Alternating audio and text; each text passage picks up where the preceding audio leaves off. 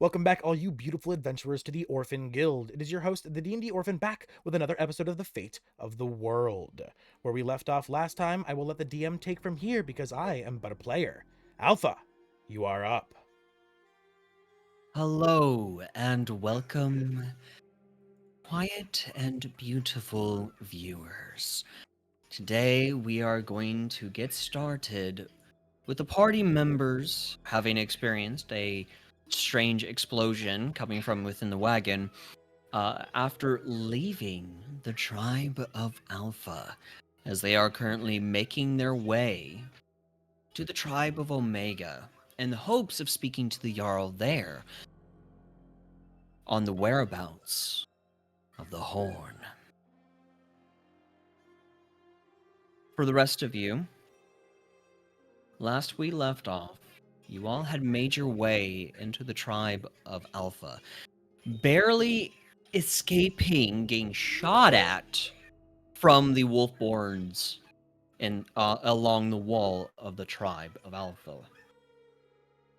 After being introduced to the Jarl within the Alpha tribe, as well as a um, black-furred Wolfborn, which I will showcase both.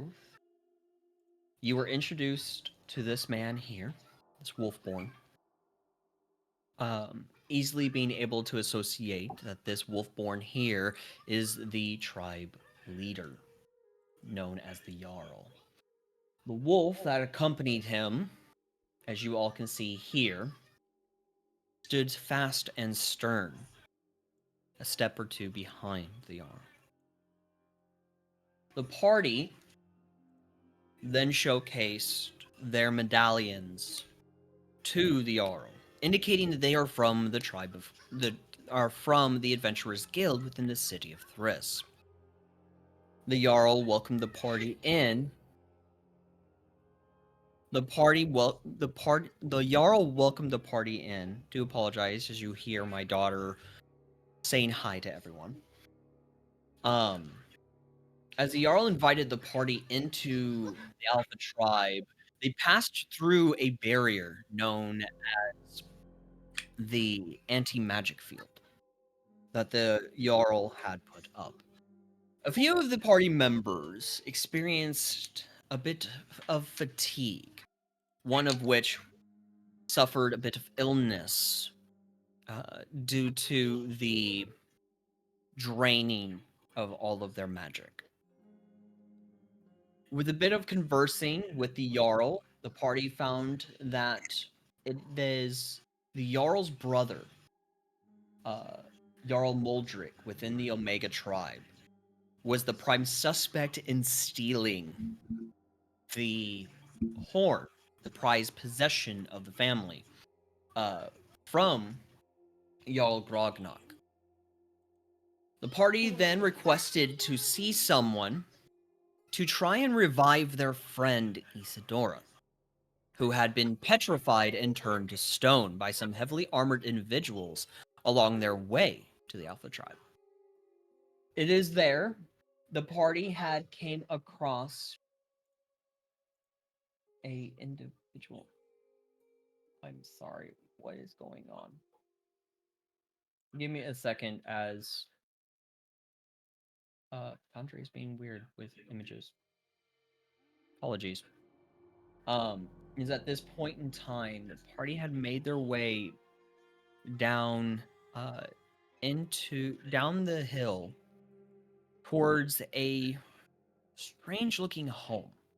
This home having been made within the very ground itself. Upon drawing close and near to it, the door to the there we go. The door to the home opened up on its own. And as the party went inside, they came face to face with a shaman Wendigo. The Wendigo, luckily, was able to help the party in restoring Isidora from their petrified state. However, was unable to assist and help with Brood, who had passed out due to the lack of magical essence within their form. It was at this point in time the party very quickly made their way out, leaving Isidora there to rest and recuperate.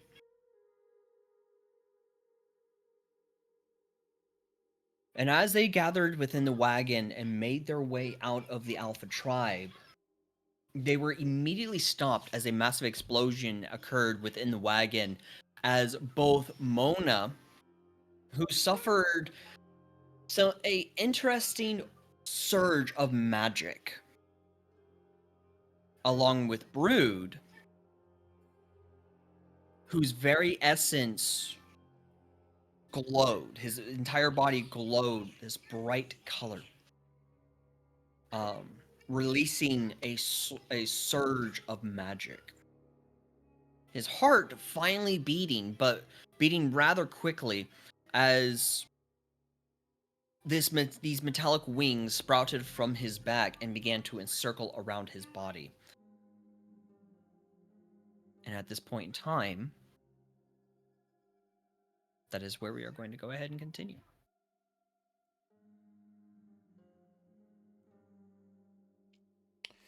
Isadora. Yes. You awaken with a gasp of air, as you are currently in the process of laying on a bed in a darkened room. There is an individual. You don't see anyone currently. You hear Okay. bits of like bits of objects rattling about, some falling somewhere within the room.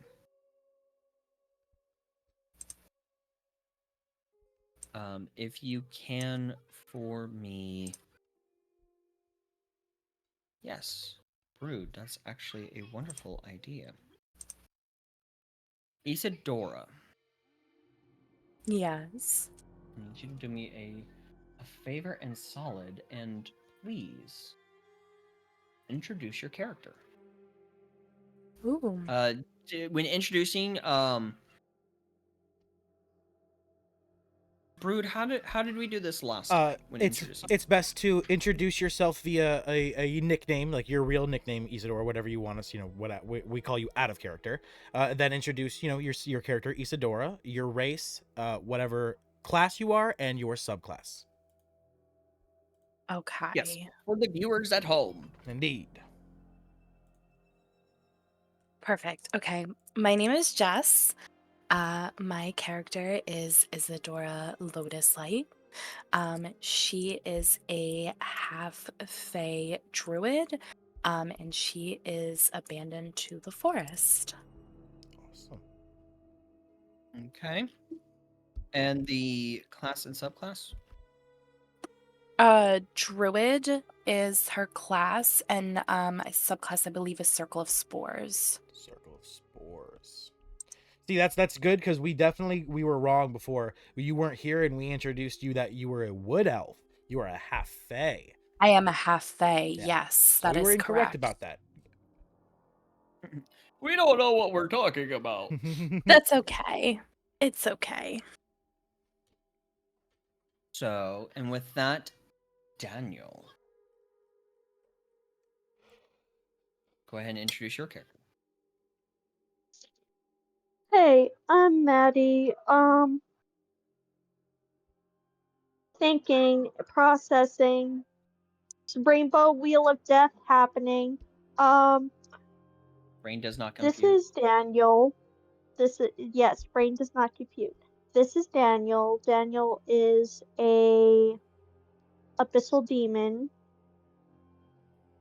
He is 6 foot. 6 foot, yeah. I just want to say 6 foot because I want him a bit short, but I want him a little tall.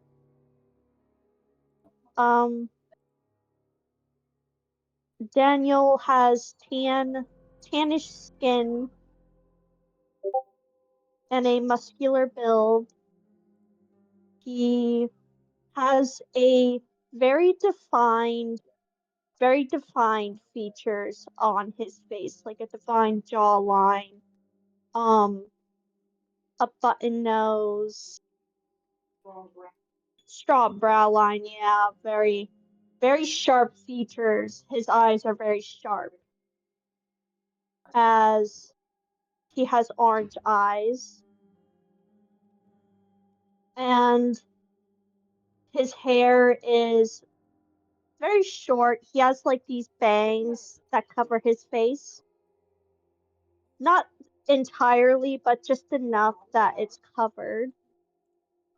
He has these blue teal aqua horns that go along his face and up here on his head.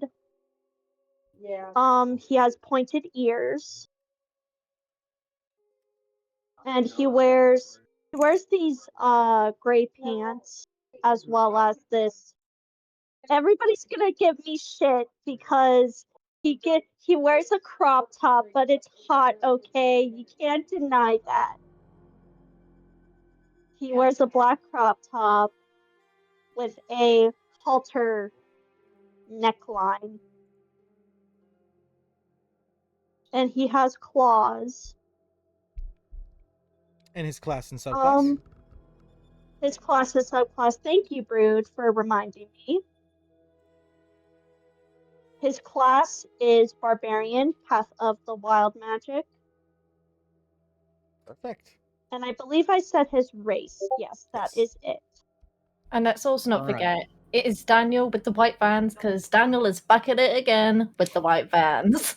Yes, his last name is Vans, after Daniel and the White Vans. I love that meme. So, first off,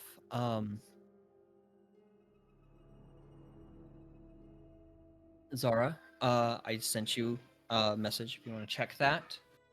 We are going to go ahead and go to Brood. I am Brood Brawn, a dwarf with memory loss from everything before the age of 7. All he can remember is everything from his eighth year on, which was that he fought in the trenches of war alongside goblins, orcs, and other similar races and such. A few undead dwarves, some necromanced creatures, but not too long, about 8 years, so quite a time for him, being a young child, but not too long in the span of real time. The war ended and he was shipped off to serve as a slave for a human blacksmith, where he was then freed by his current noble master that he serves, Arthur Stone.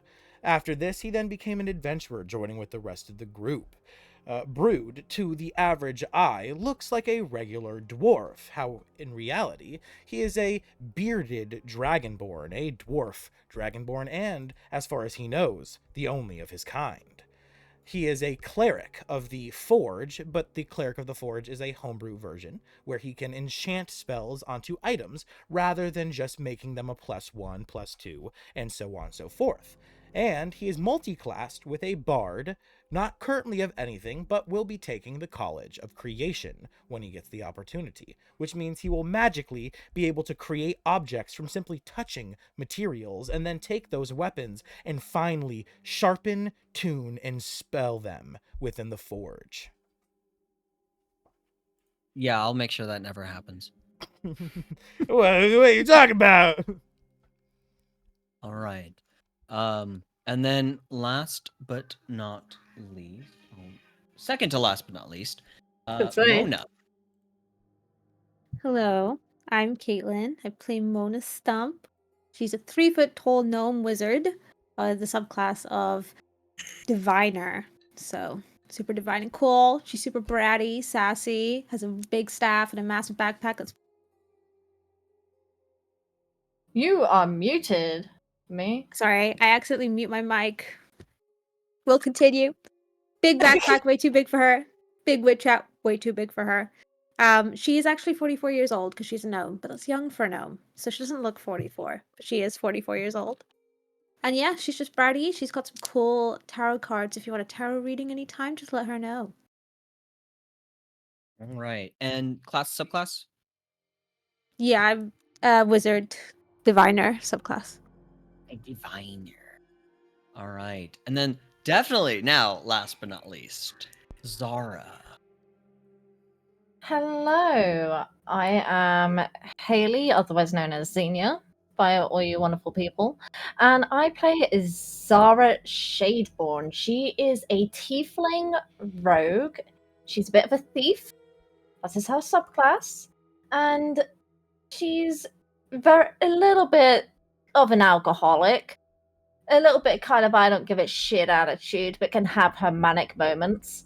As so proven by the bag of holding incident that we will not speak about. She's got a lot of purple features, purple hair, purple horns, purple skin, apart from the piercing yellow eyes of just pure chaos.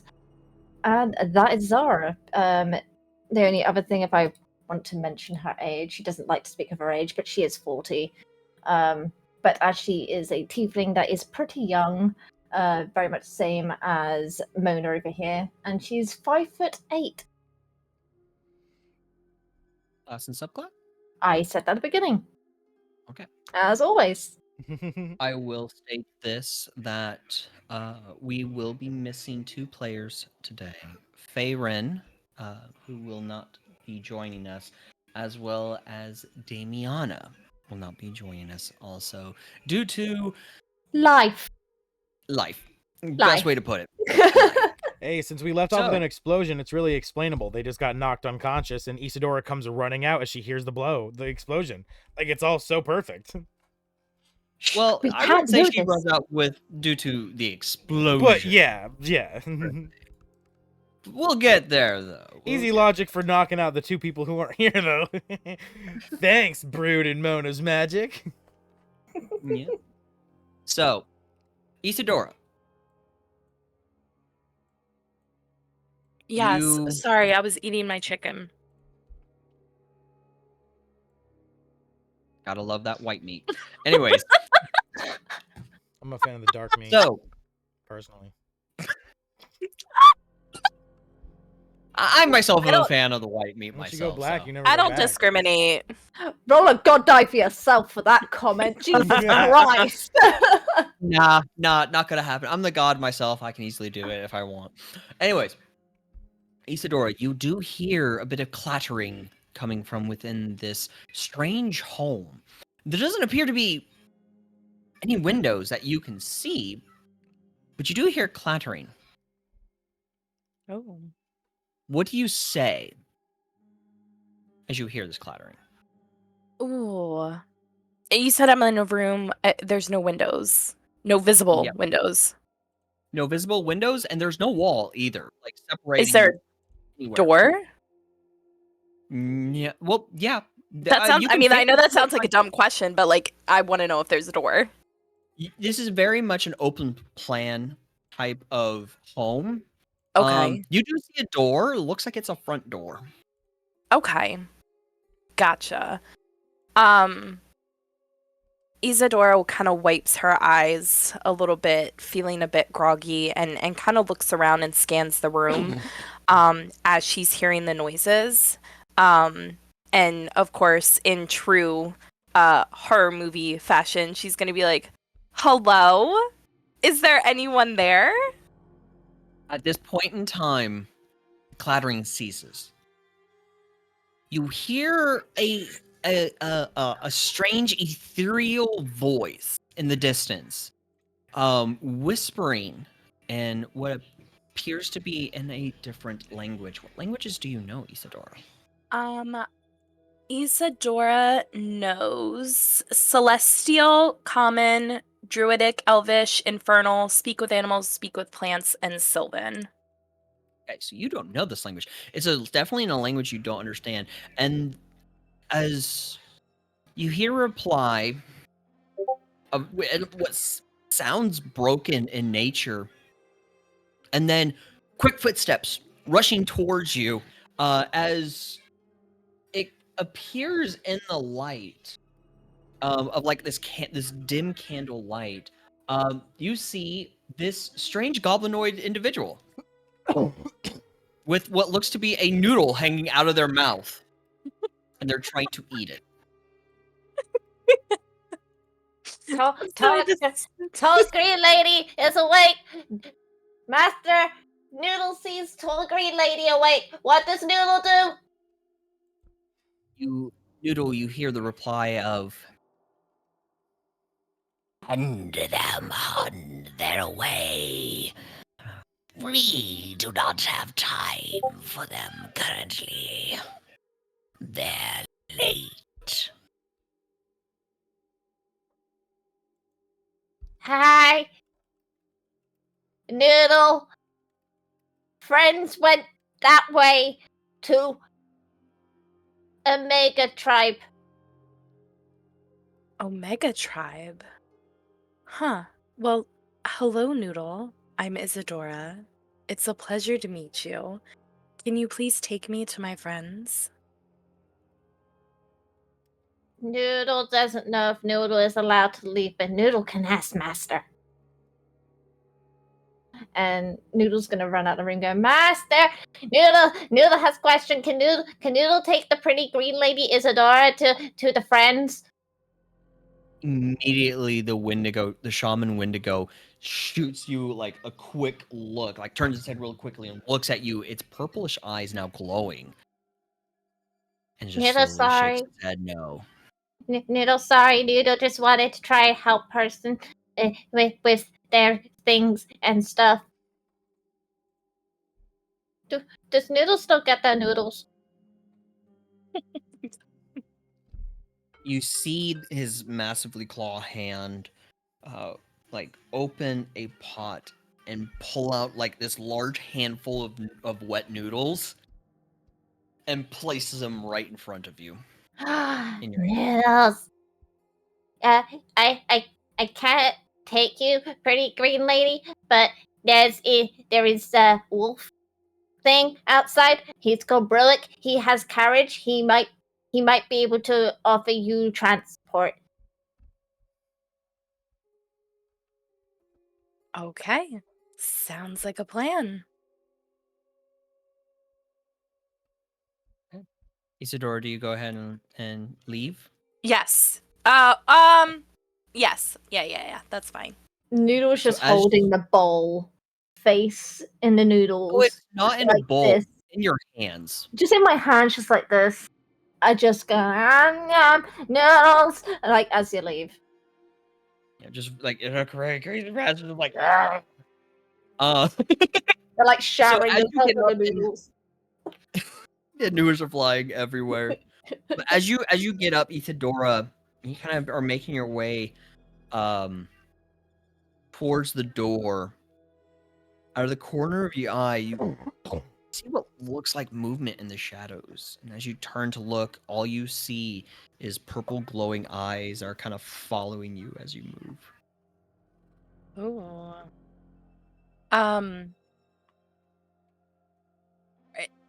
Do they have a threatening aura?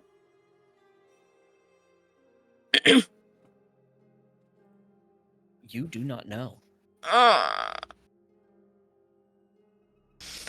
Okay. But you are currently making your way towards the door. Okay. So these eyes are inside the room that I'm in. The eyes are, like I said, it's an open floor home. So you could just get up to the bed, walk straight to the front door. It is completely open floor plan. Okay. Meaning there's no walls like separating the bedroom or kitchen or living room. It's just like No, a studio. Yeah. very much so, but very small. You do also have to kind of duck your head from like hanging bones that clatter around as you kind of bump into one. Oh. Isadora is just gonna make her way to the door and open it. As you open it, the eyes, almost in a blink of an eye, shoot towards you and are currently looking down at you. So they're like in front of me, like. No, as you get to the door, you turn around to where you saw the eyes, and they're immediately right here in your face. Oh. Okay. Can I do a perception check to figure out what these eyes are? No need. You do see the outline of a large Wendigo that's currently staring down at you. Ugh. And I will showcase the Wendigo.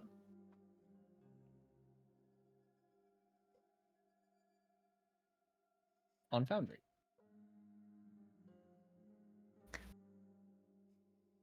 He's so cool looking. Thank you. Would this be a creature that I would be able to speak to and understand? If you want to, or you could leave.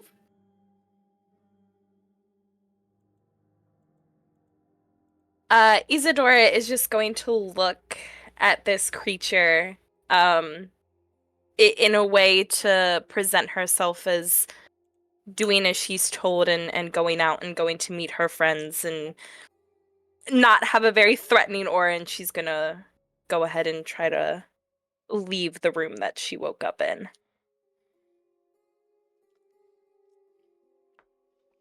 Okay. As you go to leave, you are and ascending up the hill. You see just this tribe full of wolfborns of all shapes, sizes, and genders. You have two choices. You can attempt where your party went. You do know from the little goblin noodle that the party left to make their way to the tribe of Omega. So you could go in that direction to see if you can spot the cart, or you can ask around.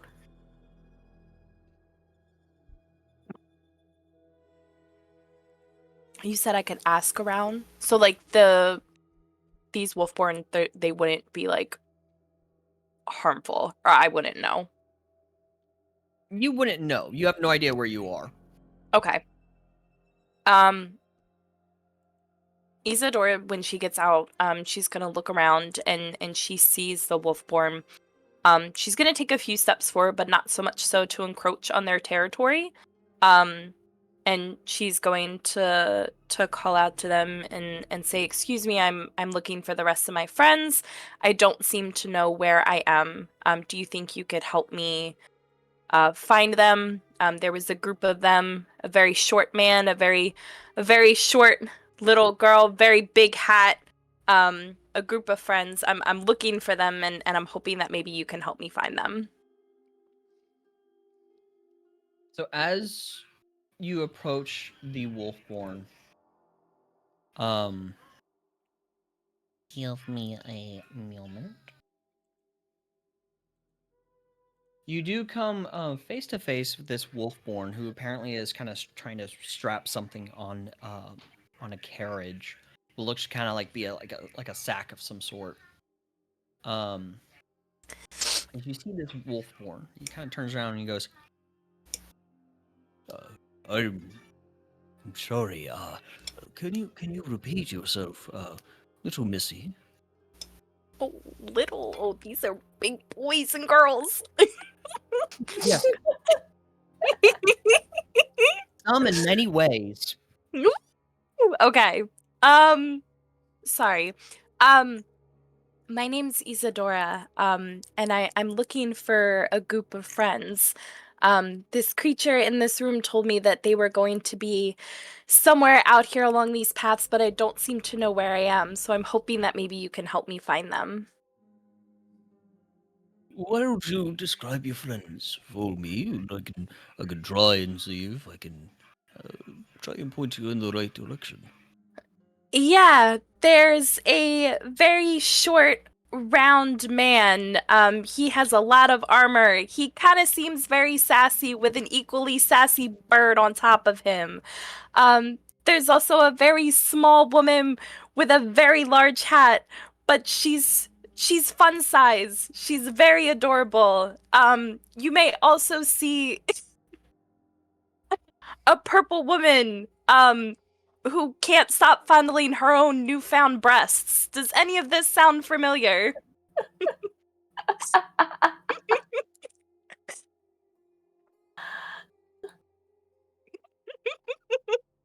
Apologies, everyone. I'm trying so hard not to laugh my ass off right now with the description, with Isadora's version of descriptions of her friends. DM, you still got to change Damien's image to the one I sent you. He I he will approved do. he I approved of will. it. Just letting you know. I will. I'll have to try and find it. If anything, resend it to me. I'll Gotcha. have it up on Foundry come next session. Gotcha. But he kind of thinks for a moment. He goes, I do believe I have seen them. They went into a wagon with the Jarl's son.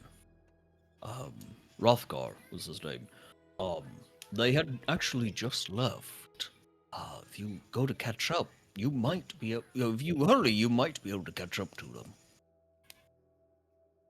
them. Isadora looks at this creature and she says she asks to kind of point if he could point towards the direction, and then if he's able to point, she nods and bows graciously. She says, "Thank you so much. I'm gonna go see if I can catch up to them."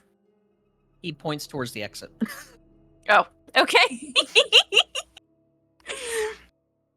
Okay, Isidore will make her way towards the exit, and again, as she's walking away, she will thank this creature for pointing her into the direction of her very descriptive friends.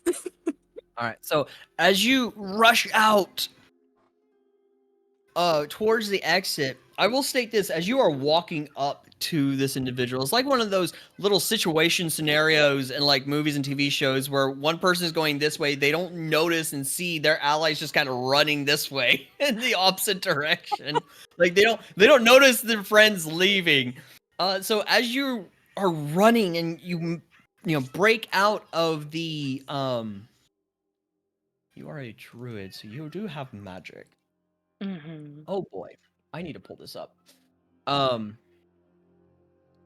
You do notice the wagon which your friends had. As you see it, and you take one step past the threshold, and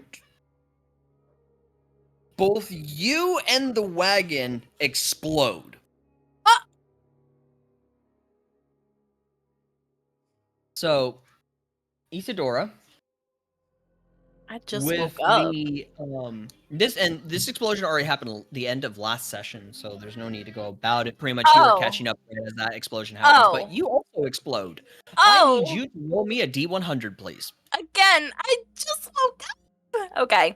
As you feel the magical essence within yourself just immediately come back, as throughout this entire time you have not felt any of your magic.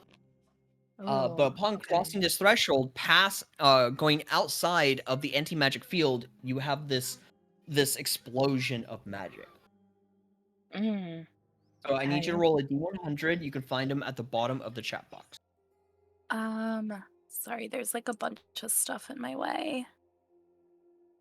Maybe move the bunch of stuff. Yeah. Oh, D100. Okay. Yep. Oh my gosh, at 98. Woo!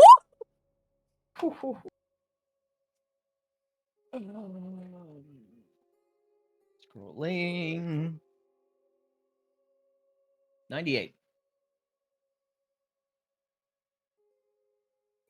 Oh God. So What? Isidora, you can immediately take one additional action. Oh. As a surge of magic, like just this explodes from you. Yes, you can immediately take additional action, which I don't know how you can do right now. Because we're not Yeah. in combat. Yeah. Okay. What is? But you do see the wagon also blow up, explode. Like the door to the wagon just immediately flies off. But the wagon itself does not explode. No, there's just like a surge of magic that explodes from within. Okay. Got it. I don't really know what to do with an additional action because you said we're not in combat. So, I'm just saying what results you got from your D100. Oh, okay. I'm sorry, Daniel. You have your hand raised. I do have my hand raised. I'm sorry. It's a force of habit because I'm used to dealing with authoritative figures, and I feel raising my hand is a safe option. It is a safe option because I am an authoritative figure. I am the DM Yeah. here. What can I Could you do keep it sharpened, boy? Daniel? Daniel is driving the wagon currently, so he would hear this explosion and come around, stop the wagon, and come around to investigate the explosion as Isadora is approaching. Yep.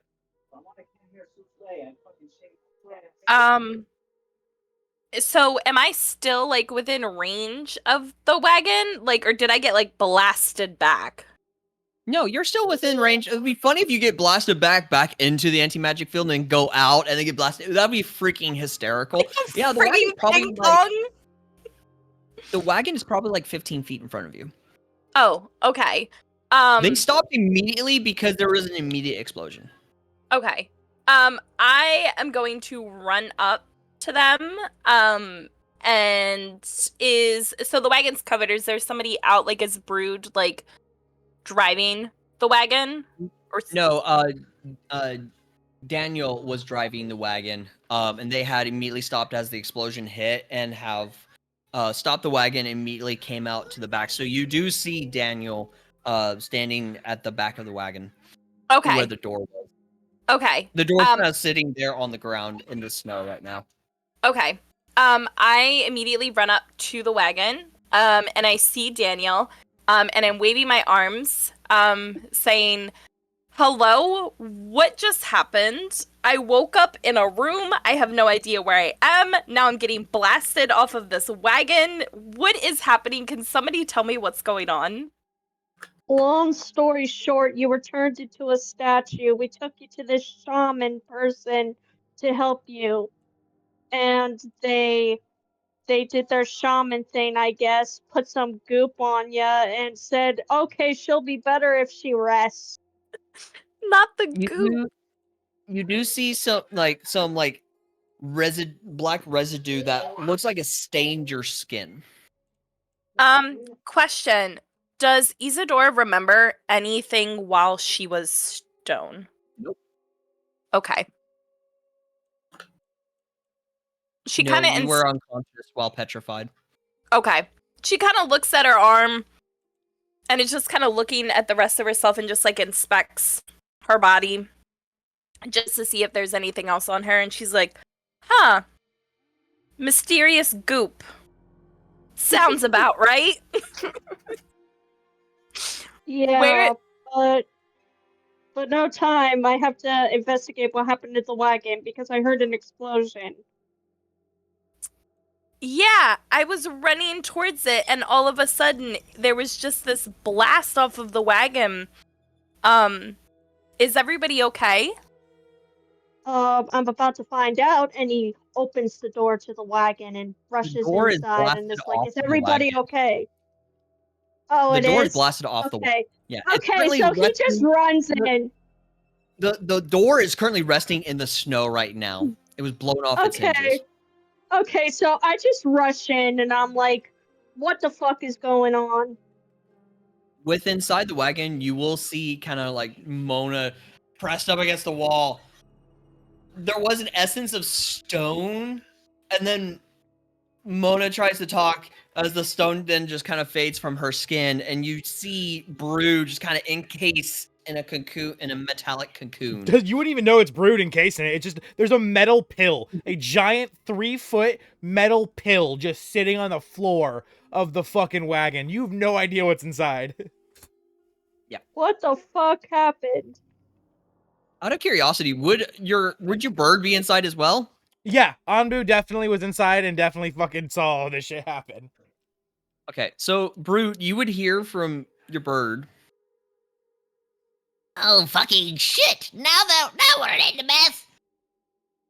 It wasn't my fault. It wasn't my fault. It was not me. I was sat here, mind my own business, and then boom. I can't do Isadora, that. What happened to Isadora, Brute? Isadora, you will see, kind of just sitting against the wall, his arms crossed. He isn't really doing much of anything. He's just watching. You would see this this wolfborn just kind of sitting there, arms crossed and everything. He's just kind of watching everyone, just kind of slowly shaking his head. Ooh. Did you do it? The fuck are you shaking your head for? I can't even cast spells. What did you do? What can you do? Did you do it? You're asking the wolfborn? Yeah. Rothgar just kind of looks at you all and he says,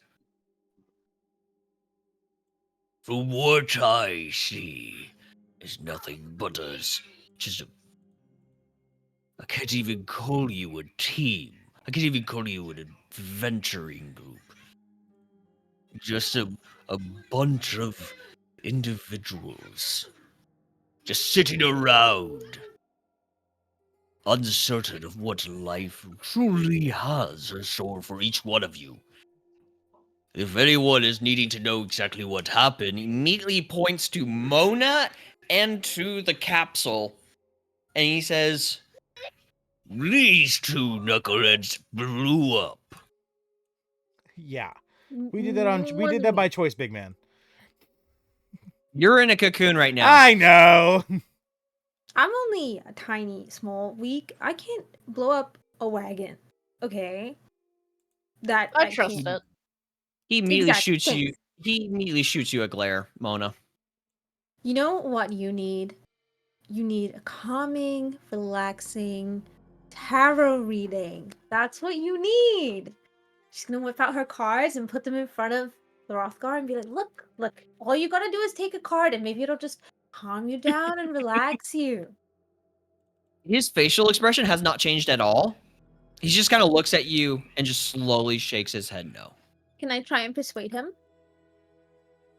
You can attempt to persuade him. Can I have a tarot reading? I've not Yes. had one yet. I would love a tarot reading. Yes.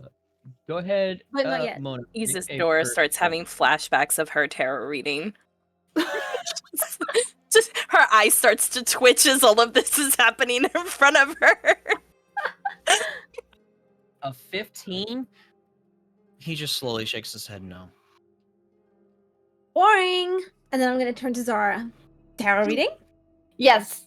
I'll do a tarot reading. That I'm gonna- intrigues me. I've always been intrigued by tarot readings. I'm gonna cut the cards and just take the top one. That one. That's the one I want. And pick it up. Okay.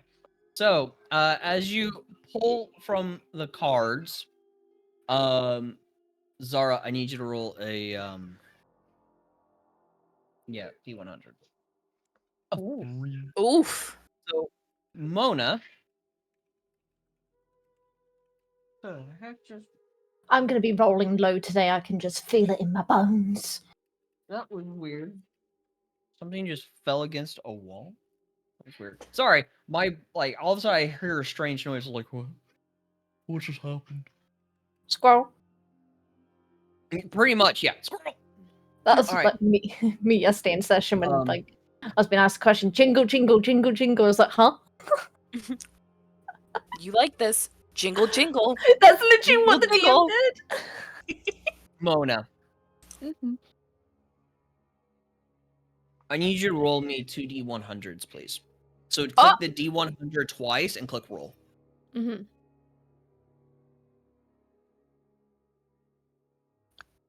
Okay. Oh, well, it Hold on. connected it. Okay. So, Oh no, I know what this is. Zara, as Yeah. you draw this card, you just see the head of a bee like drawn on the face of the card. As it slowly kind of dissolves and kind of rushes up towards the roof of the wagon. As it does, 188 bees appear above everybody's head in the wagon, buzzing around, buzzing all over you. It is almost blinding with the amount of bees in this such a cramped in space. Good thing I'm in a Zara just pill. screams. I will- What does I will this say- mean? I will state several of them are currently now sitting on top of the capsule. Yeah, Just oh yeah, kinda for sure. They're definitely vibing on me, 100%. What does this Oh, mean? It is at this point in time, all the bees just out of the wagon and is currently like hitting Daniel right in the face, encasing Daniel and Isadora as it just all you hear is nothing but the buzzing sound of bees as encasing the two of you and then flying away. Oh There's my your god. arrow. Do the bees like jazz? No, I'm about to lose my mind because I just realised my mic hasn't been recording this whole time on the session because it was set up on the wrong fucking mic for some odd fucking bizarre reason, and now I'm fucking fuming. So I'm Wait, gonna what? now. So for anyone who's watched my video up to this point, I would have had to voice over everything that I remembered that I may have said. So if it doesn't sync up until now, that is why. You didn't say Oh, a lot, so you should be okay. Make sure to make that apology in the beginning of your video. Everyone, please subscribe to Xenia's YouTube channel to watch all the freaking episodes from her perspective. It's gonna be great. Her YouTube channel is. Let me get to it. Actually, Xenia, why don't you shout out your YouTube channel?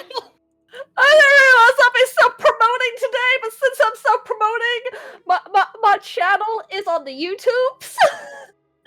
It is Xenia2812. You should know this, because if you're watching this, you're on my YouTube channel. Subscribe while you're here. And like the Subscribe video for and leave Noodle. a comment. subscribe for Noodle. Subscribe for Noodle, subscribe for Zara, and for my really shit voiceovers up until this point. Bruh, I'm still on the part where I'm encased in bees. Yep. Wait, so the bees, are they I'm so mad. surrounding us right now, or Okay. have they kind of I think they flitted flew off? The away, bees have didn't they? now flown out of Okay. the wagon. They've encased and just surrounded both Isadora and Daniel, and then just flown off into the outside world. There's your They've tarot just reading. been they're excited. But what does it mean? You need to Nobody figure knows out what it deep means. Down. Deep down. Isadora summoned a dragon. What do you mean? I So- feel like you know what it means. Am I a Good. bee? I don't know. I'm what not it drunk enough means. for this. You're Brood, get the supposed to know fuck out what your it means. cocoon. I need your alcohol, man. Is she a bee? Am I a bee? No. Bees? Deep down, you're a Mona. bee. Bees? Mm-hmm. What do these cards even do? What do they even mean? I'm very confused. So I just kind of made them one day, and they look like tarot cards, and they kind of almost are tarot cards, but they do really cool shit. So But aren't you supposed to tell me what the reading means, though? the bees do that for you.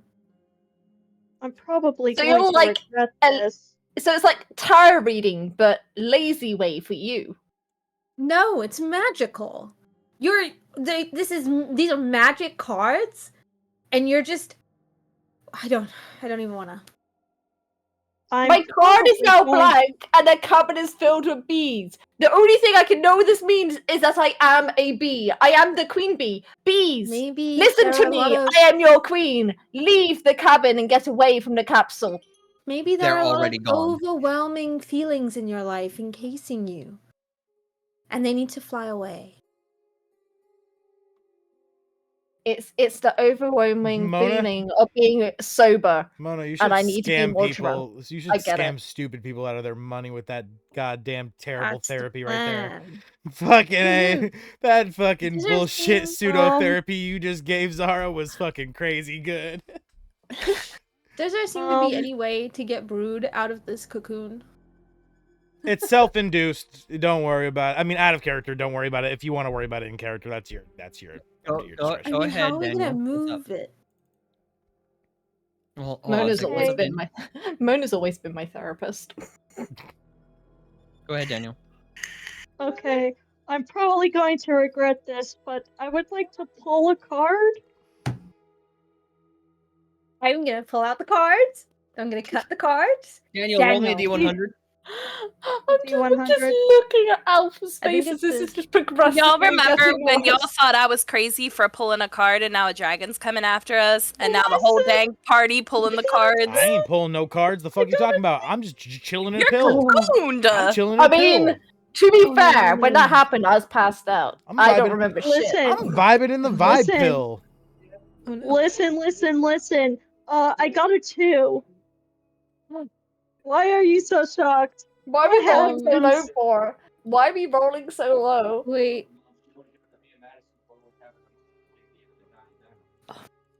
I'm scared. What? Go! Mona, you read what I read? So, Daniel, Yes. as you hold the card, all you see is like this purplish blackish sphere on the face of the card. As the card begins to like bend and crack and kind of begin like bending and cracking within itself towards the center. You have a choice. I have a choice. Okay, actually, no. We'll see. We'll see if the first one succeeds or fails. I need you to make a deck save. Can I do it with advantage because I have Nope. danger sense? Nope. Oh, I got a really good Cool. roll. So you drop this card on the ground as it is continuing to, to close in on itself and collapse in on itself. A sphere appears.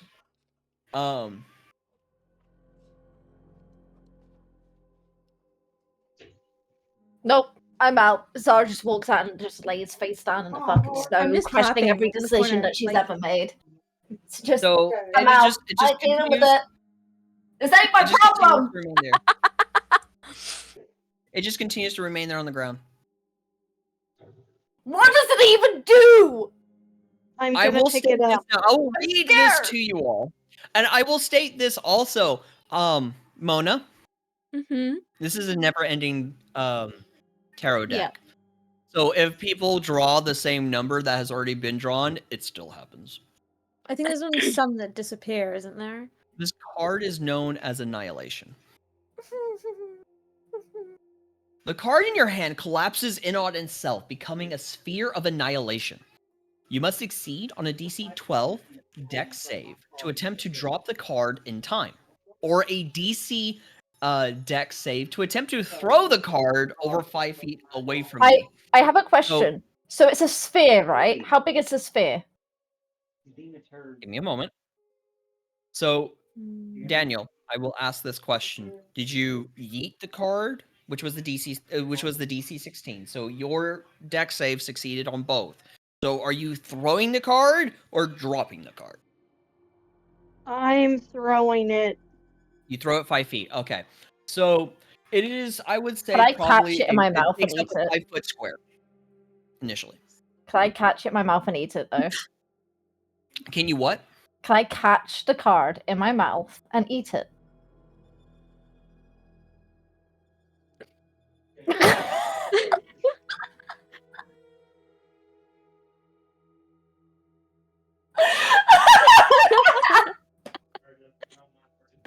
conclusion is this is a very terrible idea. I'm so funny. Are Before you I sure answer about that? Before I answer that question, do you want me to continue reading? Sure. If either of these fails, the hand previously in contact with a card will be annihilated. And you take 11 or 2d10 force damage. The sphere will remain fixed in the location it was created in for 1 hour and will act like a normal sphere of annihilation for its lifetime. So, I will state this. Upon me finishing reading that, are you sure you want to try and bite and eat it?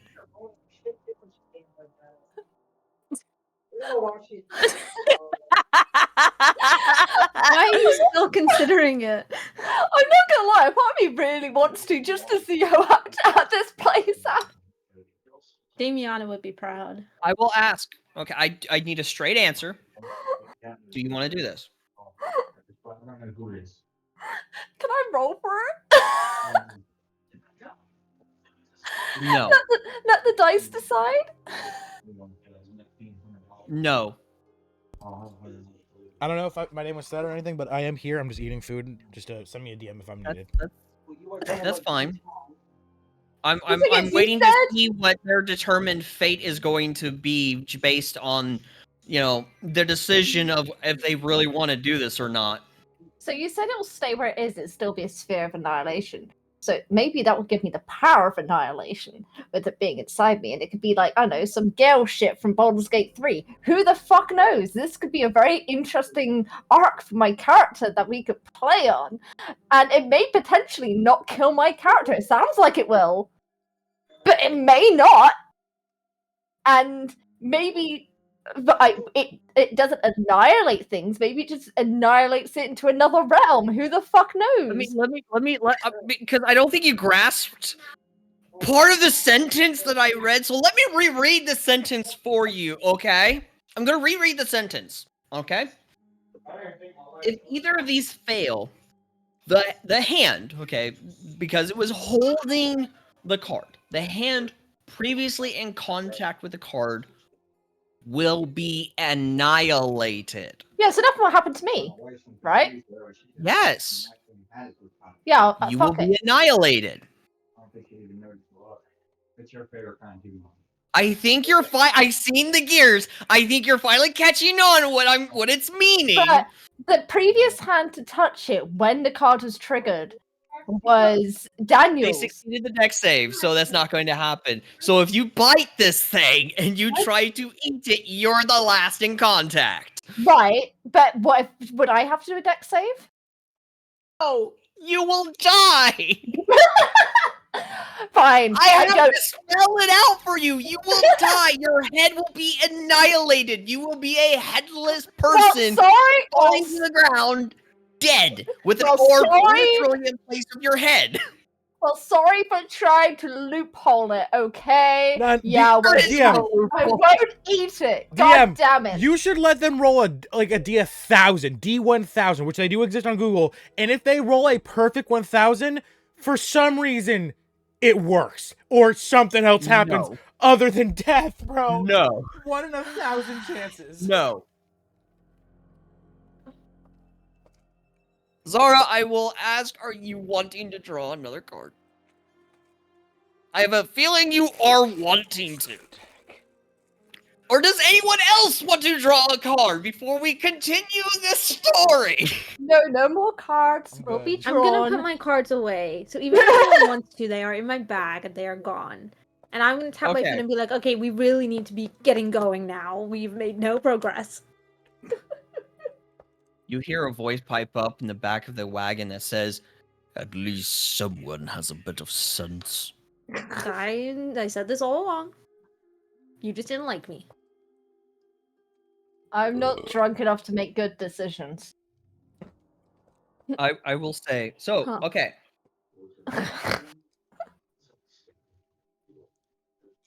At this point in time, and Brood, you can correct me on this, okay? What's up?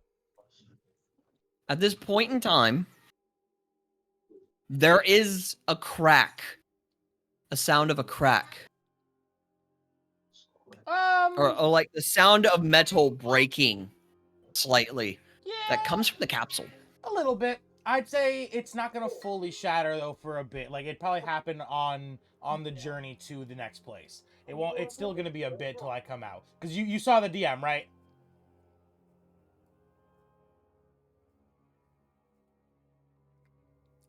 Cause something's happening to him in there. It's not a big thing, but it is a thing. Can I Okay. choose to try and identify this capsule? What are you wanting to do? I want to try and identify the capsule that he's in. You want to cast your identify. Okay. Go ahead. Within your character sheet, cast identify. Mm-hmm. I can, if you want me to take this alpha, I can give them the details. Yeah, I'm just having them cast the identify. Okay, so yeah, go ahead. So yeah, you cast identify, Mona, upon the capsule, and you only are able to tell that it's a defense mechanism. My body was put into extreme stress, so this cocoon wrapped itself around me to heal me, to soothe me. Not necessarily heal me, because my body wasn't, while I was obviously in like I was like coughing up the black blood, and then I went unconscious. It doesn't, like, your info doesn't like clue you in that I was dying or anything, but it's like a magical recuperation, some form of, like an elves when they would go into a trance, if they had some form of armor that would go around them when they do something like that. It's like that. Like his metallic stasis pod. Exactly. If anyone wants to get futuristic with it. All right, so with identify having casted, and oh, and the biggest thing is that you would know, do not try to force me out of it. That would be worse than me being in it. Cool.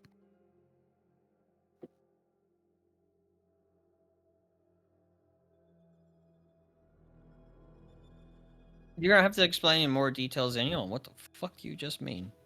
Okay. Well, that happens. So you all have a choice, okay?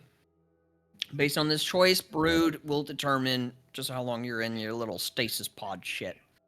So along your journey, towards the Omega tribe, you will notice what I describe as a ruin. Okay. You would see along your journey as you are traveling, a simple squared ice brick stone, icy stone design, like bricks and stuff. Bricked cobblestone like design made of ice. There we go. Brain don't work properly sometimes. Simple square with ice stairs kind of leading up. At the base of these stairs, you will see two statues. And on the inner sides of these statues, you'll see two doors. You could either investigate this ruin, or you can go straight to the Omega tribe. I leave the decision up to you all.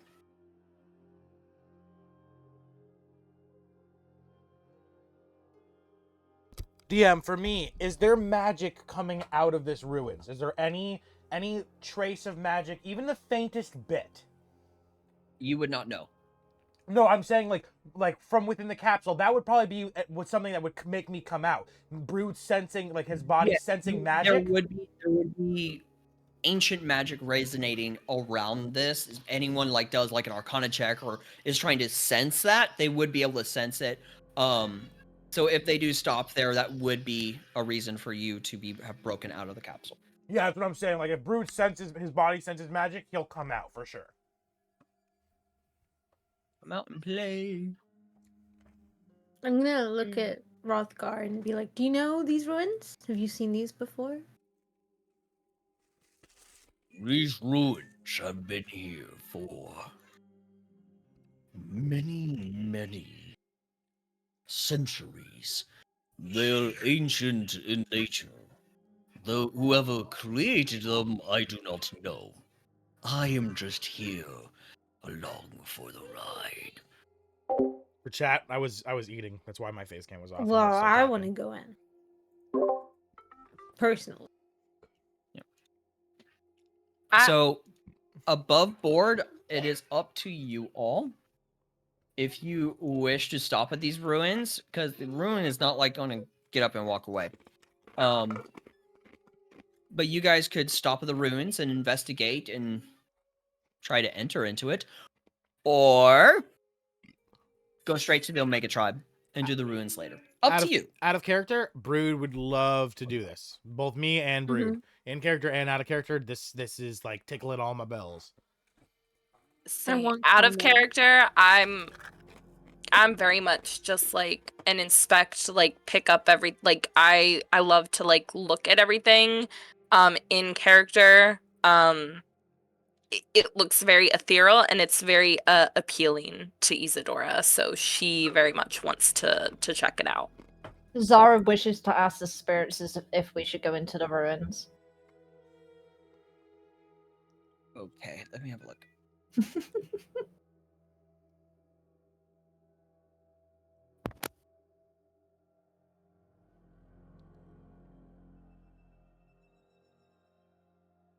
I'm trying to explain a thing that I want to do to Alpha.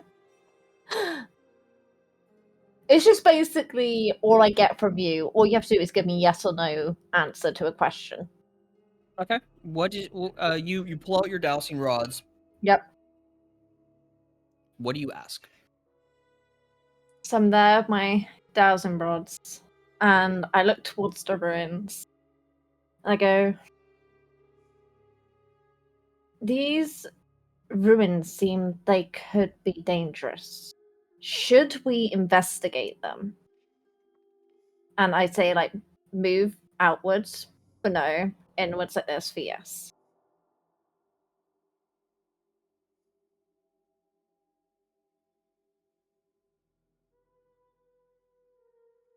And you have no idea like what yes or no could potentially mean. Is just yes or no, correct? Yes. That's all I get, yes or no. I You thought would, it's something you would they agree move- to. They would move in the form of yes. If the spirits say that we should investigate them, I trust the spirits as they know more than we. Okay. So, Daniel, with you, I assume are driving the wagon. I assume you have stopped so everyone can get out and look at the ruins, right? Yes, I will be looking as well. Okay. So, as you guys have exited the wagon and are, looking at these ruins, hearing the answer from Xenia with her dowsing rods, you hear this loud tearing of metal within the wagon. Brood, you kind of slowly open your eyes as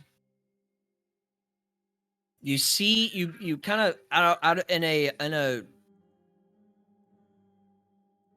hazed, kind of a hazy sight. You're looking up at the roof of the wagon. Your eyes are kind of hazed and blurred as they are slowly coming back into focus. Fuck. Shit. What the fuck? Oh, fuck. The field, the anti-magic. And I look around for Anbu. Yep. I would say Anbu is currently resting on its perch. And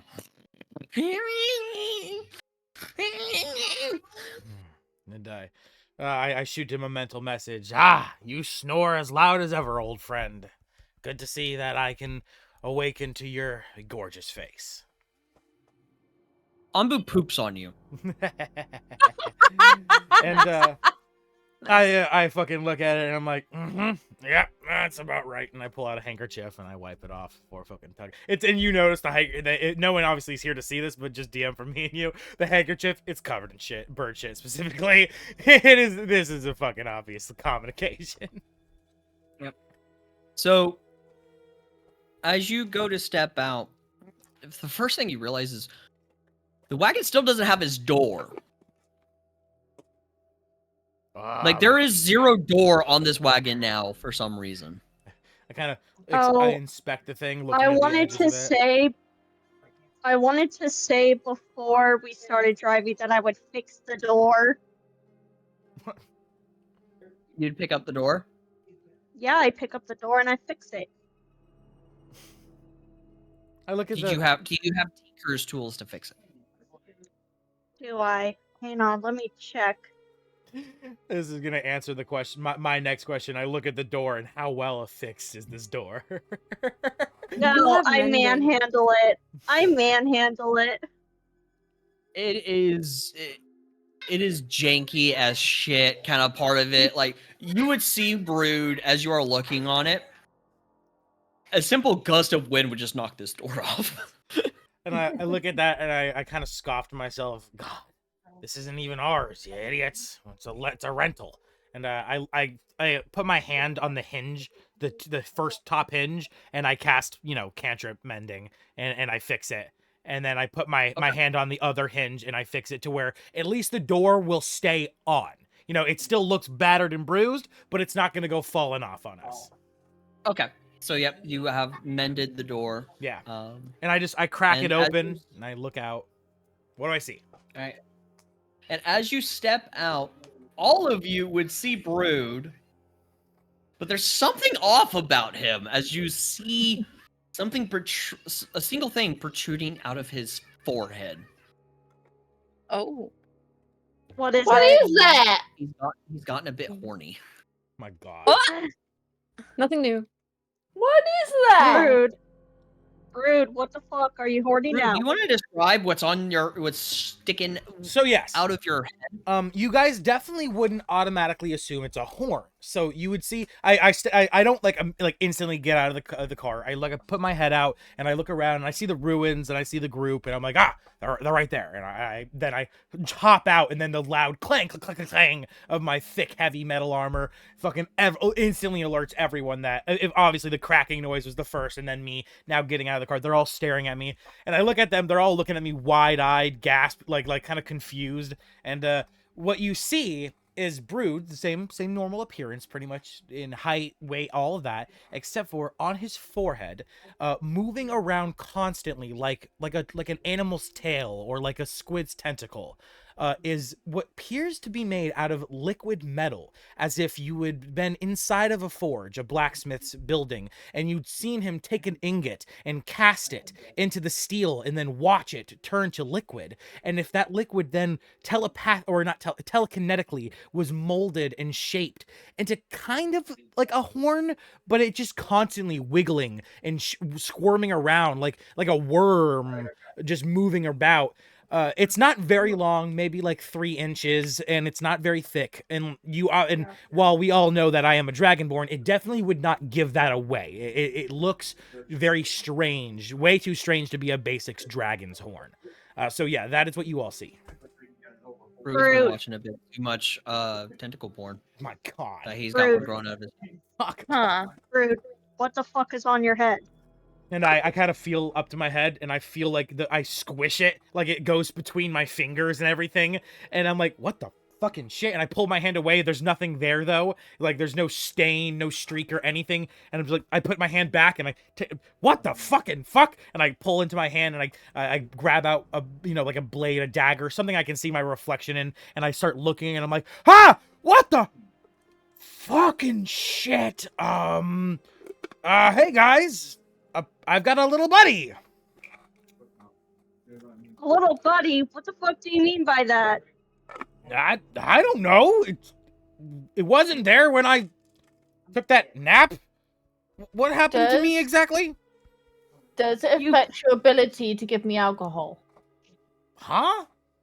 No? Then I don't care. It looks cool. Can I have some whiskey? Gonna have to cut you off on the liquors for a bit till I can top back up. I'm getting low, but I have got endless beer. And I open up the bag, and I pull out the mug of ale that it's never ending and infinite, and I hand it over to Zara. That will do. That will do. And she's like there drinking her like tankard. Even though it's Dude, like it's freezing cold outside, this ale is warm. It's like as if it was poured straight from the tap. It's foamy. It's delicious. Rude. You essentially. Wait, is that cocoon thing what you were in? Yes, I guess. What happened to me? I look at all of you very confused. You fainted after being in the anti-magic field for too long. Right. Yes, that I had a feeling that had something to do with it. I didn't think my body would give out on me that easily. Stupid corpse. And I look down at myself and I kind of catch myself and I'm like, I mean, stupid body.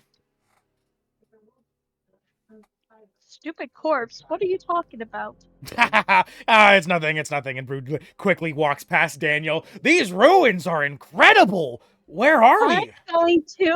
I'm going to insight what he said.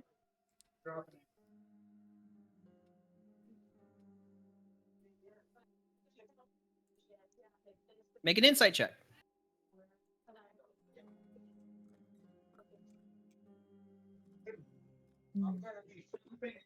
An 8. Damn it. Damn, I don't know shit. Can I incite what he said? I'll give the help action. Nope. No? You're so mean. You already did your insight check, so you can't give the help action. Oh, that's stupid. 16. Brood. Yes? Yeah. Make a deception. Ooh, spicy. I'm gonna do it disadvantage too, because this is definitely he fucking slipped up hardcore there. Yeah. The dice didn't care. It said disadvantage, man. It doesn't matter. You're rolling low regardless, homie. Mm-hmm. Yep. So with an 8, express what you mean. Isadora, what do you say when you're doing your insight check? Make this easier. Yeah, I'd be like, don't try to pull the wool over our eyes. You know what it is. Elaborate. Just, when you've fought through as many battles as I have and, you've gone unconscious as many old times, you look at yourself as a corpse. Definitely not that I've actually... nah. And then he kind of just stops there. So he definitely gives away a little bit, and is obviously lying. But he still doesn't come out and say it. He won't. Yeah, he's obviously withholding information. Oh yeah, hardcore. And it definitely gives you the feeling that he's uncomfortable to talk about it. Like, you could press him about it, but he feels like you kind of feel like you're putting an animal in a corner. Mona. Mm-hmm. As Damien, Zara, and Isadora are like kind of a bit of ways talking with Brood, are you standing currently like at the base of the stairs or near the ruins? I think I'm probably like slowly approaching them, like interested. Okay. Excuse me, I'm Daniel, not Damien. How dare you? Daniel. All right, the double D's, man. The double D's. Not the I know you men just fumble with those double D's, don't you? Yeah. You like fumbling Not with them. me. No. Not me. Sorry. Oh yeah, forget you're an itty bitty titty. I'm a huge member of the itty bitty titty committee. Apparently No, I am perfectly fine. No, I'm good. Anyways, get away from that, Mona. We don't discriminate here. We love titties. Yeah. We love all titties. So, Mona, as you are kind of stepping forth and everything, Rothgar will kind of lean down and whisper in your ear. If you're that intrigued with this building, perhaps maybe you are worthy enough to gain entrance. You should ascend the stairs and see what happens. Well, I mean, obviously, I don't know if you've heard, but I'm the great wizard, Mona, from the College of Divinity. And you wouldn't obviously know me because you're all like hidden in your tribe, but no brainer. And I'm just gonna walk up, like pretending I'm confident, but not super confident. Okay, make a deception check, please.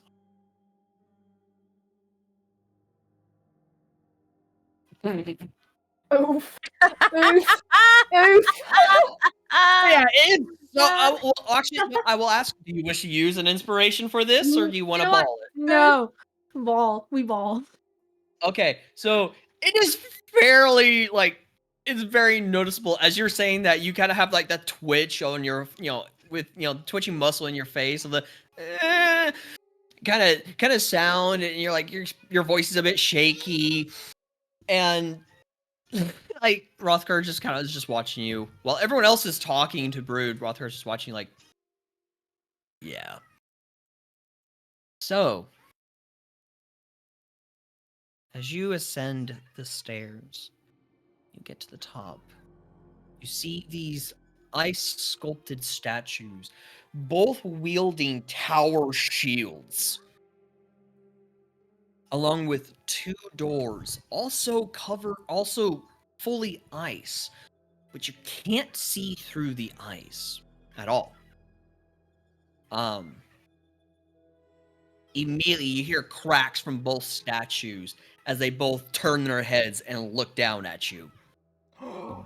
As the one on your right says, Welcome, fair traveler, to the ice ruins. Damn it. If you are to enter and gain the prize from within, you must achieve and win 3 trials. The first is the riddle granted by us. Damn it. the one on the left speaks. The second is granted when completing the trial by combat.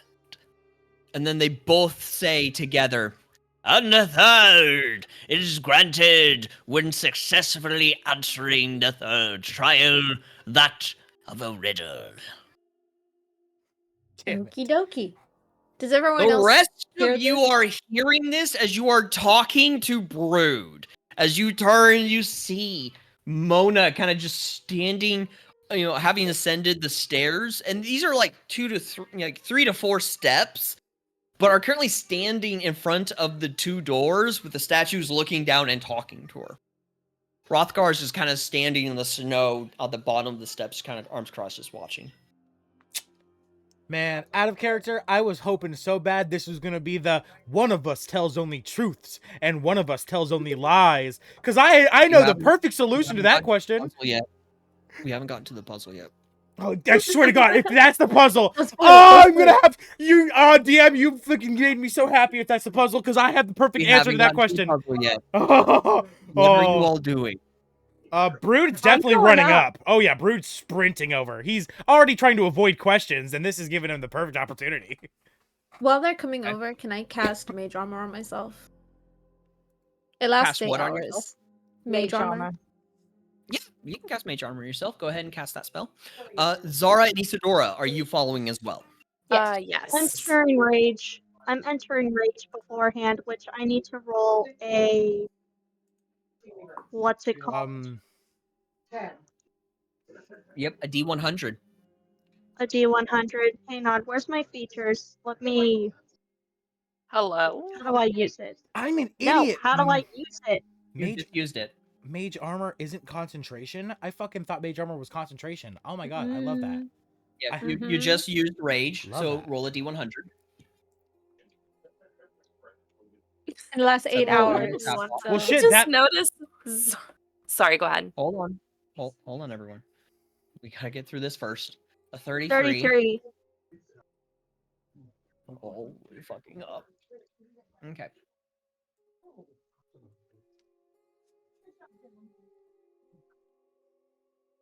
Okay.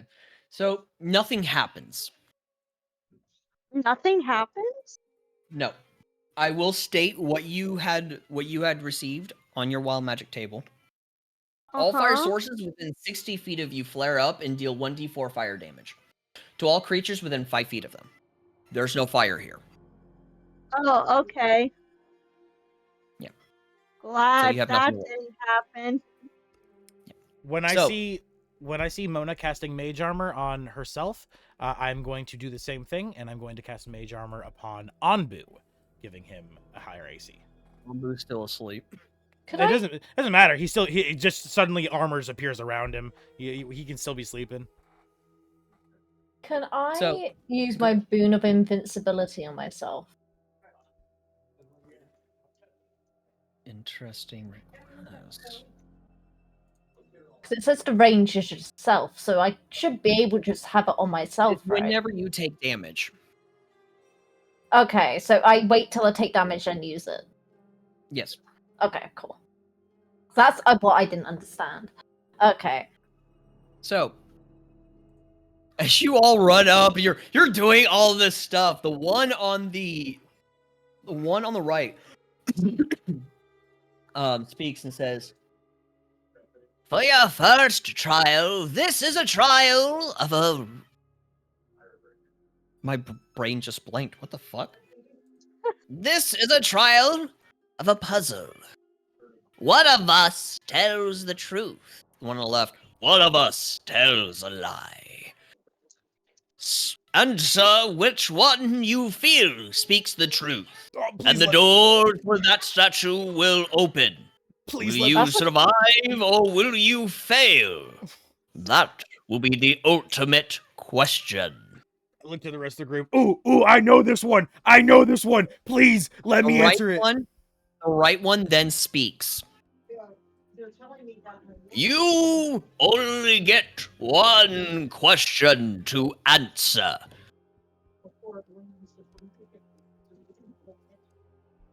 Wait, No. we answer the question or they answer our question? You only get one question to ask. Okay, okay, good. Okay, that's what I thought. Okay, I look to the rest of the group. Okay, hear me out.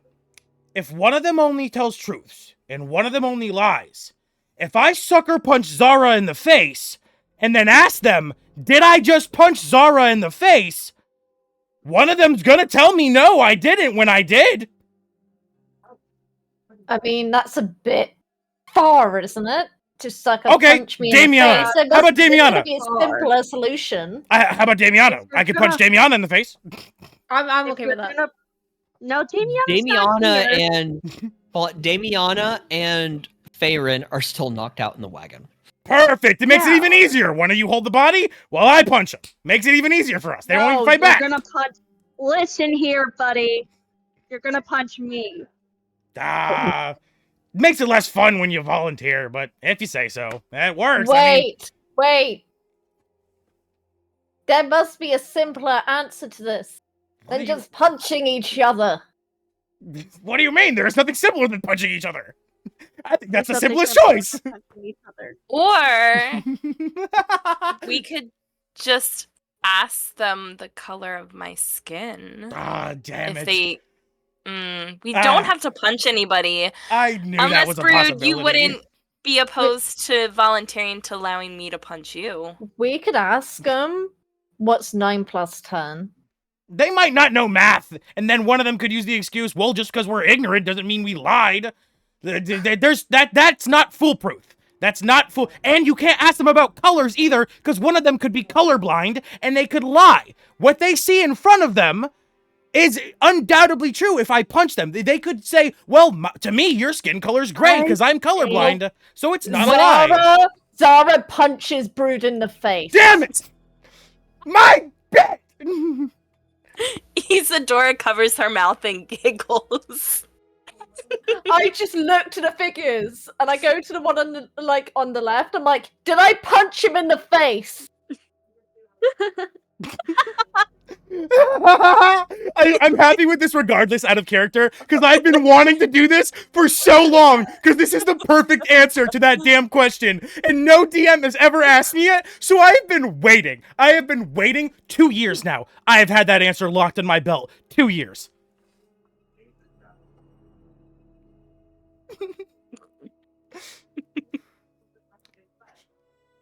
So I punched him in the face. Yep. I looked to the left. Hold one, on. I'm like, Hold on. For viewers' sake, I've been kind of quiet right now due to the fact that I am trying so. I had to mute my mic and everything because I'm laughing my ass off from these players. I have had that So, on my Brood, belt for so I have long. a simple question to ask you. No, I don't put up a defense. You take the hit. Oh, I take it to the face. Yeah, I wasn't even expecting it, to be honest. I thought me and Zara would, like, agree that, like, yeah, let's punch Damiana in the face. It doesn't matter that they're Okay. unconscious, but so I was not expecting it. no, I'm drunk enough to be So- logical. So I will ask Zara. Mm. Do you do like a full on slap, or do you do all full on? No, while punch? he's That's the question. ranting, he's like stood here. While like he's ranting, I literally go bam and Yep. punch him right in the fucking like So Hulk the style. fucking jaw. Yeah, just boom right in the fucking jaw, like Okay. right here. Just Second straight question, down. Are you dealing damage? Nah, it's an unarmed strike. That's You still may- dealing damage. Yeah, but you know, like a Now, so you're doing it light enough to not deal damage. no, but hard Let's enough still to have hurt a- a little okay. bit. Okay, so third and final question. Which statue are you asking? Or which The left statue are one. you asking? The Left or right? one. Left. Left one. Okay. Statue kind of. You hear the ice kind of scraping against one another as it looks to you. And it says, No. Brood bursts The right out one, laughing. guys. The right Brood, one tells the truth. Brood bursts out laughing. That works. I've been sitting on that. I heard that tale in a book forever ago. Do you Like, want if to it's know more something, ale. Rude? Out of character, do you want to know something? Please, yes. Am I the only one? Math and colors would have worked as well. Well, hey, math is subjective because someone could claim ignorance isn't technically a lie, and color blindness is also a thing that someone could argue. And I don't know these guys' eyes. Right. Their eyes? Yeah, but also ethereal beings, so if anything, they would be They're- very Yeah. That's thinking too hard on it. I love the effort and I love the unique approach to this. I've been sitting on this forever, man. But Rude just wanted to punch someone. No, I didn't want to just put. No, So- I heard that. I heard that in like a TV show 2 years ago, and I was like slowly to myself because the question the group asked was like valid, but I was like, they took too much thought to do that. There's so much simpler like ways to do that, right? And I've been thinking to myself since that 2 years ago, and I came up with it not too long after I started thinking about it, and I've been holding on to it forever. So I cannot tell you I how will- happy I am. I will state this. This is from a specific movie labyrinth. that starred David Bowie.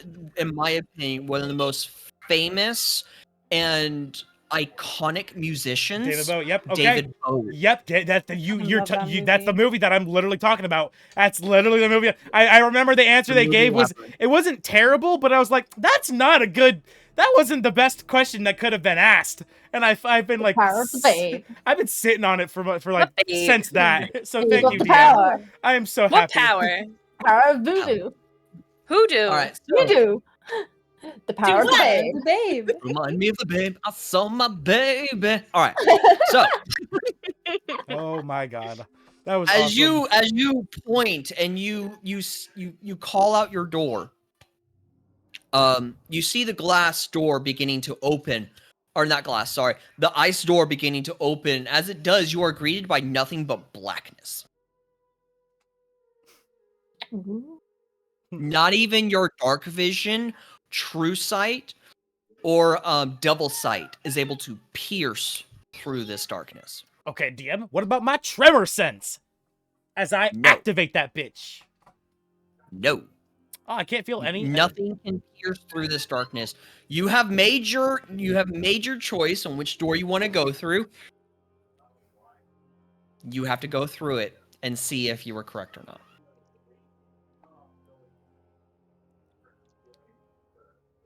Well, I mean, I know we're right. I look to the rest of the group. Let's go, and I walk right in. No hesitation. You walk right through the hell yeah. darkness. Oh, I came up with the solution to the question in the first place. I'm confident in my question. Hell yeah, I go in. Okay. The rest of you? I'll follow. Oh, him, I call to Ambu and I awaken him before going in, and I bring him in as well. Okay. Now Ambu wakes up, immediately sees you like the split second of going through this darkness. Ambu all of a sudden goes, "Wait, what the?" And then as soon as Brood and Anbu go through the darkness, you like hear nothing now. The rest of you. You don't hear Anbu screaming or anything. That's what you get for shitting on me, you dumb bird. Daniel, do you go through? Yeah. Mona, you yes. Mhm. Okay, Mona, you said yes. Isadora? Yes. Okay. Zara? We're going to assume Zara's going to go through. I think Zara is busy right now. Yep, Rothgar is also going to go ahead and go through. As you guys come straight through the darkness, you're immediately hearing Ambu on the other side of the sheet of darkness, just like screaming like vulgar language at Brood. After a few swears, I cantrip Mage Hand and I shut his beak like I've done before. Okay. You all find yourselves in a rather cramped hallway with nothing but icy walls, icy floor, but the floor's not slippery like normal ice. Within these walls, you see dead bodies. Some fresh, some have decayed and are old and decayed already, where all you see is bones. Different suits of armor and clothing. If you look towards the left, where the other door was. Now, these doors were probably not even a few inches apart from each other. You see bodies upon bodies, a whole, continuing down the left hallway, going distanter and distanter, growing further and further away from you all, just slews of bodies encased in this icy wall. You don't even see the potential hallway of the left side. And then on the right side, you see the same thing. Even though this door was close to the center and this entire ice building was not that big, it looks like these bodies on the right side just grow further and further away from you, growing more distant, much past where the outer wall of this building would be. In front of you, you see a bright light. You're not able to make out what it is, but you do see a bright light at the end of the hallway. I turn to the rest of everyone. Aye, they said the second trial was a trial by combat. I tell you all to be weary, for I think we all know what comes next. Out of character, let's fucking go! I will state this also. You all hear ice grinding against ice. As the door you all came through, you can't see it because of the darkness. You just hear it shut behind you. And I will state this, the door had no handle. Mm. Well, The gasp. there's only one way out, and that's in. The gasp. Better in than out, I always say. Spitters are indeed quitters. I'm gonna hang towards the back, so I'm not in the front. I'm gonna be So- towards the back as well, but quick thing. Is this your first combat, Mona? Like in D&D ever? Yeah. Yay! Zara was like, "Can we please do combat? I I know. need to I'm use so spells." I'm so hyped for it too. I'm a combat junkie. So am I. So, what are you guys wanting to do inside this hallway? Do you just go straight to the light? Do you want to investigate? What would you like to do? I'm going to take this opportunity to use my class feature because I have not enchanted anything since my last long rest.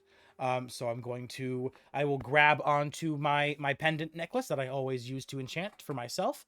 And thanks to our wonderful wizard Mona for teaching me this spell, I enchant silvery barbs onto my necklace. You're All welcome. right. All right, time to roll a d4. Let's see how many charges I get. I want to investigate the light. 3 total. in the 2 plus room. 1. So I get 3 charges.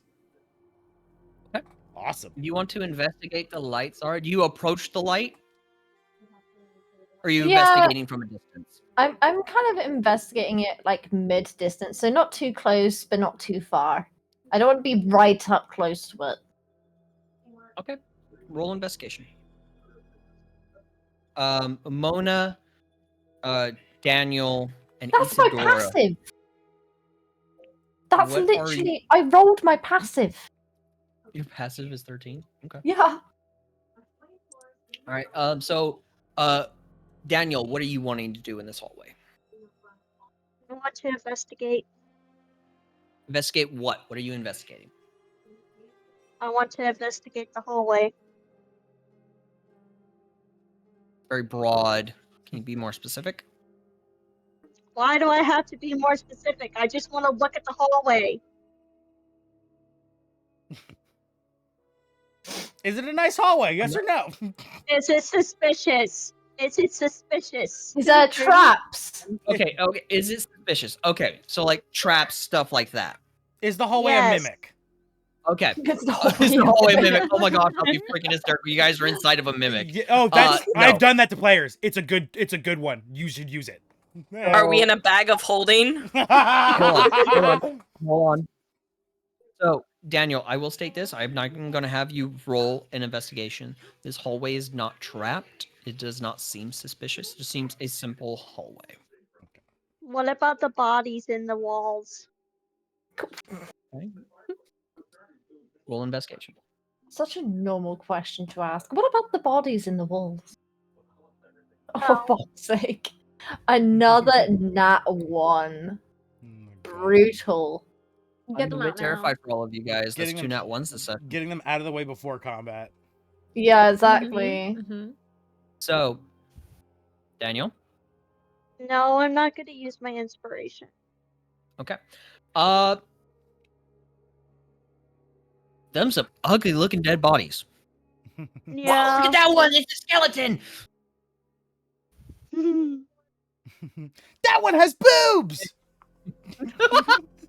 I see a boob hanging out of that one. So, yeah, with a natural 1, they just look like dead bodies. Yeah. Oh my god, Okay. a child!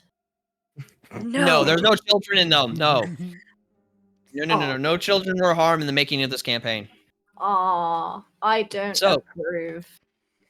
So, Mona, what are you doing? I'm gonna use a wish spell to make Brood 7. I'm gonna become invincible. No, Did because we then check you'd the have plot traps? armor and you could never die. And I do not harm No, children. no, I'm Which not means gonna. you could not participate in combat either. Ah, no! It makes me sad because Yeah. it means in Alpha's campaigns I can never drop kick a child, and it's always been my dream. Come on over to my campaigns. There's no I'm such j- limits. So, Mona, Have we checked for traps already? have you checked the Yes. For traps. We've checked for traps, haven't we? She's just gonna like stand there, like taking deep breaths, trying to compose herself because this is her first time she's gonna actually use a lot of her spells. So she's gonna stand there, ready. what? Isadora. Isadora would like to investigate the bodies. Isadora would like to investigate the bodies. Mm-hmm. Isidora trying to see if any of them were well hung. Hey, yo. So roll an investigation.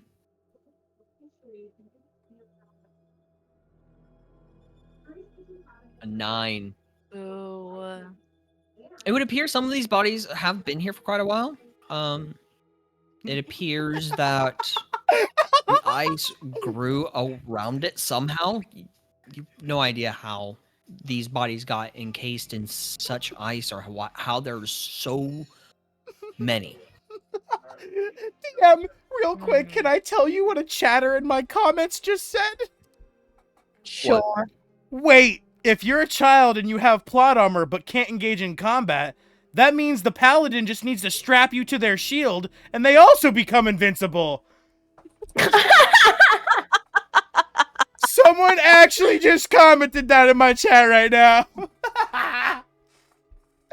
Oh my. That will also mean that not only the person who wished themselves to be a child, but also the paladin cannot have combat anymore. They cannot be involved in combat. They can only be involved in roleplay. Oh my god.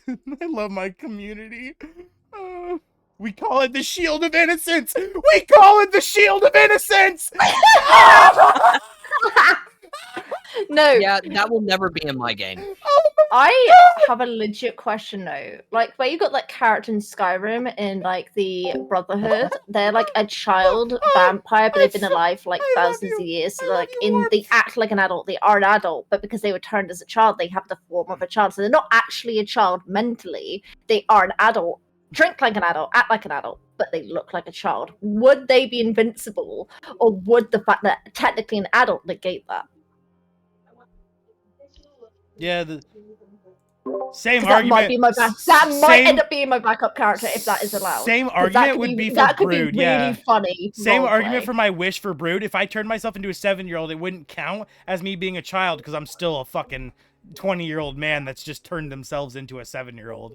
So you could still be free to punch. So you have the image of a child, but you're not actually a child. Okay, let's move on. This is too much for Alpha. This is too much. Let's go on. I'll have to say no. Nah, we're gonna have words on that, dude. I still can't get over the Shield of Innocence. That's the funniest thing someone's ever commented in my chat. The Shield of Innocence. That's hilarious.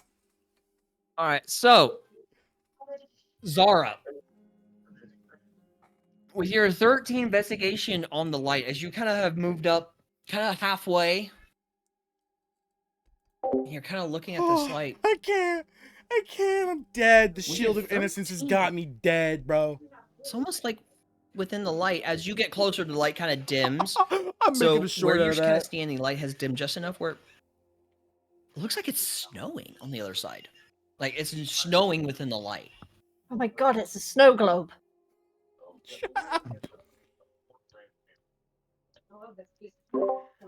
Ay. I wish I you mean, had. there was. I wish you had my funny dice system, Alpha, so we could all be getting fucking dice right now. You all have been like cracking the fuck up today. I know this fucking episode better pop off because oh my god, this is fucking hilarious. So,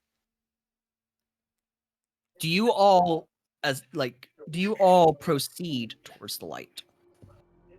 Fuck no. I don't fuck with snow globes. We can't go backwards. Well, I'm staying back here. You guys do what you do. I'm here with my bow. I'm ready to shoot if I need to shoot. So, question. This hallway is it dark? Like, for the most part, aside from the light that's like, so just so that I'm visualizing it properly. Sorry, I'm kind of like all over the place. I'm trying to figure out how I want to ask this. The light is like is it at the end of the hallway? Yes. So it's like visually it's like a dark hallway. We see like the bodies around us, and at the end of this hallway is light. Like we don't know what's between us and the light. No, there's a light within this hallway. There is just no, like, the light isn't coming from anywhere. It's like this entire hallway has been lit up somehow, but you can't see the source of that light. That's just the only DM's light rules, that you Warm. do Sadly, see is at the end of the children hallway. have plot armor, regardless of if they're a shitty Okay. brat who deserves to get About slapped how or not. far away is the light source? From where you first walked in, so where the sheet of darkness is, all the way to the end of the hallway, I would say is probably about 60 feet. Okay. And as you get closer towards the light kind of is dimming. The closer you get to it. Hmm.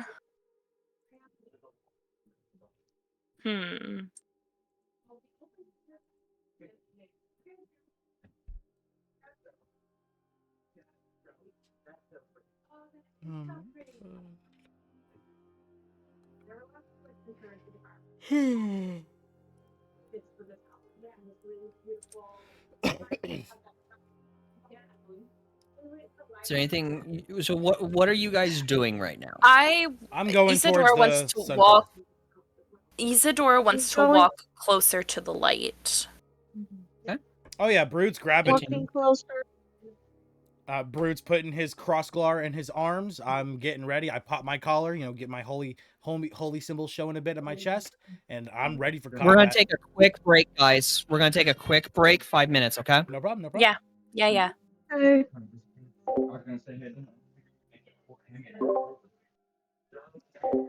I still can't believe the first 40 minutes of my video, I didn't even record audio, and now I'm stressed of the last video I recorded with you guys, if I even recorded my mic or not, because I haven't even watched the last footage yet. Oh my god. Oh no. And I might need to have a look at it now, because it did update today, to be fair, which is probably why it fucked up, but now I'm just like, I'm stressed. Well, hey, if you need a reference as what you said, you can just look at my video, and you can get all of your audio from that. Exactly.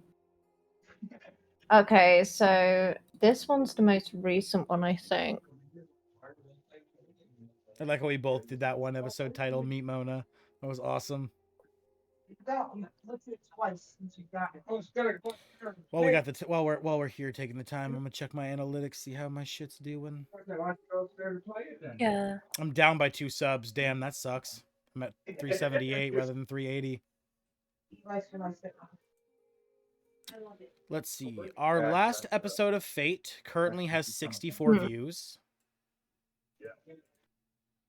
64 views with 6.4 hours of watch time. And I got 3 subs from that video.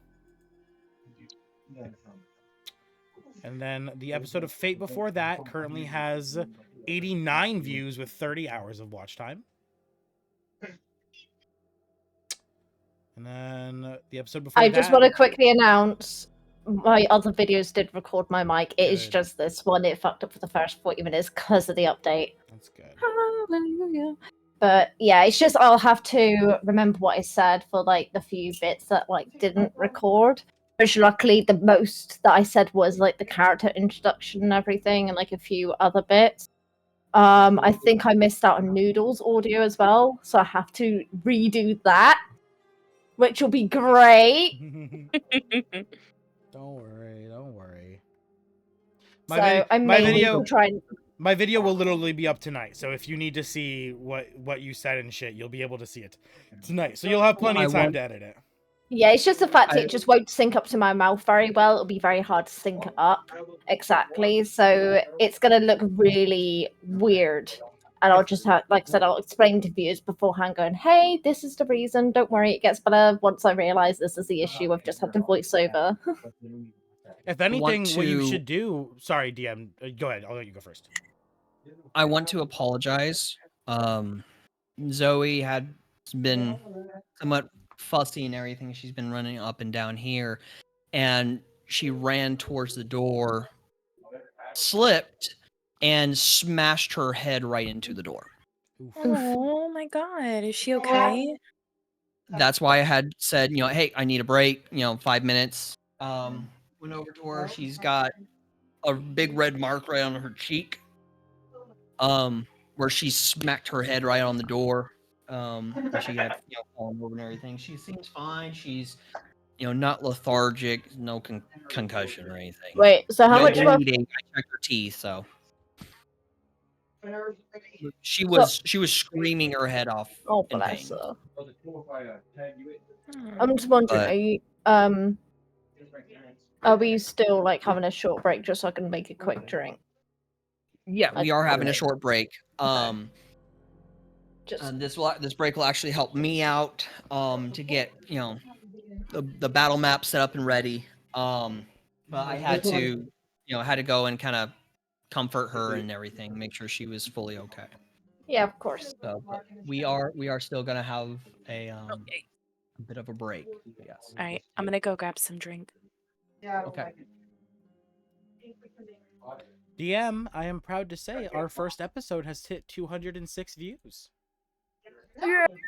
207 views, actually, with 72 hours of watch time. 72 hours. The average view duration of our first episode is 20 minutes. So most people watched at least 20 minutes of that first episode before leaving. How dare they leave? And then I don't know why, but episode, which one is this? Episode. What?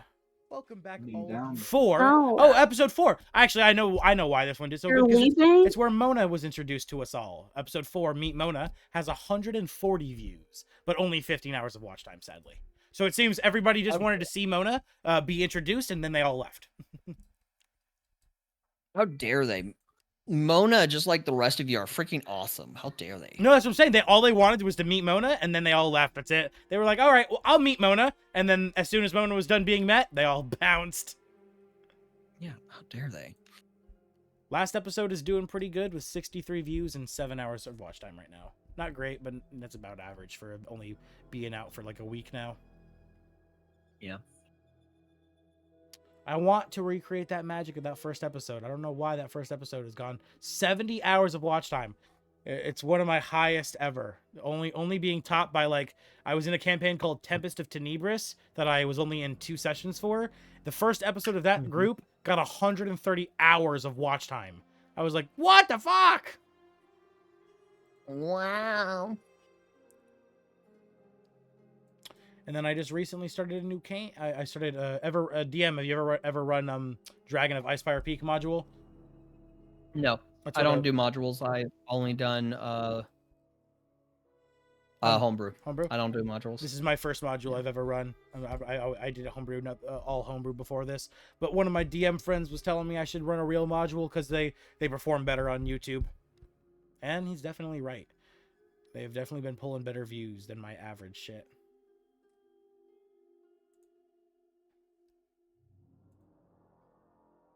This works. I'm excited for battle. Oh yeah, I think you're gonna love this. It's time. I think you're gonna love this. I'm so hype about freaking Mona teaching me putting silvery barbs in my enchantment book. Oh fuck yeah! Three uses of silvery barbs without having to drop a spell slot on it. That's gonna be great for combat. That's gonna be great for combat.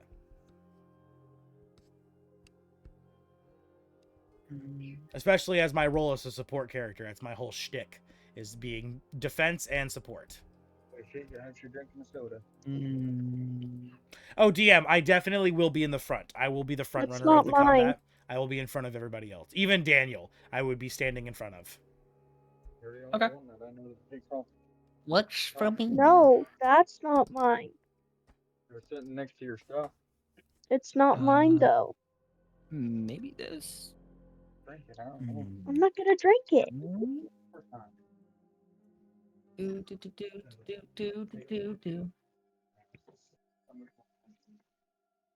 I love that our barbarian has an AC of 15, but our druid has an AC of 17, and our wizard has an AC of 17.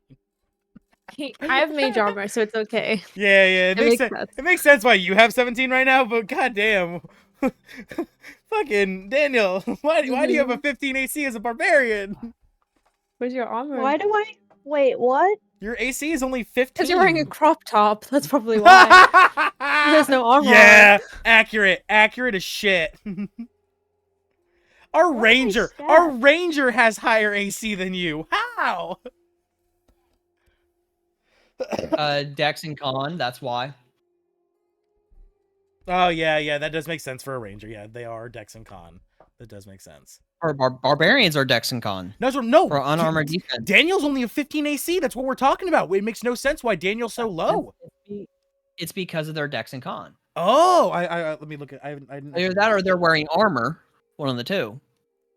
I don't No. think I can't inspect other people. I can't. Yeah, I can't. I'm wearing no armor, and my Dex and Con are both the same. They're 1's a 2 and 1's a 3, so I got a 15. Yeah. So it's 10 plus Dex plus Con. So that's why you have 15. That's the highest it can go. Yeah, unless you raise your stats up. If you raise up your Or get stats, armor. your Dex and your Con, your AC will increase as well. Or get armored. I don't really value AC. I'm a heavy hitter. Yeah. Well, I mean, yeah, but you're also like me and you are we're the tanks. If we go down because we lost too much health because our AC was too low, the rest of the squishies behind us are in danger. So we have to act like they're shields. Well, you have a lot of health. You two less than me because my Con's just a little bit higher than yours. But just we definitely got to invest in some armor for you for sure. Why armor? It's not gonna. I'm not gonna get the benefits of rage, right? Rage isn't. Yes, you will. That what? Yeah. Yeah, you'll still get the benefit of rage if you use armor. No, the only thing you don't get for armor is stealth, which you have no use for. You're a barbarian, just like me. Wait, hold on. Yes, you still get stealth if you rage. You're disadvantaged. The thing is, hold on. The thing is, the only thing you will lose is your unarmored defense because you're wearing armor. And your stealth is also a disadvantage. Oh wait, no, it's only hard. That's only heavy armor, right? Yeah, so it's like, say for example, if you took light armor, you'll still get your Dex bonus with light armor. You just won't get that Con. Yeah. From due to unarmored defense. If you wear medium armor, I think it's like +2 to your AC from your Dex, but that's it. Yeah. Listen here, I'm fine with my stats and what I got. Yeah. Now I need to do this. I'm over here with armor that gives me 22 AC. I need to throw out this monster for you. Yeah, my staff of power gives me like +2. So.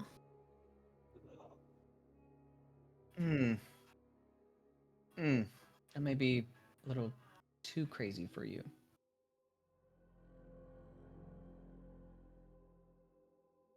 How much is? What do they do?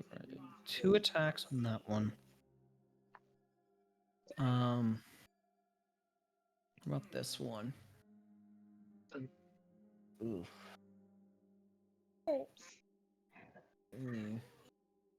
This one might actually be worse.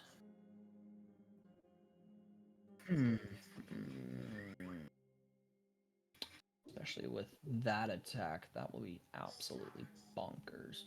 We're gonna throw this one at you guys. Yeah.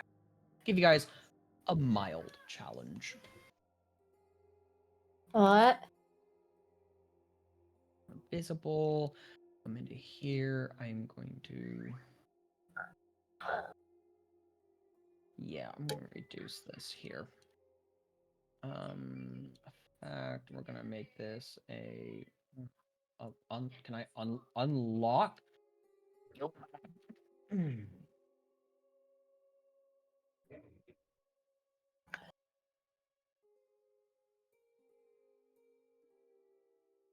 Wow, you are mean. You will not let me unlock. Oh, here we go. Is my sister here? Yeah. I need your face come on. There we go. I've got a secret to tell you that I think I've not told you yet. Okay. Okay, that changed it. Okay, I get high. Okay. That's Now I that smoke weed. depends on. Okay, that's whatever. Right? Kevin does coke. Go ahead. Yeah, So like. Yeah, I'm not. So I started smoking during a depressive episode last year, and I found it helps with like my POTS pain and stuff. Oh, so okay, yeah. I'm now high. Weed But is- wait till you know this. Dad knows. Dad wouldn't care. Dad lives in Jamaica. Yeah, Dad doesn't give a I would shit. be shocked if Dad But cared that you spoke weed. Me and Dad collectively agreed that Mother is to not know. Can I tell you Yeah, both a secret? Can I tell you both a secret? Oh, he smokes weed too. I've My been, sister. yeah, I've been high off dab bongs this whole fucking every session, every minute of the session. You have not seen me sober yet. But like, I haven't smoked in like weeks because I stopped smoking when Maud got here because I'm being respectful to him because he doesn't like the smell. And like, he's passed out right now, and I was getting back pain, so I was like, oh, I can get high. Wait, And Xenia, did you say that you have POTS? yeah. Like how much? Because I also have POTS. I don't smoke though, but my husband smokes. But sometimes I just don't like the way that it makes me feel because I'm such a lightweight when it Yeah. comes to that. But like, does it like? Do you feel as though that it helps like significantly? So for me, because like it depends on what weed you get. It's very difficult for me because like it's not legal here. But Right. I have learned because sometimes if you find that you feel a bit like that, you just need to do less. So I personally mix mine with like tobacco if I'm doing a spliff, not just had a pure weed. I've also done that with bongs as well. Put a bit of tobacco in, tiny bit of weed, and just enough that it helps, but not make me like really like because I feel like I'm really drunk when I'm too high. Yes. So if I only do like what amount works for me. If I get a brand new batch, I always do like the tiniest amount, mix them with tobacco, and then if I feel like that doesn't hit, then eventually I learn what amount works, and I find it helps. When you have sometimes that nausea with pots, I find it has helped a bit with that. But a lot of me, I get real bad coat hanger pain, like down my neck and my shoulders. And I've also got scoliosis as well in my lower back, so like I get back pain from that. And I found with that pain a lot, but like none of the like painkillers seem to hit. It helps with that. When the painkillers haven't, which like means like on really bad nights I've had where I've been in pain and I've not been able to sleep, I've like gotten high and I've just wiped the hell out. So but yeah, it's just basically, especially in in America, you can like I believe there is such thing as different types. Like this weed is good, but this is bad, and I have seen it on my POTS group with the Americans, so I can find out for you and send that over. Yeah. The wrong kind can almost make your heart feel like it's racing more, which is obviously the last thing we want. Yeah. Well, not to like take up too much time. So sorry. Because we're all back. But yes, if you could send me that information, I'd appreciate it. Yeah, of course. Like I'm in a POTS group on Facebook, and I've just found it like so useful. Awesome. Thank you. No worries. All right. So, I initially was going to take a break at a specific point, but due to what I had to, get up and get away from, just tend to my daughter, I had to immediately take that break there. So we're gonna go ahead and get this link here so I can switch music for when combat happens. But so as you all are stepping closer and closer to this light, you're seeing this light slowly dimming and growing dimmer and dimmer and dimmer to the point where you see an opening, like a doorway of sorts, just no hinges, no nothing. It's just like a cutout doorway. You see the slew of snow lacing the ground. In the distance, from as you're looking through this doorway, you see like these pillars coming up, and in the center of this snow, you see a tree. But this tree is different. It's not a normal tree that you would see. This tree is made purely of ice, but its petals are black. Ooh. You come my way, I'll fucking murder. Oh, I will also state, in front of this tree in the snow, you also see what looks to be an iced tombstone. No. Let's say cobblestone. Let's say cobblestone tombstone. Does it say anything? Bruh. Can't tell from this distance.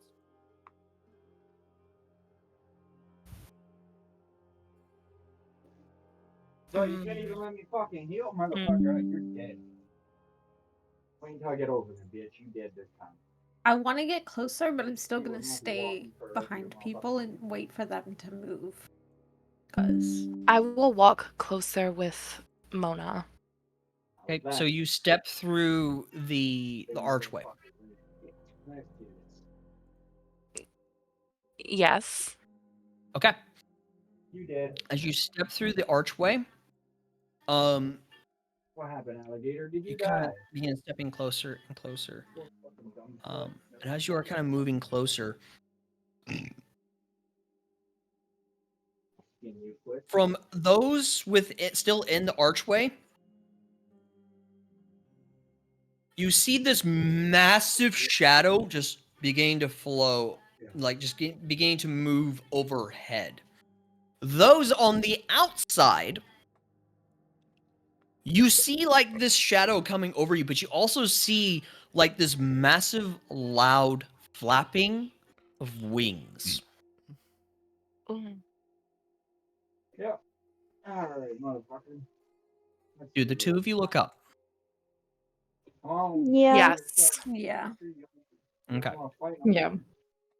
Well, the Daniel, Brood, and Zara, you are still kind of inside, as the two of them are outside. Or the three of you are inside while the two of them are outside. Mona and Isadora, you look up. You see this gargantuan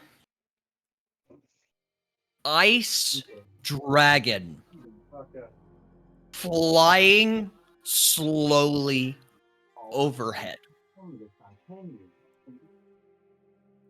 What do the two of you do? Oh. Does it notice us? Does it see us? Seemingly. You do not know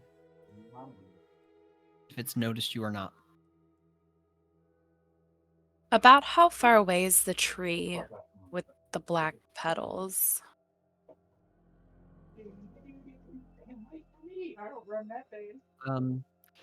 I would say as the two of you are moving, you have stepped out and you kind of are moving a little ways. I would say from you guys, 50 feet away from you and Mona.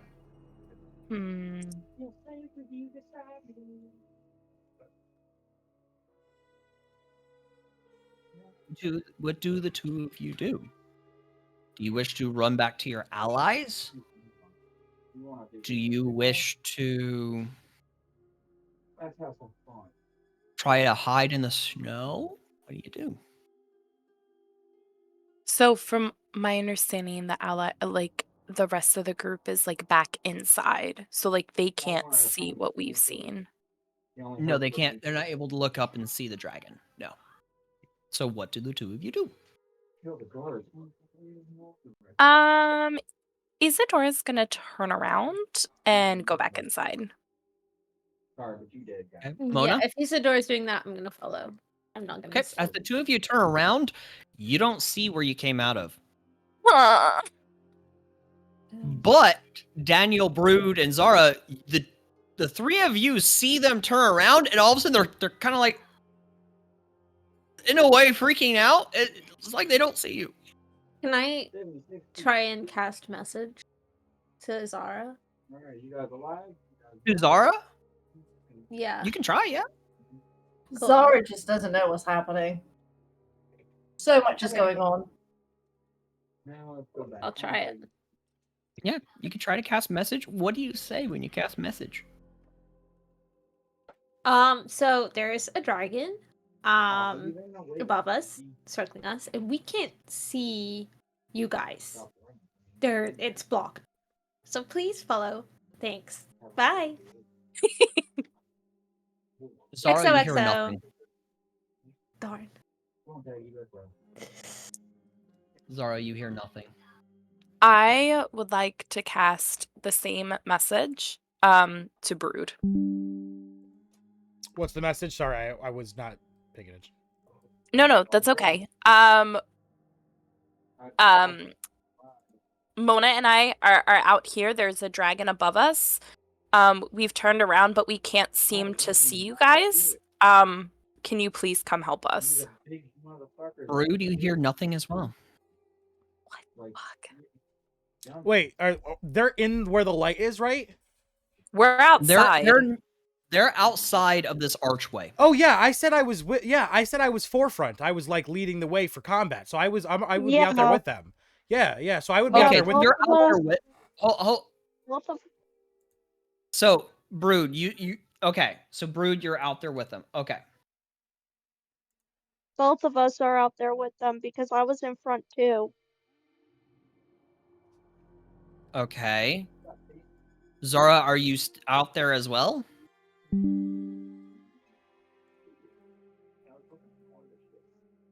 Zara? Sorry. But I had to go to the loo. Okay. What's going on? I was wondering if you're out there as well, because I had asked out loud what everyone's doing, and only Isadora and Mona had stated they were going out. No one else did. Oh, sorry, I was outside with my girlfriend. That's my bad. When I told you before I left, I thought that's my bad. I should have said I was leaving. Yeah, I'll go as well. Okay, so all of you interrupted. Okay, so all of you are outside. You all turn around after seeing this dragon, and you don't see where you came out of. Can I get closer to the tombstone and see if there's anything on it? You can, yes. So there is no writing on the tombstone, but there is a handprint in the tombstone. A rather large handprint.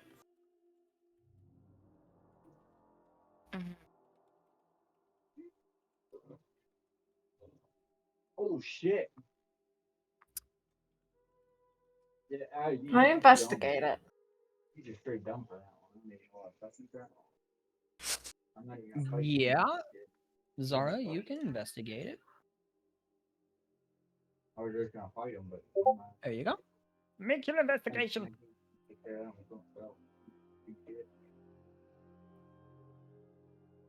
Zara, 14.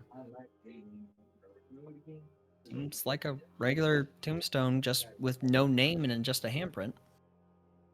Okay.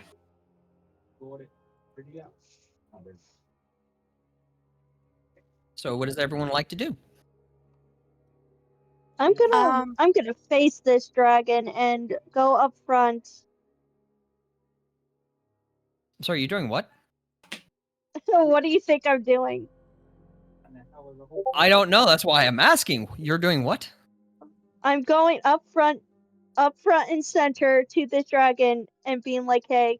The dragon's flying overhead. It's flying, yeah. It's flying overhead. Well, whatever. I don't know if it's coming down or not. No, it's just flying overhead. It's like in a circle, flying in a circle over us. No, it's just flying across. Just flying over. Just flying. It's just flying across. That's dumb. And can Isadora go over to the tree, the ice tree, and investigate it, to see if she recognizes anything about the tree, like where? Because you said it's a ice tree with black petals or black. Yep. Okay. I would like her to go up to it and see if she recognizes anything about it in any of her findings. Okay, so that will be actually a history check. Make a history check. It wouldn't be a nature check? If you're from what you've studied, that will be history. Okay. If you're trying to ascertain some sort of where it came from, what the nature of it is, what type of essence and nature it comes from, then yes, that would be a nature check. The tall elf. Okay. I'm surprised you don't have speak with plants. Just talk to it. I do have speak with plants. Just ask it itself then. Just ask it. Well, I wonder what kind of tree this is. When you're able to talk to the tree and ask it literally what kind of tree it is. well, you know. I love druids. You still want me to roll my history check? You can either roll the history or you can speak to it if you want. I'm gonna speak to it. Hell yeah. Okay. What do you say? I would like to, you know, Isadora would speak to it as if she's speaking to like another person or another animal, and she'd be like, "Hey, we're not, you know, my group is not from here. Could you tell us a little bit more about yourself, where you come from, and where it is that we are?" You get no response. Oh, it could be dead. Or not a plant. Or not a plant, yeah. Can I continue with my history check then? Yeah, go ahead and roll history.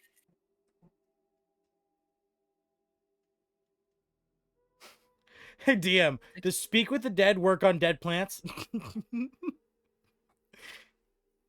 We don't know if it's dead. I will say if it was a dead plant, no. No? Nah, damn. Because it's still a plant.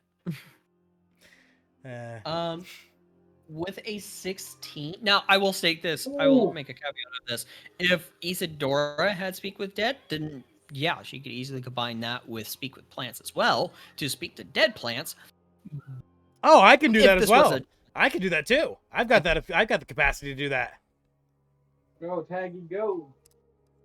No, they have the actual language of speaking with plants. Oh, I mean, not a spell. Not the spell Speak with Plants? Okay. Yeah. I think, okay, that's okay. So I thought Isadora was doing. With a 16, let's go get his ass. You don't recognize it. Go get him. I will state this also to all of you. Let's go. Fuck his ass. As you have kind of entered into this area, you're surrounded by these pillars. And all around you, there is mountain ranges, crevasses that are unrecognizable to you all. This isn't where you entered in the ruin from. This does not look like the material plane where you were all at. Well, Brood knows what we're here for. He was told the second thing is a trial by combat. And I see a giant dragon flying around. I'm going to take my dagger and I'm going to start slamming it against my steel warhammer. And I'm going to call out to the bitch, "Oh, Draggy!" Why? What do you mean, why? This is trial by combat. I think there's only one way we end this. Do we know that? Okay. Yeah, they said the second stage is trial by combat. We don't know if the dragon's part of trial by combat. What do the you dragon mean? is just minding his own business. They said the second. Should we? They said the second stage was a trial by combat. Opened a door to us, and we walked into the second stage. What do you mean? This is trial by combat. There's nothing else here. I mean, you want to fight the plant? We can fight the tree. Maybe that's the combat. Yeah. I think that's the combat the DM has prepared for us. Rude. Isadora looks over at Zara and is like, Rude. Any offer to punch him in the face again? Hold on. Daniel, you were trying to say something? Rude. I think you're being a bit too stupid about this.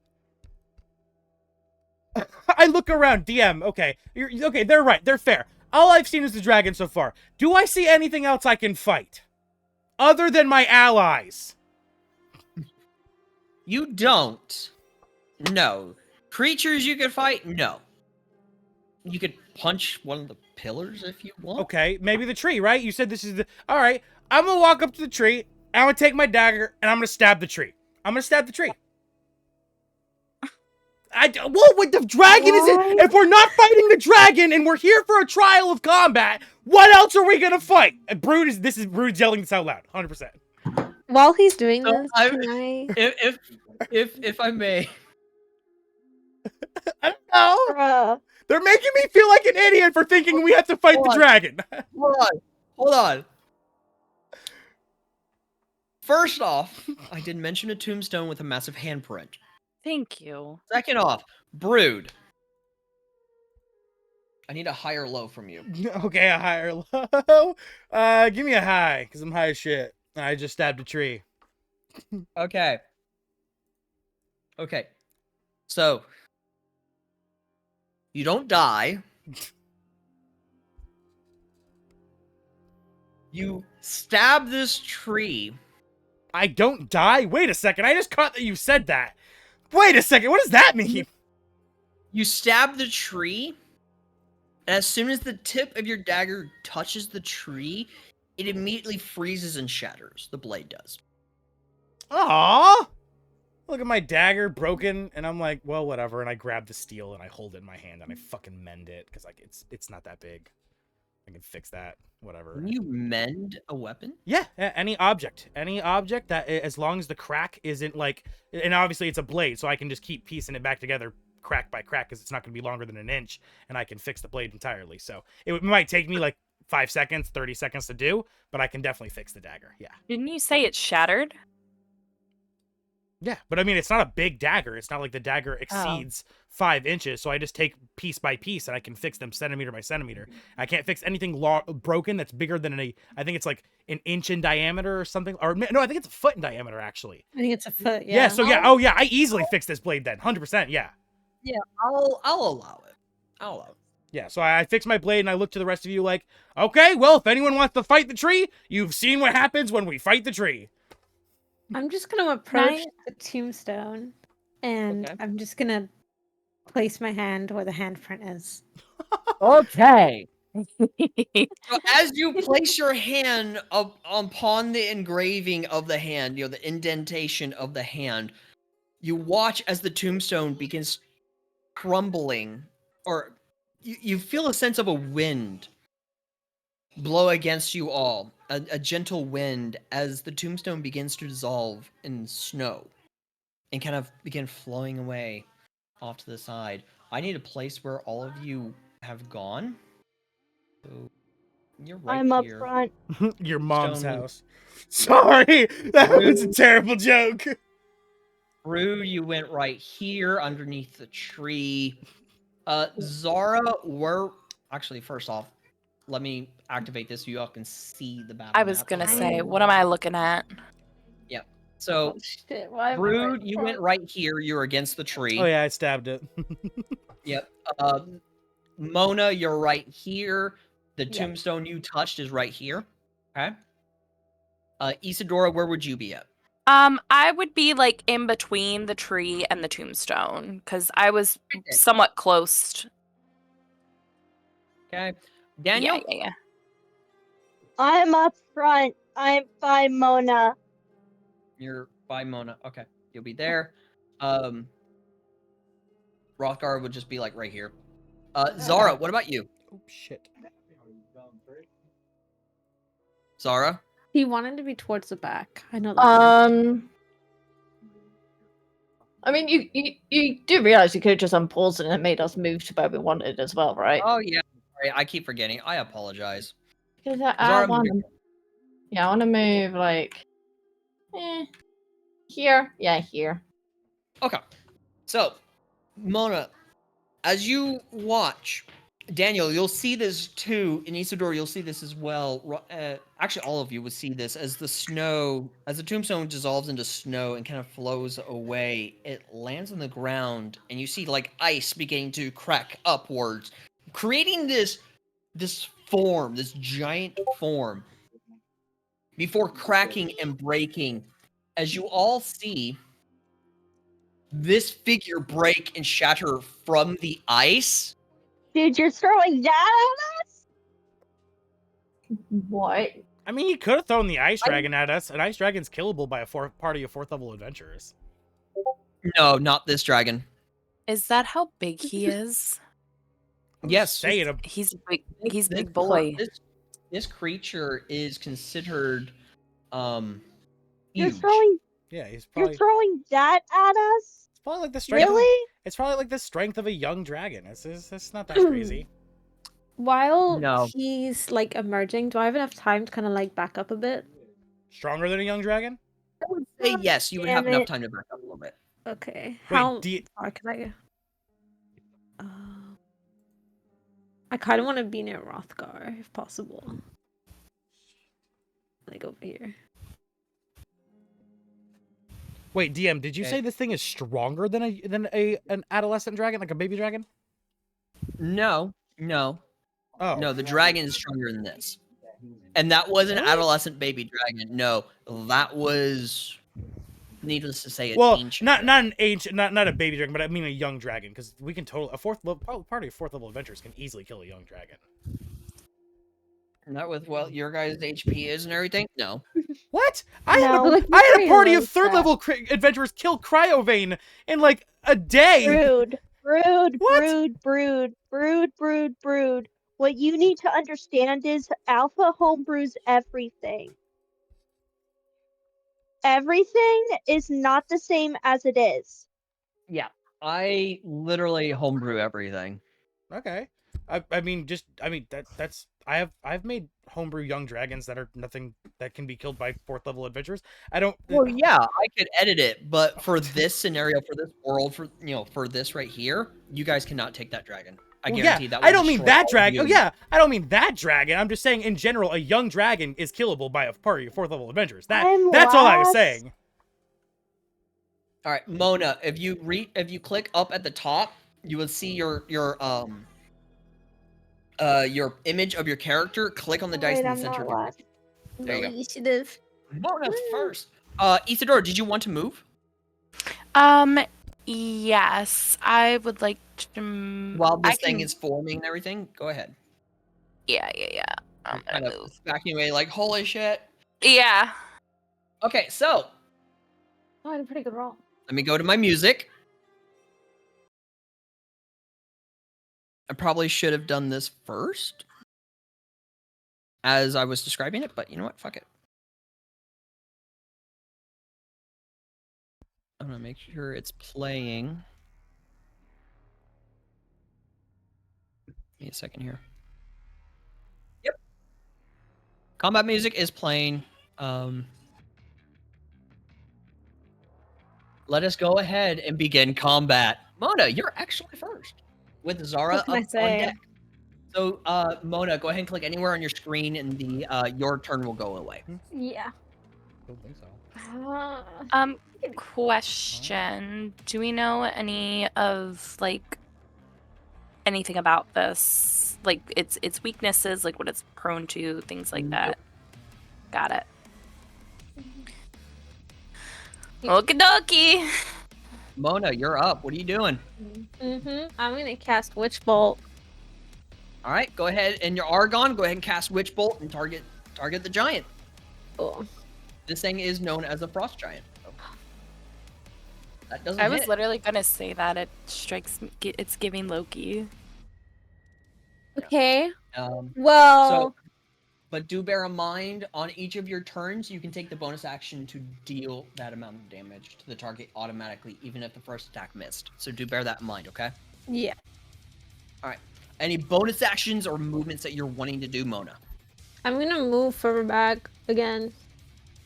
Okay. Behind Rothgar. Do bear in mind, as you move in combat, if the green squares turn yellow, you are outside of your normal movement. Yeah, that's fine. Okay. So if there's nothing else you're going to do, and no bonus actions, go ahead at the end of Argon. You'll see a green thing that says end turn. Go ahead and click it. I'll end my turn for now. I might be able to flash and call, but Zara, it is now your turn. Yes. Hope people are enjoying the combat music. It's great. So Sadly, the stream it'll be muted in the recording because I know this is the Doom. I can tell, and it's gonna make me silence it in the background. Otherwise, I'll get copyrighted. Stupid YouTube. I mean, I mean, love YouTube. Just. okay, I miss. Yep. Starting off strong. I'm not surprised. Could I technically use a lucky here? I can, can't I, in combat? I'm Yeah, pretty I sure believe you can. can use lucky. Okay, well, then I use a I believe you lucky. can. Yeah, click on lucky. Yeah, whenever you make an attack roll, yeah, you can use lucky. So go ahead and make an attack again. Okay.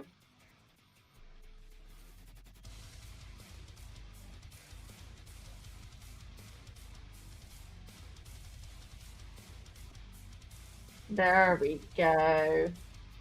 That will hit. What the? Why did it roll twice? I don't know. It should have only rolled once. Well, I don't know. Maybe it's being weird. But the first go one ahead and hit. make that again. Go ahead and make that again But the because you first one had hit a it. 15. I think they accidentally clicked at disadvantage. No, it didn't come off as a disadvantage. No?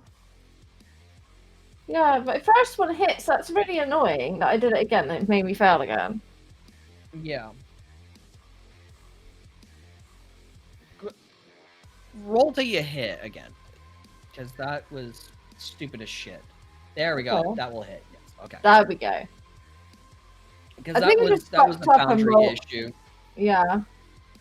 All right, so that will hit. Any bonus actions? Do I get a sneak attack from that because I'm so far away? Maybe he hasn't noticed me yet. Are you like on your first attack? Yes. You have the ability on your first attack. It does sneak attack. Like it automatically triggers on your first on your first turn. I'm not sure.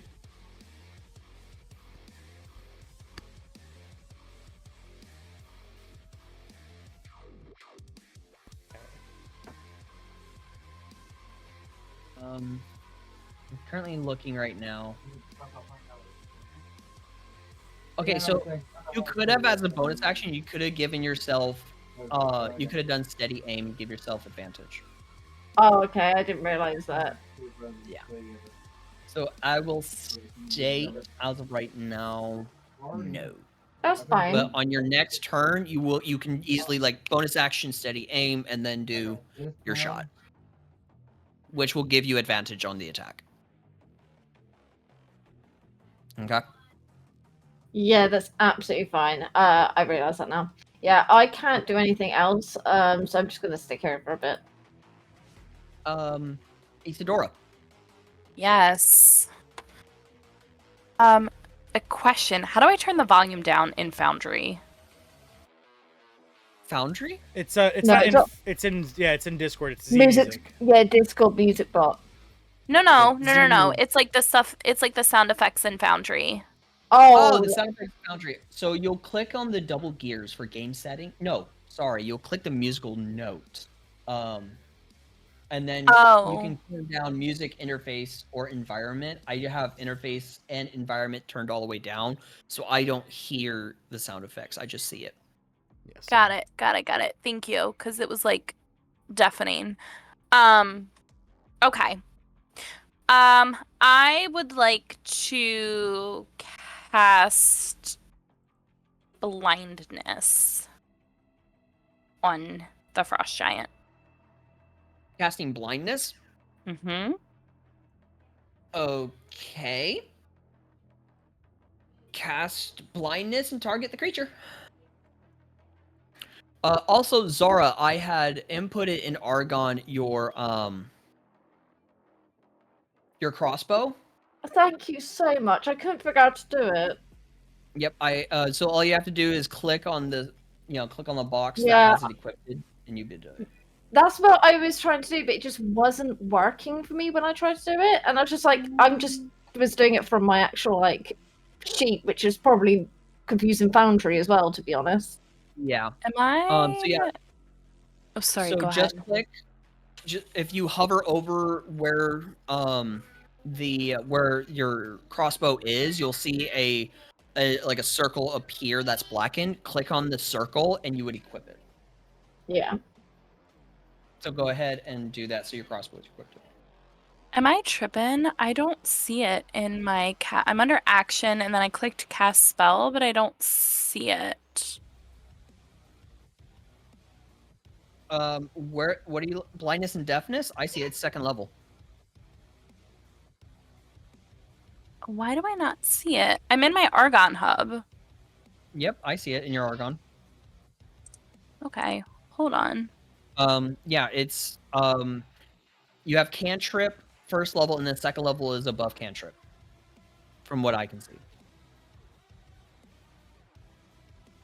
Okay.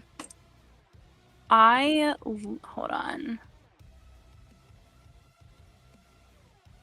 There's cast spell. I see chill touch, guidance message, spare the dying, shape water, poison spray. And then I see create or destroy water, fairy, fire, find familiar, good berry, and then speak with animals. Yep, that is in your first level section. Do you see spells above chill touch? No. Can you show me your screen so I can see what you're referring Oh, to? I had to click it. It was collapsed. Okay. I'm a silly goose. I'm so sorry. Okay. Go ahead and cast your spell. My goodness. Okay. Why is this tripping so much? That's how that spell works? I am trying to click it. Hold on one second.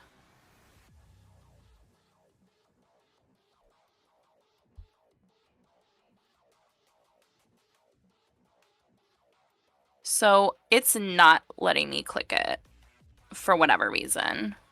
I will click for you. It's like it keeps blinking. So deselect your character and reselect it. See if that'll fix it.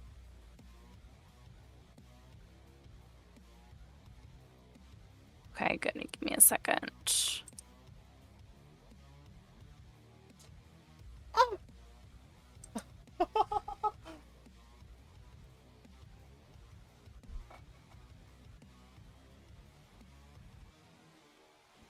Nope, it is still like flashing for me. Okay. I will go ahead and do it for you. Well, actually, refresh Foundry real quick. See if that'll fix it. Okay. Okay. Apologies to all listeners. Technical difficulties as we are attempting to fix. I'm just a girl. I'm so sorry. You think that's bad? I just realized that I could have been using the cantrip True Strike this whole time to make my crossbow go from a +0 to hit to +6 to hit. I'm a fucking idiot.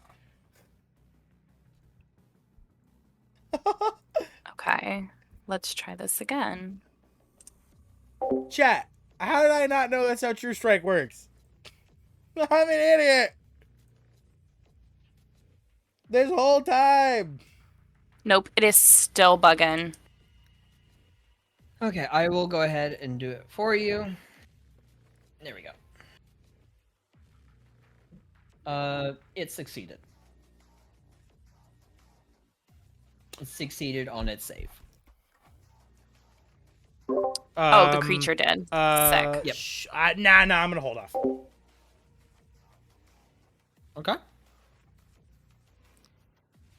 Is there anything else you're wanting to do? No, I'm gonna go ahead and end my turn.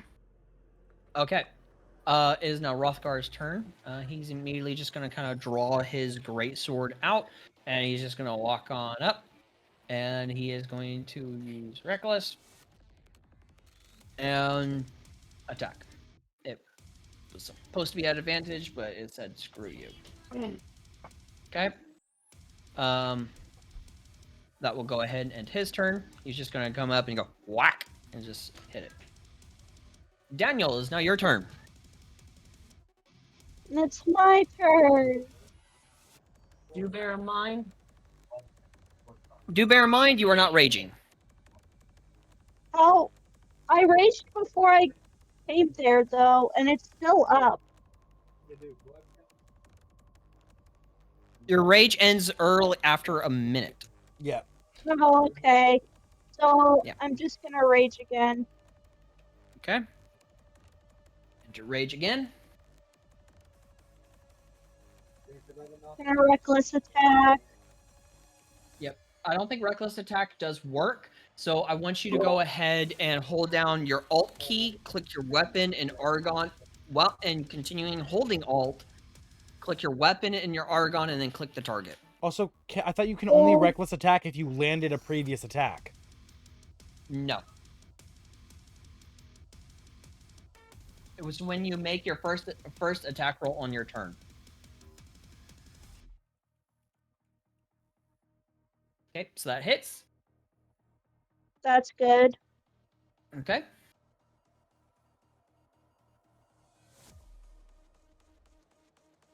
I don't know why it's not using up my rages. We'll get it taken care of in a little bit. Don't worry. Okay. I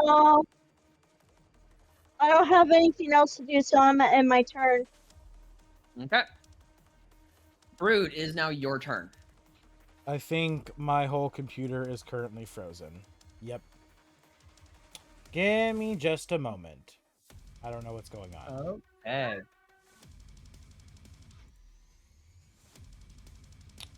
Mona over here kind of just gently bobbing her head to the music. Just vibing. All of my shit is frozen. What is going on? I don't know what's going on. What the fuck is actually happening? See, does it feel hot? What? Apparently, the computer is pissed off at the fact that I gave Brood combat. What? No, this is so annoying. Everything is just frozen and is not unfreezing. The only thing that's not frozen is Discord. Okay. Literally, it's like your other. Hold on. So, Foundry, Windows, anything that's functioning off of like a Windows browser is just frozen, and I can't close it. How do you force close a tab? Hold on. Control Alt Delete to open up your task manager. Okay. Yeah, Control Alt Delete. Oh, You might just reliable. have to restart Windows Explorer. If you, in your task manager, right-click Windows Explorer, it should have like a reset or restart. Yeah, hold on. Yeah, with Microsoft Edge, what do I do? End task? Yeah, end the task. Hold on, I'm gonna do that. That seems like the best idea. That's why I don't use Edge. Edge freaking sucks ass. It's the first time I've ever had a problem. Is it just your browser There we go. that's frozen? Yes, everything. Okay, all the browsers have now closed. I'm reopening. I have way too many tabs open. That's probably why I was having a problem. Okay, reopening the Fate. All right, that's reopened. Reopening D&D Beyond. That's reopened. Okay, I'm back. Sorry about that, everybody. This is why I use Chrome. I use Opera myself. I'm a freak. I like Microsoft Edge. I'm not gonna lie. That's plainly obvious. Yeah. You're freaky. You're All right. freaky. You're another creature. You're a creature of the night, Brood. Are you saying Brood's Batman? Fuck. Yes. Yes, he's Batman. Okay, I'm here. I'm back in. All right, now it's my turn. All right. I use my free action. Yep. I use my free action. Go. Guys, did you just hear the music drop as Brood's like, oh yeah. I will state this. I just received a word from Damiana. Oh. Apparently,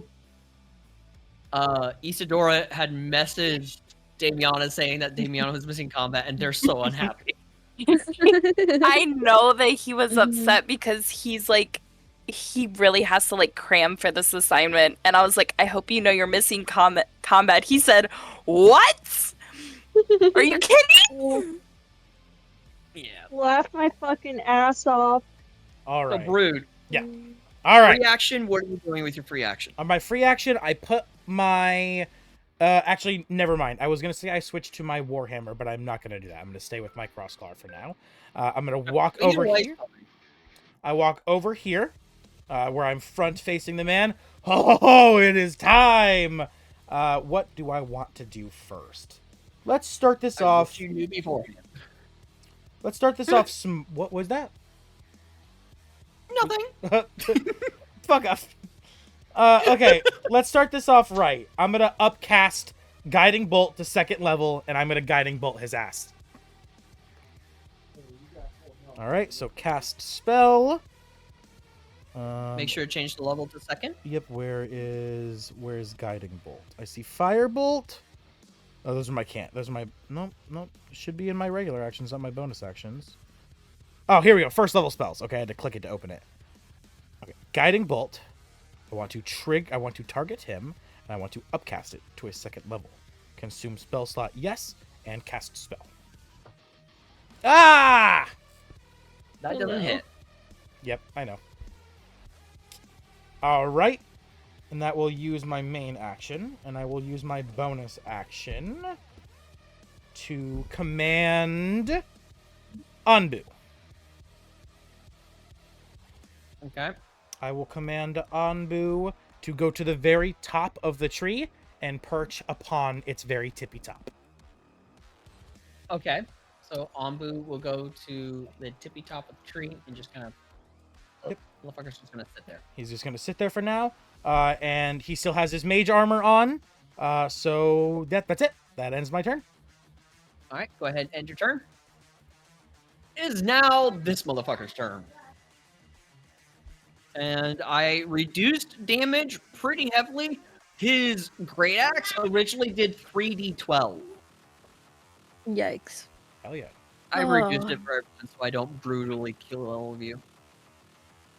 But he's going to go ahead and attack Daniel. Daniel.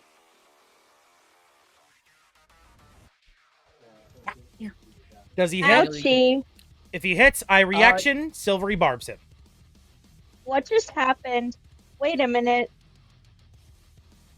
Silvery Barbs? What does Silvery Barbs do? He now has to re-roll, and he has to take the lower roll. So it's essentially he attacks at disadvantage. I'm confused because it just... Here, I'll show you. So It showed me this. Yeah, you took 7 points of damage. You're raging. So you took half damage. Yeah. But So, Silvery Barbs. You will be rolling at disadvantage. And So I think you just roll it again. Oh, it's telling me to apply, right? No, it's already applied. It still hit. Still hits. Okay, well, either way, I then, with Silvery Barbs, get to choose one of my allies, and their next attack is at advantage. And since Daniel's the one who just got hit, I point at Daniel and I say, "Get him back!" And he gets advantage on their next attack. Okay. Oh, so I don't have to reckless next time. And yeah, I forgot he had advantage because you reckless. Well, now he'll get that without having to reckless. And like I said, I grab onto my pendant, so it uses one of my pendant's 3 charges rather than having to use a spell slot. Yep. So he's going to go ahead and attack it again. He's going to attack Daniel again. Okay. This is at advantage. It hits. Wow. Damn. You take 10. Damn. And that will go ahead and end his turn. Mona, started the round. It is now your turn. Cool. If this will work, yeah, I'm gonna cast Lightning Bolt at 5th level. DM. Party. DM. Party's gonna die. Sorry, it's alright, viewers. I'm currently talking to my daughter. Go ahead, Mona. DM.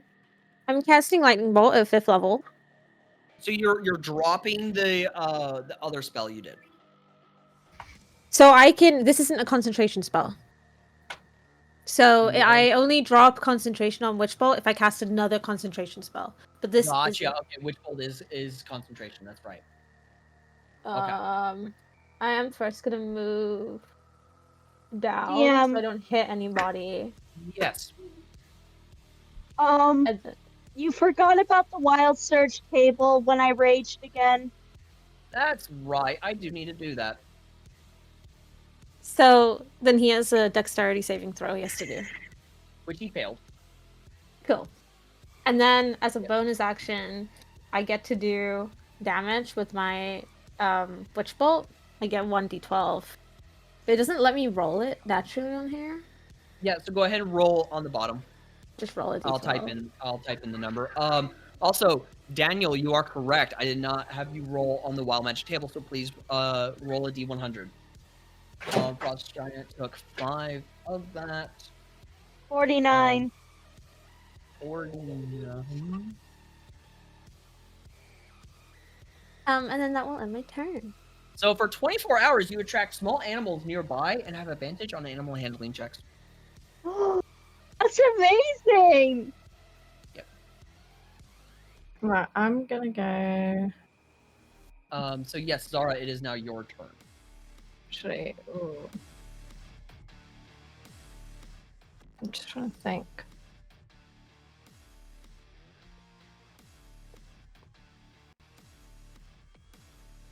I'm just looking at my feats as well.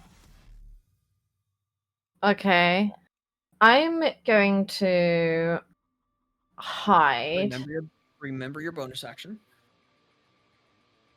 It's not a bonus action, I think it's a feat. For what?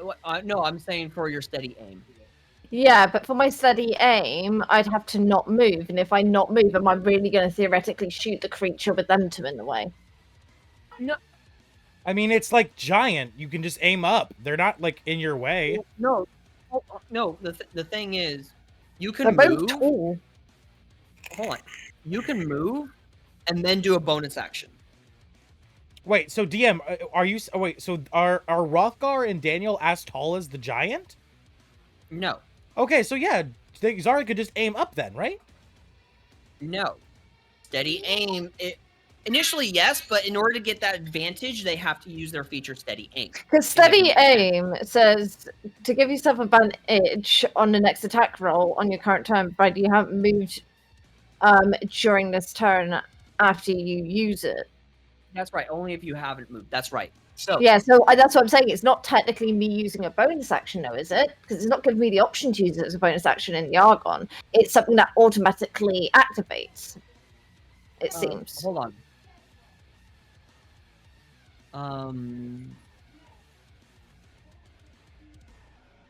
Yeah, it's not an Argon, but it is still a bonus action to do steady aim. Okay. However, like Brood is saying, the creature is huge. Okay. Yeah, you can just. So you're not going to have you with advantage if you still like say for example you roll double nat ones, then you will have the chance of hitting your allies, either Rothgar, Isadora, or Mona, or Right. Damon, or Daniel. So if I do my steady aim, yeah. However, because this creature is huge, there is no like half cover, quarter cover, nothing like that. No, I get what you mean. I just gotta, because you don't see the height in this. I look at them and my brain is like they're in the way. You know, I forget that in reality, if you look at it like directly, bird's eye view, that's not how it looks. Yeah. So if I use steady aim, do I get a sneak attack from that or no? You would get sneak attack with advantage. You would get an advantage on your attack, which means you would also get sneak attack. But I will also state this from you as well. With sneak attack, it does state you don't need advantage on the attack roll if at least one of your allies is within 5 feet of the target.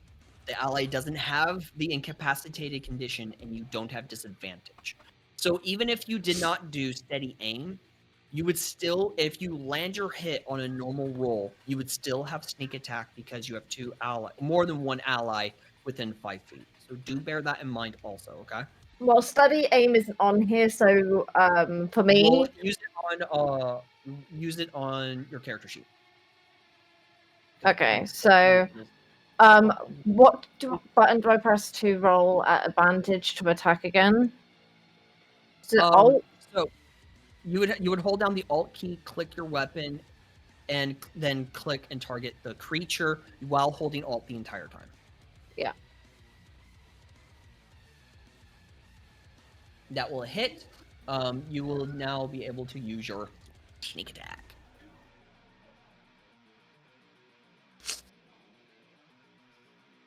Oh, two max sixes. damage.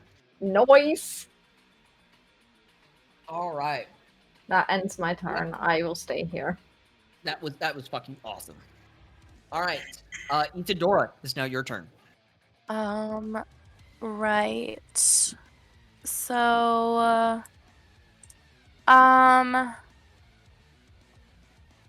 I am going to, as long as my thing doesn't like bug out again, which it probably is going to.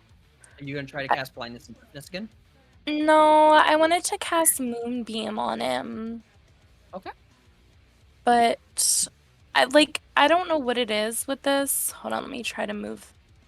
It's like whenever I hover over my spell, like the little dialogue box that comes up, it like flashes. And I can't like click on it. And it's super frustrating. Can you at least try to click on it? Oh. Yeah, give me a second. Yeah, even with it flashing, do try to click on it at least.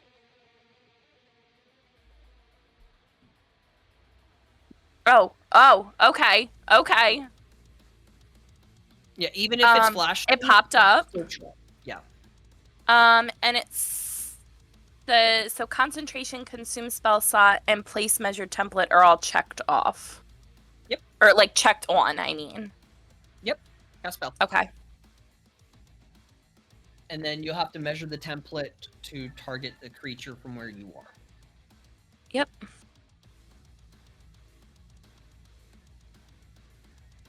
Why did it roll? The roll was for your damage. And Oh, I was placing my template, but that works, I guess. Yeah, it said place template. Okay. Yep. He made a con save, which he succeeded. So he takes half damage. But yes.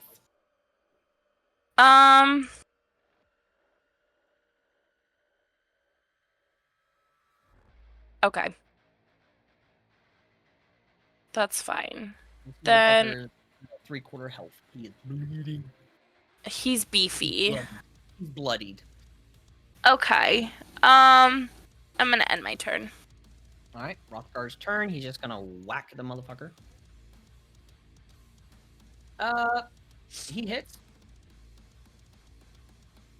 And he does damage, and now he's gonna end his turn. Daniel! Yeah.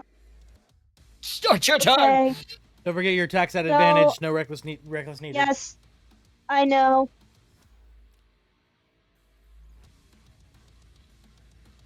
Remember to hold down tried- alt. Remember to hold down I didn't alt. press.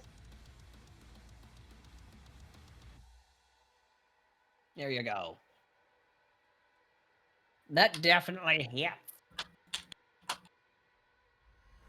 Minor damage. You are also raging, which at level 4, I think your rage damage bonus is a 2.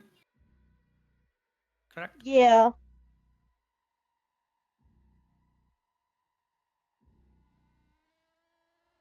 Okay, so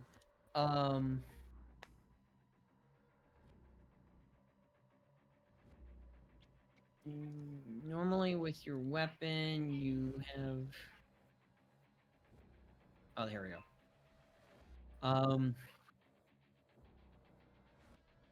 So, as a bonus action, I shall do produce flame. Isn't that a spell? Oh yeah, never mind. You're I raging. can't do spells. Yeah, I know. I just realized that. Okay, it's been a while. No, I was like, wait, that could be a class feature or something, and I'm stupid, so I could be wrong. But yes, it is still a spell. It's still a spell. How do I click out of it? Right click on just the map. Just right click on the map anywhere else. Oh. Yeah. Thank If you. it's asking you to target, right click, yeah. Okay, that'll end my turn. Okie dokie. Rude!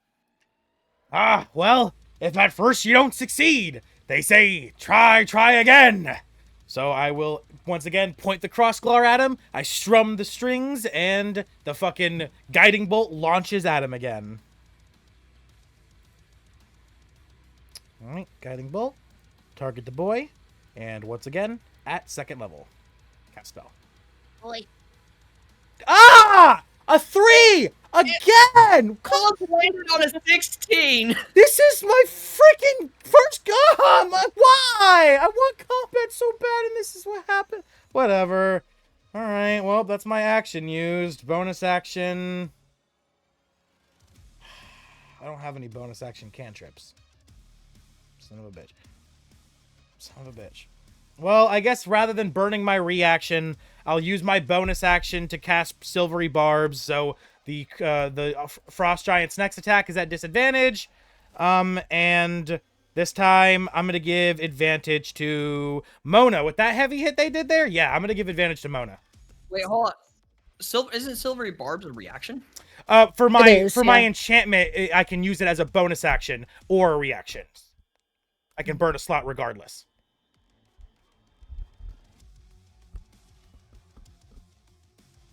So it doesn't initially give the disadvantage. It's whenever that creature automatically attacks. So I would say you would still have to use that as a reaction to be able to instill that. All right. Then rather, I got a few other things. Hold on. Yeah, I guess I will. Yeah, bonus action bestowed wings. Yeah. I'll take my wings out. Okay. Yep, I'll take my wings out, and yeah, I still got my movement. I'll move 10 feet up in the air. That way, if I drop, I don't take any more than a d6 of fall damage. All right, and that will end my turn. All right, it's now the big boy's turn. For his attack that he's about to do, I'm gonna use portent.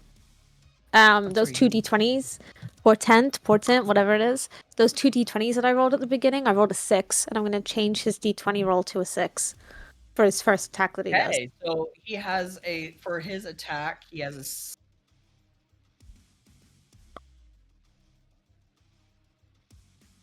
It's the lowest one I have, so hopefully it does something.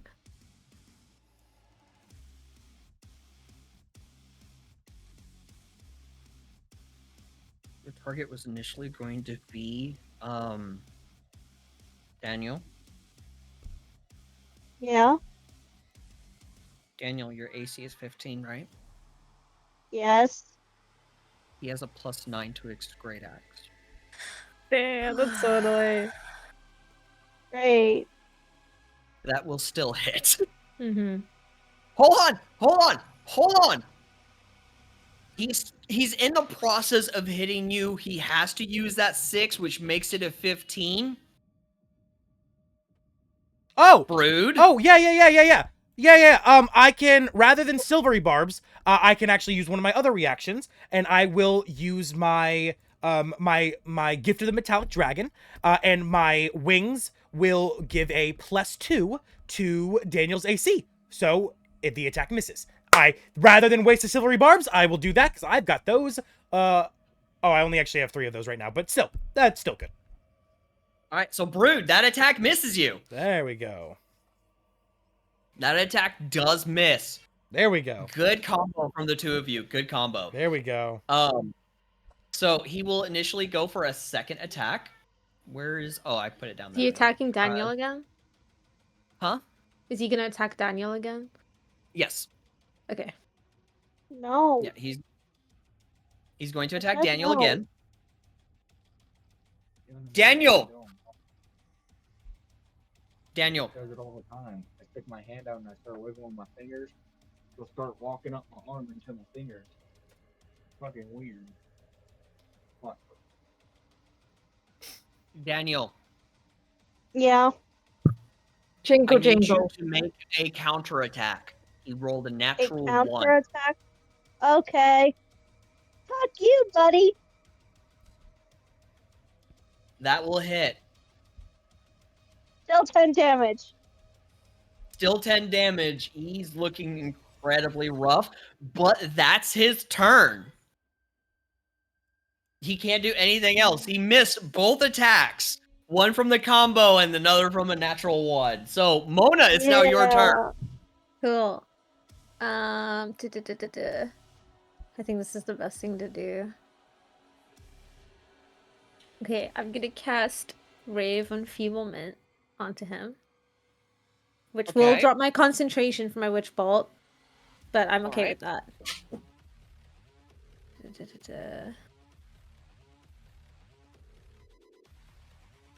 So this means that was now almost a natural one from you. That's okay. It's not though. Make a range Ray of Enfeeblement. Deals only half damage. He'll only deal half damage if it uses strength. So, which I assume he probably does at some point. So if he uses strength to attack, it'll do half damage now. And then for my bonus action, I'm gonna flash recall. And then I guess I'll just go and change it quickly. I'm gonna prepare Tash's Hideous Laughter and unprepare Silvery Barbs because Brood has it. Okay. And then that ends my turn. Alright, Zara, it is now your turn.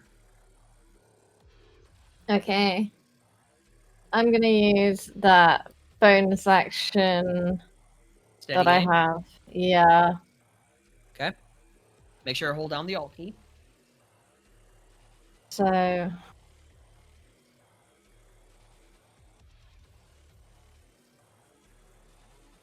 That'll hit. How do you kill it? I killed it? How do you kill it? He had 7 HP left, so... Man, I didn't even get to land a hit. My bow up into the sky towards its face. I shoot my arrow with all my might, and it flies through the air and pierces him in the eye. An almighty scream, he falls to the ground, now dead. Okay, so as it pierces, you see like half its head just like completely like break off.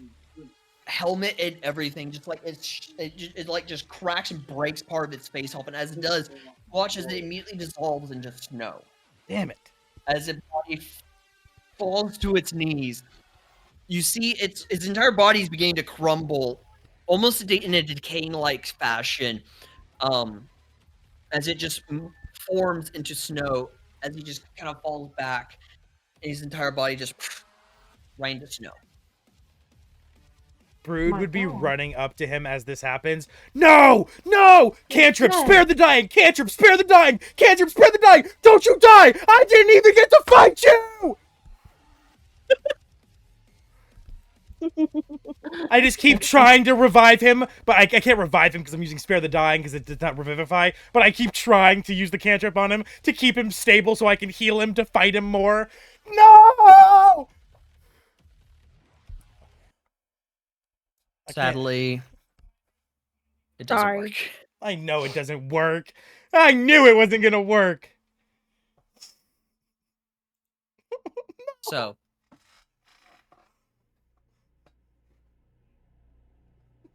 That was good. As a gentle wind kind of blows past you all, pulling up the snow of the once frost giant, the wind gently caresses the tree. Dark black leaves kind of begin to move gently. Which is strange because this entire tree is made of ice. But these black leaves, as they look like black icicles, are just moving, almost as if of regular leaves. Until suddenly the leaves, the icicles, the black icicles shatter as you see ravens sprouting out and begin flying around, encircling this tree and growing larger and larger as it is now encircling all of you, trying to hurdle you all in. The ravens kind of coming down, encircling almost as if a barrier around you all as it begins to shrink, trying to pull you all into the center area. Go ahead and move your characters within the center area. Well, not... Okay, that's fine. What? Am I not As you supposed all... to be in the tree? No, you're not supposed to be in the tree. Not I'm unless you want to stupid. die. Well, she's not Okay. technically in the tree. She's just like, if you think bird's eye view, there's like she's just under those leaves, stood right No, next to the bark. I can't make the tree go invisible. Okay. But some of the ravens fly off and kind of beginning to encircle around you, or encircle in front of you in a circle tornado, in like a small tornado-like fashion, before dispersing out. As you all see this woman standing before you all. Ooh, It's a pretty lady. God damn. She's she's cool as fuck. beautiful. She holds her arm out before her, as well she's also gripping this dark, rusted, necrotic-like staff. As a raven comes and perches on her arm and just caws at you all. Brood, I'll state this. Anbu's just looking at this bird like, fuck you then! Almost in the sense of understanding what the fuck the raven said. I'm not even looking at this lady. I'm still looking down at this. I'm looking down at this snow and I'm crying. Brood is crying. Brood is actually shedding tears. Or Brood. Brood, get the fuck up. Hold on, let me see if I see you. If I hear you. Mm-hmm. That's a 3. No, I do not. What are you rolling? Wait, what are you rolling? Just to see if Brood hears Daniel or not in his state of depression. No, he does not. Okay. I'm a bow. I'm on my knees, technically speaking. I'm just crying, bawling my eyes out. Probably a usual spot where Brood is. Oh! Brood's gay. Fuck yeah. I'm talking about, of course he's on his knees all the time. Damn straight. So, Daniel, you give a bow. The rest of you? Do I recognize her at all? Do I have like an idea of who she could be? Make a religion check, Mona. Can I make a religion check? I would like to make a religion check. I will allow religion checks. Does anyone else want to do a religion check? I would like to do a religion I check. would. Those are my specialty, and normally I would say Thanks, yes, guys. but nah, Brood's crying. Or Brood. All right. The 3 of you also go ahead and make a religion check. Mona, I will ask, do you want to use an inspiration? Can I wait to see what the other religion checks No. are? You're I welcome would to. like to use an inspiration. Oh no. Hmm.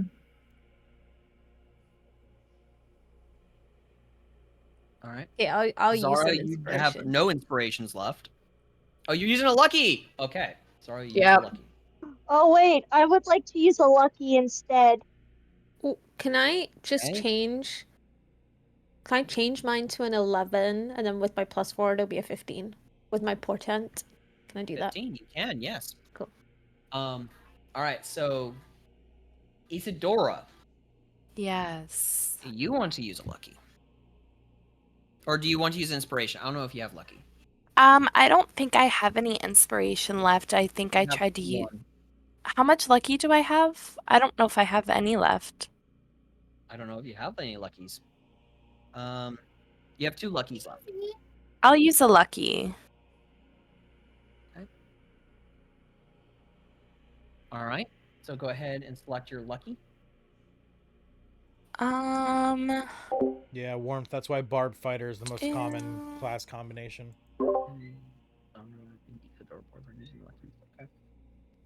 Can you remind me where that is? So you're lucky. If you look in your Argon, your lucky is in the special column use feature. Yes.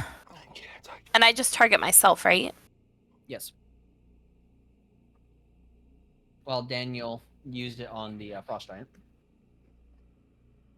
I didn't mean to use it on the frost giant. I meant to use it on myself. It's all right. So go, the three of you go ahead and roll with your luckies. Okay, that's better than what I got, but still not good enough. What the Zara? I was trying to have high hopes for my dice, but my dice just simply don't like me. I would say today, but That's it's just you. It's been going on for 2 weeks, an unlucky streak with I'm just any the most form of religious, dice. So Daniel, Isadora, and Zara, you do not know who this woman is. But Mona, from your numerous teachings or your numerous studies, as you developed your magic within your college or within your institution, one of your studies was that of religious natures. As you gaze upon this woman, you notice a similarity to that of Zoe. No, please. Sorry, my daughter. That's right. No, that's right. Yes. You notice similarities.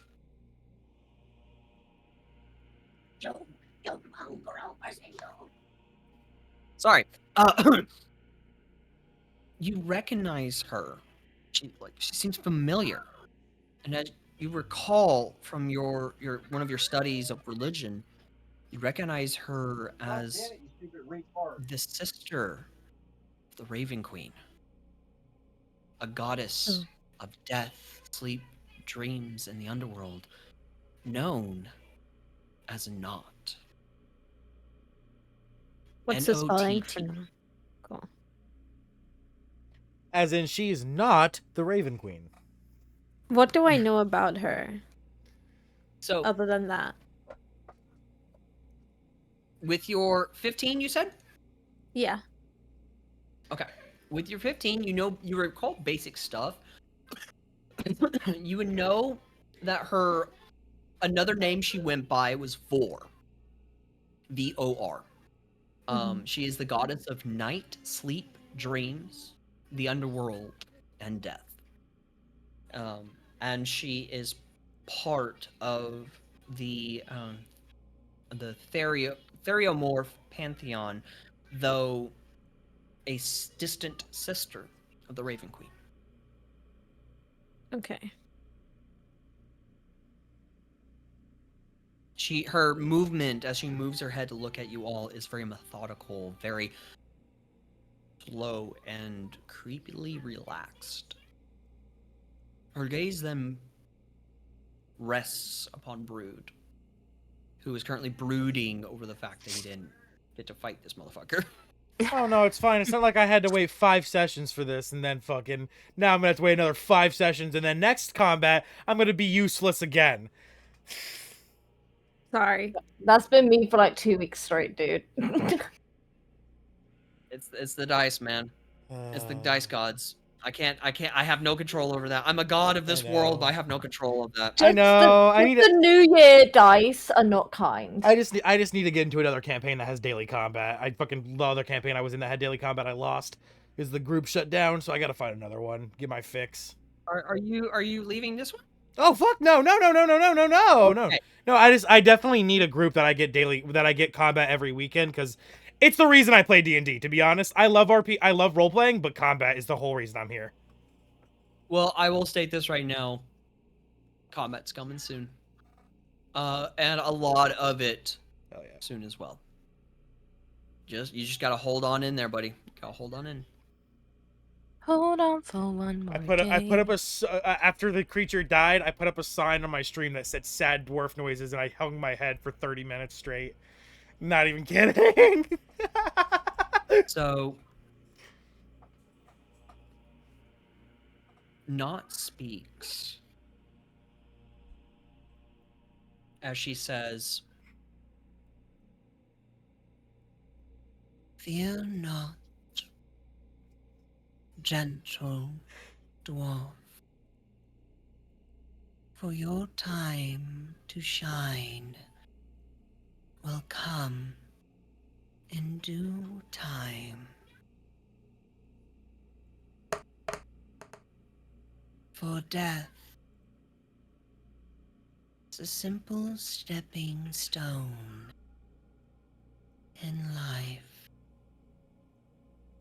Those who seek to cause death,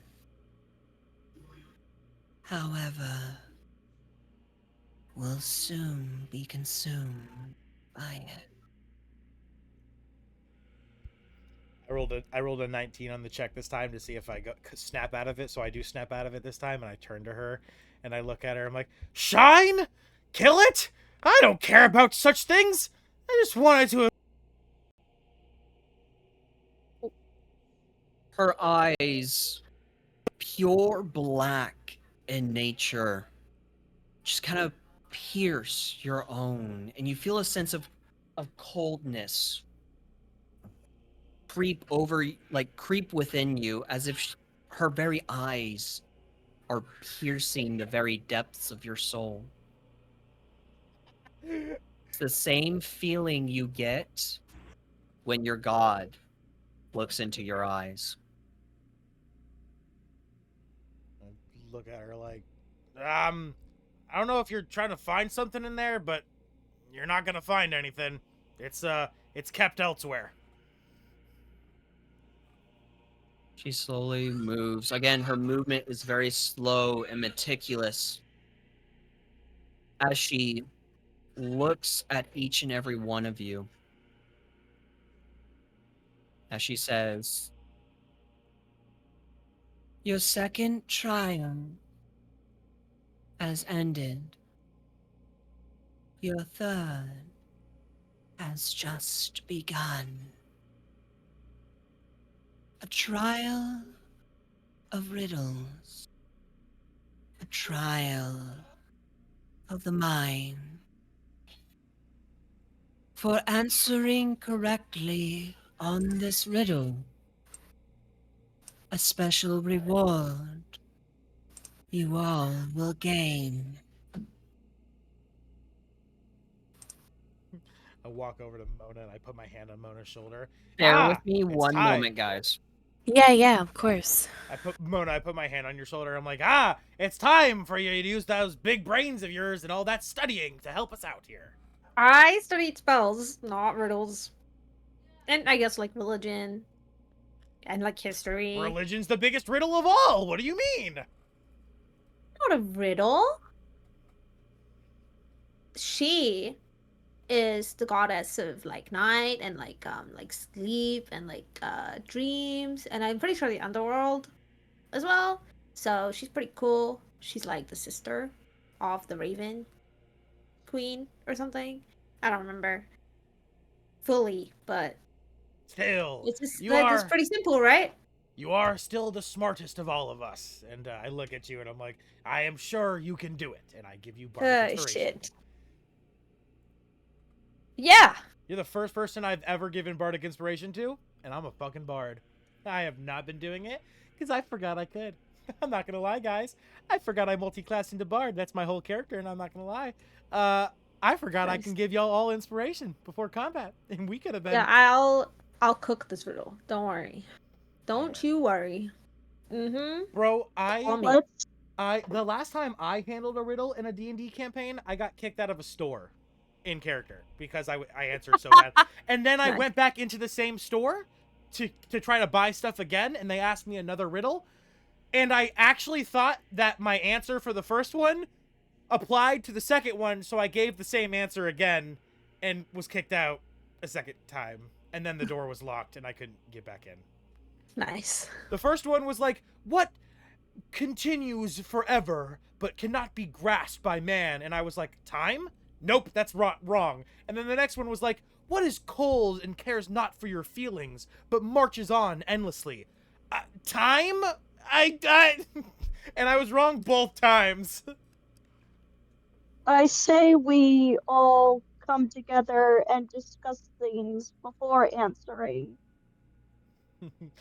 I look at Daniel and I said, the last time I helped on a riddle, I said the word time twice and got locked out of a shop permanently.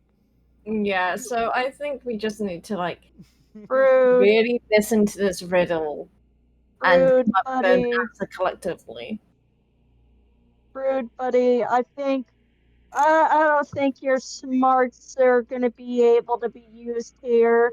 See, the funny thing was in that campaign, I was like, but DM, you're asking my character a riddle. My character has an intelligence of 16. The fact that I have a real world intelligence of 8 isn't fair. Like, my character should be able to answer this riddle. You should let me roll to answer the riddle. Just because I have a real world intelligence of 8 doesn't mean my character is not smart enough to figure this out. Zara. Mm. Are you prepared for this? Mm-hmm.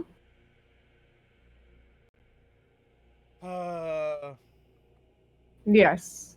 Guys, I just hope the answer Very isn't much so. possibly time, because if it's time, we're Daniel fucked. smiles at you gingerly. I apologize. I had to do grown-up parenting stuff and change my daughter's diaper. No problem. It's okay. We got No a chance to worries. roleplay. We got a chance to roleplay, and Daniel smiled at Zara. Apparently they smiled So at just Zara smiles without back. a soul.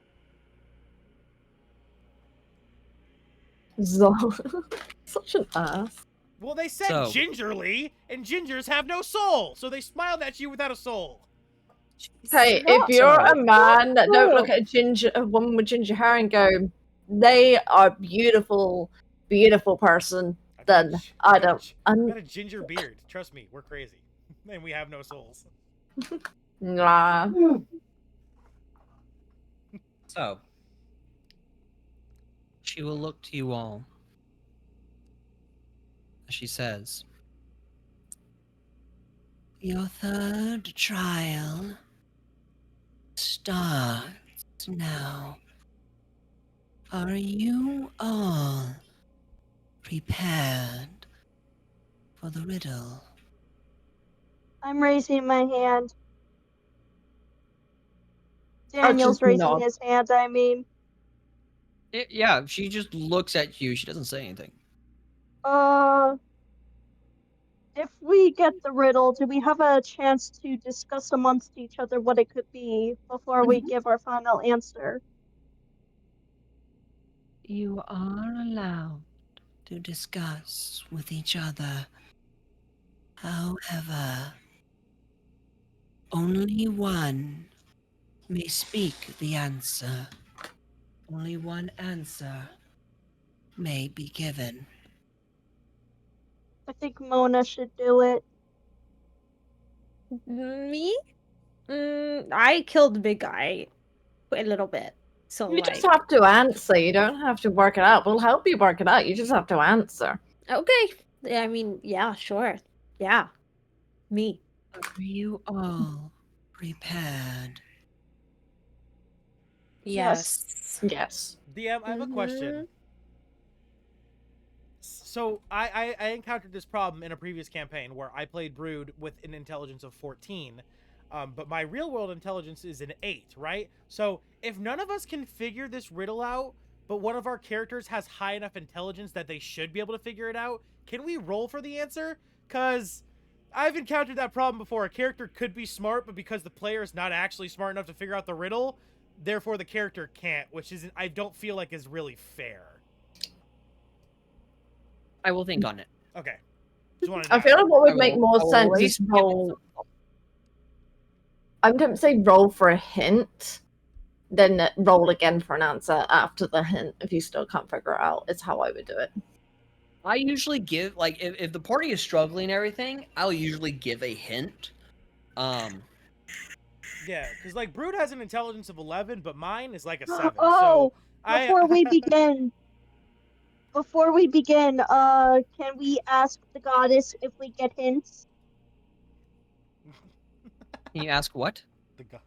Can we ask if we get hints? That's funny. If it's been a while, you guys are struggling, you can and she will give a hint. Okay. That will be myself as the DM giving you the hint. So yes. Okay, cool. Okay. So she states, I'm not a boat, but rather I float. Incredibly huge, yet I frequently do not gloat. What am I? Yeah, here's the real world intelligence of an 8 being a problem, because the first thing that came to my head group was iceberg. And I feel like a fucking idiot for that.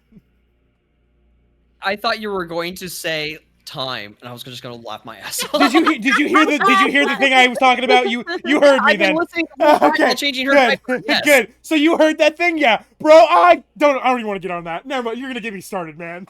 You're gonna get me fucking going. Could I ask for it to be repeated a second time? Yes. Now, I will do this repeat in my own voice. I will not do it in her voice, in case the way she says it is slightly difficult for people to understand. So I will personally say it without sounding as the NPC. Okay. I'm not a boat, but rather I float. Incredibly huge, yet I frequently do not... Correction. Yet I frequently don't gloat. What am I? Wait, Brood, what did you say? Ice. What did your mind think of? Iceberg was the first thing that I came to.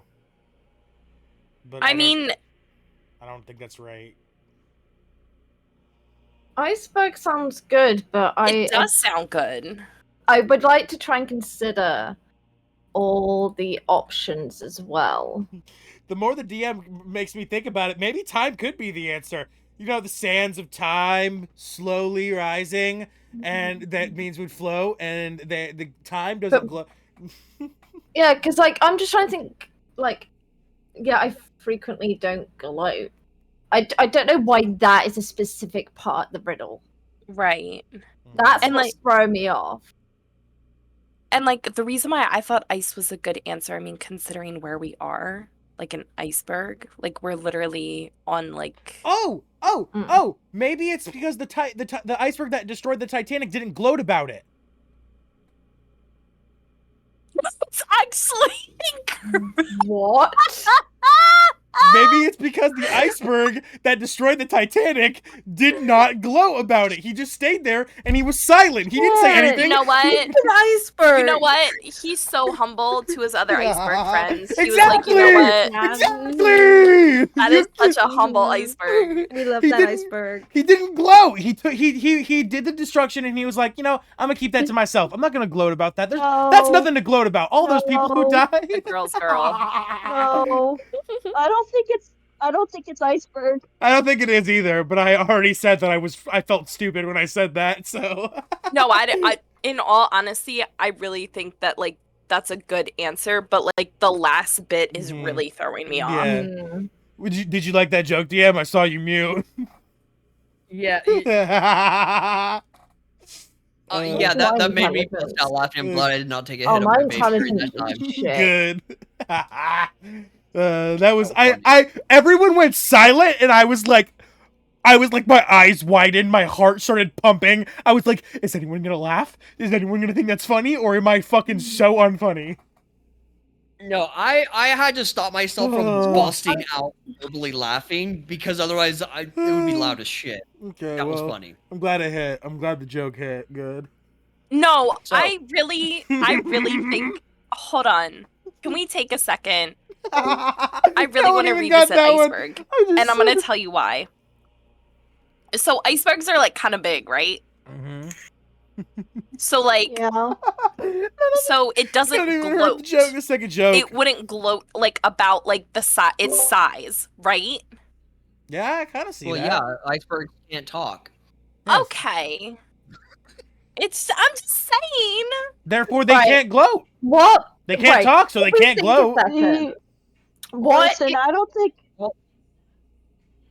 What? Let's have Xenia say what she wants to say, and then we'll go to you, Daniel. Okay? Okay. So what if it's not iceberg? We'll get thrown off, but what if it's the right track? Because we're thinking like in huge is in like height, and maybe we need to not think so much height, but is in like the amount. So maybe it's like more of like, like like in Antarctica, like where you got like the areas of like really thick ice that float, like they're like the like land that's kind of like broken off. Like you can get those and get like really big, and that's like what. Like, I'm just trying to think of like a different meaning for like gloat, and I don't know if that's meaning throw us off, but like that's just like another option. Because again, it's just I don't know. I just feel like maybe it's that because we're just thinking one thing, but that's like the same thing, and that could be the answer. You know what I'm thinking of? I'm thinking of a whale.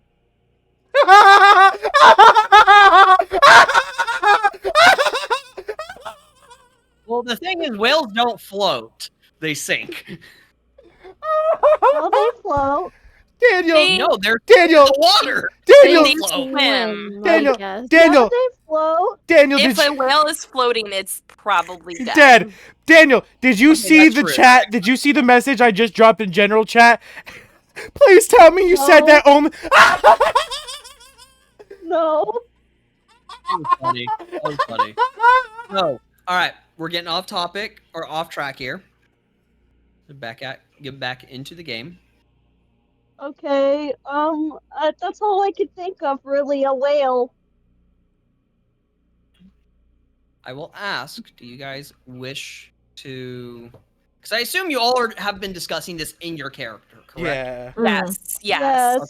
So I will ask, does anyone wish for the goddess to offer a hint? Yes. Yeah. Okay. The goddess will look at you all. She will say, one of you is on the right track.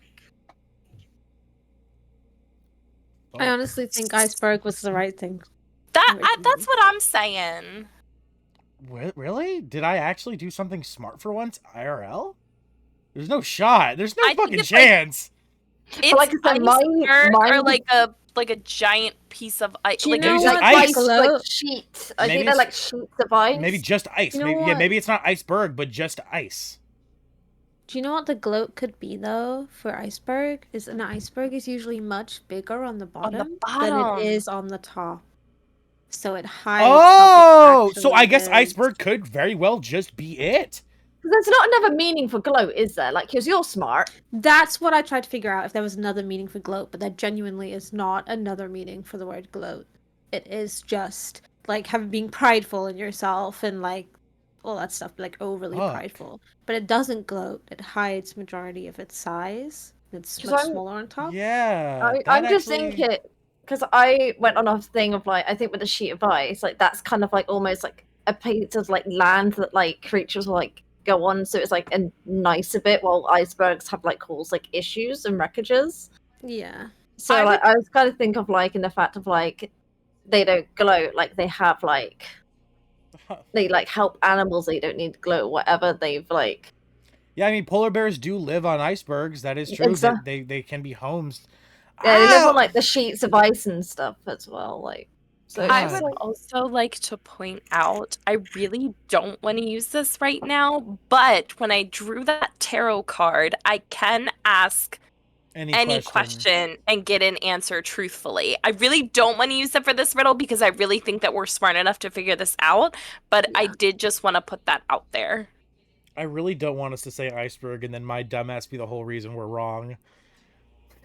No, genuinely, I really don't think that that's a horrible answer. And it's either iceberg, it's ice something or whale. Like ice sheet. I think the reason it might not be ice sheet is because I feel like that's almost like too niche of a thing for a riddle that you can only answer once, and if you don't answer it, we might all die. Yeah. So, whereas iceberg doesn't feel that way. I don't know what to do. I don't know what to do. I'm so not self-confident, so I don't think my answer's correct, but at the same time, you're all talking it up like it's right. I'm scared. Well, think about it this way, Brood, right? Like, we're all discussing it, And the hint that she gave us is that we're on the right. One of us is on the right track. Mm-hmm. So I don't think it's me. Do you know, I just realised we went straight onto ice, which probably makes sense because of the region we're in, but it could be like, there's so many things that could float in water. A turd. Oh, someone also just said in chat, a happy man. A happy man can float because he's light and happy. He's like, riding high on life, and he has no reason to gloat because he's happy. This is the problem with this riddle. So many potential answers. It's like any of them could be right, but you got to find the right one for that riddle. Yeah. But we were on the right track, so I think that's straying away from that. Definitely. I will hold on. I will ask this question. Because I love being a very nice DM. Do you guys wish to ask for one last hint? Well, there's clue, right? He will immediately point to both Zara and Brood. So I think it's ice then. Because and state. One of you has the correct mindset and answer. I don't think it's me then, because my mindset was the Titanic. And I don't think that can be correct, champ. So I think Zara might actually have it this time. I was just thinking about how Iceberg murdered people. Yeah, so I don't think my mindset is the right one here. So maybe Zara's right, yeah. So hear me out, right? In my mind, and this is what, and anybody feel free to counter or argue or counter whatever. Maybe I'm getting hung up on it, but it doesn't gloat, right? So in Zara's instance, an ice sheet can be large or small, right? Talking about size, an iceberg can only be large. I don't know. Yeah, that is true for something to become an ice. That's just my thought process behind it. Ice sheet, I definitely think ice sheet is a... Wait, what if gloat is due to the second word? So floats, whatever, ice. What if gloat is something else? So it's ice something, and that's where the gloat comes in. Well, it's either ice sheet or iceberg. Yeah, he said one of us is right. Yeah, he said one of us is right. So it's either ice sheet or iceberg. I think gloat makes more sense for iceberg. I think it's iceberg. Yeah, I think it's just because Alpha forgot that I used Titanic to make my logic sound, and I think he was forgetting that one part. So when he said your logic is sound, I think he was just forgetting that one little bit that I put in there. So maybe iceberg is correct, and that's the one thing we have to forget about, is that fact that I used Titanic to bring logic into this. Yeah, I mean, if y'all are okay with using the answer, I'll say it. I'll say it. So you guys go with iceberg, but I'm something isn't. I don't know. Can I ask a question, DM? So theoretically, if we answer incorrectly, is this like a TPK? You're muted. Thank you. No, I myself personally, as a DM, will never go out of my way to TPK a party unless 2 reasons. A, the party decides to do something severely fucking stupid, and I have no way within my creative mind to prevent that TPK based on the decisions of the players. Or B, dice rolls. Okay. Those are the only 2 ways that a TPK can happen. Otherwise, myself as a DM, I am not the type of DM that's going to go out of my way to force you guys into a position to where there is a potential of a TPK. Well, let me rephrase that. That normally would not be a TPK. I mean, we could leave this up to old D&D fashion. The DM, we asked if we could do a roll if we couldn't decide. So since Mona was supposed to be the one who makes our choice, could we say that if Mona makes an intelligence roll and you give the answer for us, right? So if Mona doesn't roll high enough, you tell us the incorrect answer and that's what Mona says. If Mona rolls high enough, they give the correct answer and that's what Mona says. I have a better method. Okay, whatever you. I don't think we're gonna come to an agreement on what we should say. I will do high or low. High or low? Okay. I would Guessing rather... correct. Guessing correct. And I will reveal the roll on Foundry. Okay? Guessing correct. Or if you guess correct on the high or low, you go Zara. Guess incorrect, you go Brood. I've just got one more Does that thing. sound fair to everyone? Yeah, this should be the party's call. I just suggested this because obviously this is D&D and dice rolls are our like biggest thing here. So I just want one more. I really don't want to leave it up to chance if we have the right answer already. That's why I want to argue my point one more. Why I'm still thinking of my answer. If you think of like, if you have an iceberg, it's very like big, it's very ominous, which like, and it's very kind of like in your face because it's so large and there. That's where you can kind of get gloat from. That's the whole reason why the Titanic hit the iceberg, though. Chill, and it's not really in your face. So again, like. But that's the whole reason why the Titanic hit the iceberg is because they thought it was small, because they thought it was nothing to worry about. A sheet of ice. It's just I can't get out my fucking head because I love riddles. I do riddles so much, but like I get iceberg as well. But I just something is telling me not to do it. Like, can I ask the spirits? Well, Zara, to counter your point, the whole reason the Titanic hit the iceberg was because they thought they were big. It was small enough to be avoided. So I mean, I feel like that goes against because like they thought they could avoid it because it looked so small, but then they hit it because in reality it was fucking huge. Wait, I can ask the spirit.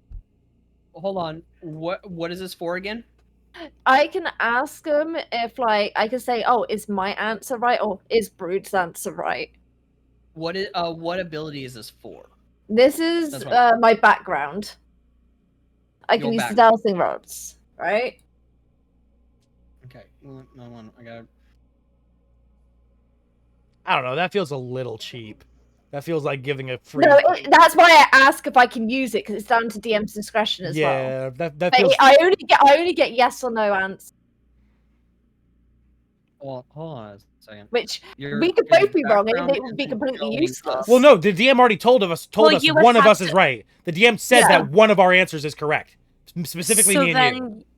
So then, I guess if this is allowed, then Zara, then you would want to either phrase it.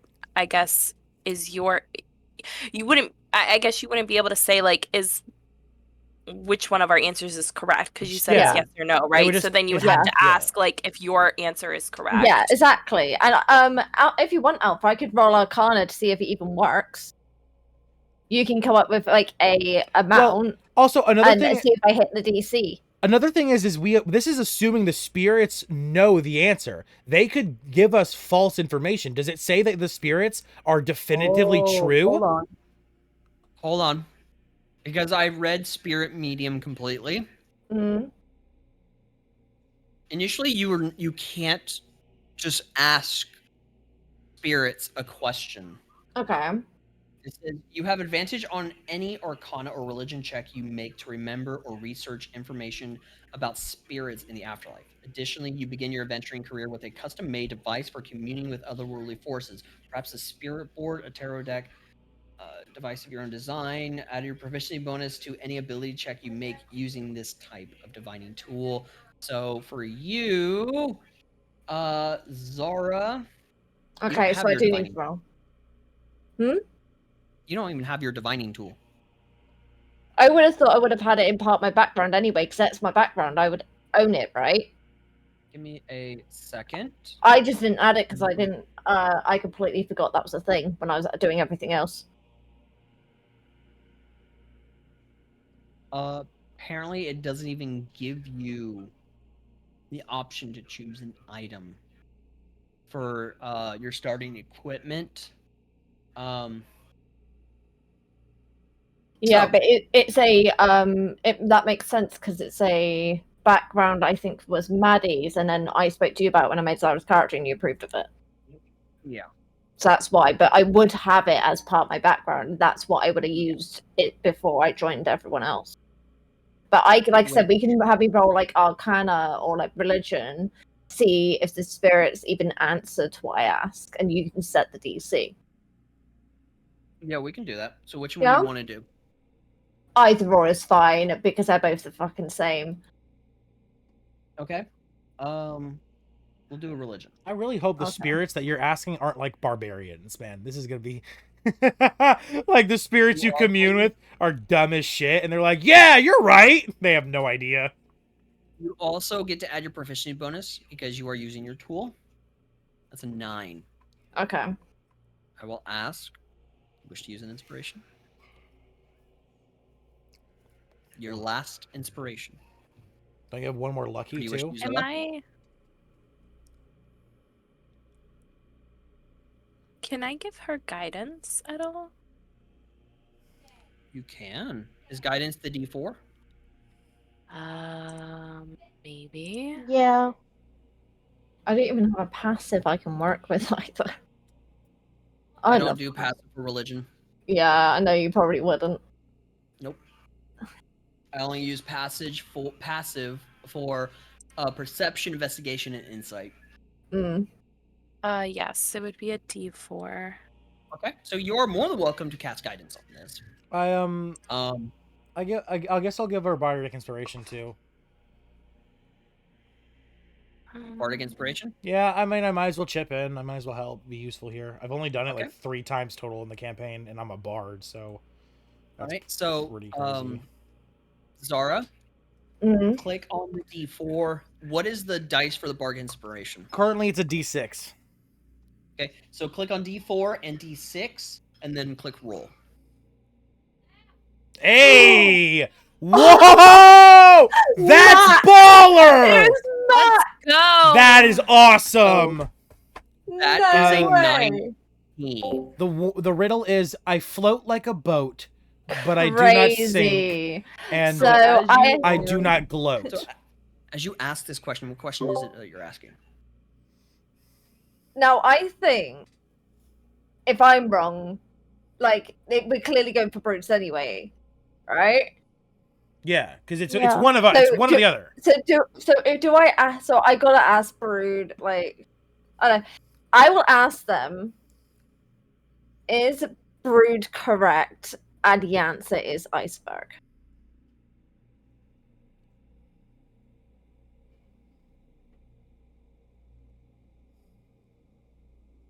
You don't hear an answer, but you feel something. Shit hitting your asshole.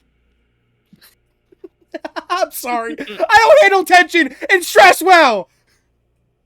So, you feel an excruciating pain in your skull as wails are now it's almost as if you hear these wails within your ears, but you feel it within your mind as these loud, horrific wails are just cascading within your skull. Wait, so it's the whales?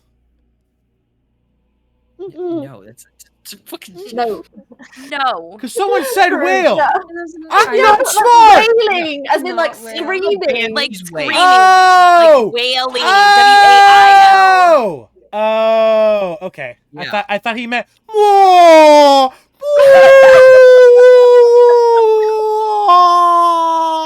I thought we were doing finding Nemo in this bitch. My bad. I'm not smart. I'm not smart. I said this before. I'm not intelligent. It's whale moans. Yeah. I think you were being nice to yourself, giving yourself an 8 there, Bruce. Yeah, I know. I was. It's like a 6 in reality. I can barely speak. What if it's just ice? So I did say that. Wait, too. let the alpha finish. So you hear that within your mind, almost excruciating pain, but you do not take damage. And I will also state, two of them, so Zara and Brood, have given a suggestive answer. And I say suggestive answer because you're not giving your answer to the goddess. It is a suggestive answer to the party. So that means I'm wrong. So, I thought so. which is why the goddess's hint was, and while pointing to Zara and Brood, one of you is correct. Yeah, so it's Zara. It's you then. You were right. It's ice sheet, I guess, instead of iceberg. I guess. I guess that's what it is. Yeah, sure. Ice sheet. Wait. What did the spirits give you? That I was wrong. They I was started wrong. screaming. It's ice when sheet. she- I asked them if he was right, and they screamed in my ear, wailing these horrific screams, almost to say like, "No, don't give that answer." So I guess it's ice sheet. Yeah, I guess ice sheet. Ice sheet. Okay, who's giving the answer to Mona, right? It's your answer. If it's your Okay. answer, you do it. Okay. Because you I figured it out. go up to the goddess. I try to look really confident, but I'm just not. Still kind of rubbing my ear from the screams. Is the answer ice sheet? She looks down at you. She says, "Is that your answer?" Yes. And bear in mind, this is not fucking Jeopardy where you answer with a question. Yes. She'll look at everyone. She says, "Your ally has given your answer." She'll kind of sidestep away and motion her hand towards the tree as she says, "Place your hands." Slip of the words. "Place your hand upon the tree. All and of the us? truth shall be revealed." Oh god. Alright, I'll place my hand on the tree. I place my hand on the tree. I place my hand on the I tree. just know all of you are looking at my ass, and I I will swear to God, also- if that crazy answer is right, like, if I'm wrong, you're all gonna look at me and just be like, nah. I want to know what if it is right. I want to know what the fuck it means because I don't get it at all. I guess I'm not smart enough to get the riddle. I just know riddles usually have tricks in the wording, so like, I had to really go in depth as like an English teacher would with a poetry that mentions a red curtain once. If your logic is correct, I want to understand why, because like I said, an iceberg is small up top and is big down below, which is why the Titanic hit it, because they thought they could just avoid it because it was so small looking, which would be like something not gloating. So if Sheet of Ice is correct, I want to understand the riddle. So, Ice and Brood, you are also placing your hand? Fuck no! My dagger shattered when it stabbed that thing. Hell fucking no! You kidding me? I ain't touching that death tree? You're not touching the tree. You're not following the instructions of the goddess. I touched that tree with a dagger and it broke. It's your decision. Well, the last time you gave me a decision that sounded like that, it was like, if I don't take it, I get kicked out of the fucking group because I don't take the adventurer's note. I don't know, man. When you give me that tone, I'm touching the tree. If I die by being frozen to death, whatever. Okay. I will ask, how do you guys feel about Rothgar doing it as well? He is just a DMPC. It's up to you all. I don't think he would do it. Yeah, let's do it. I don't think he would, based off of his personality. Yeah, Rothgar, do it. I'm not trying to convince him, that's for sure. I don't like the dude. He's giving me No, bad vibes. above board. I'm asking above board. Oh. He's just a DMPC to assist in combat. So I'm asking, because he's not a player character, I want to hear what you guys have to say and feel about him doing it as well. As the DM, do you see him becoming a mainstay or no? Because that will be my answer. Yes. Yeah, he will. He's there to stay with the party. I mean, he's there to assist and help you all, as well as someone you guys can role play with if you feel you have no one else to. Oh. I reckon it's better he touches it then, because we're all doing it. I So. also agree. I mean, I don't know. I still don't trust this guy. I still think he stole the horn. You're Better we keep him stupid. close We just then. went over this. He didn't steal the horn. Hey, if I'm so stupid, why did my answer get so much consideration from the party? So I will state the reason why I ask is because, like I said, he is a DMPC. Regardless of whoever it is, wherever they came from, they are just pretty much an NPC that sticks with the party to assist. That's all he is. And I don't want you guys to feel like even though he's a DMPC, I don't want you guys, especially if you've experienced this, to feel like he is just going to be like the main character that the DM's playing and all of you are backdrops. Oh yeah, no, I definitely am not. No, I'm not No. getting that feeling at all. No, not at all. No, you're good. No.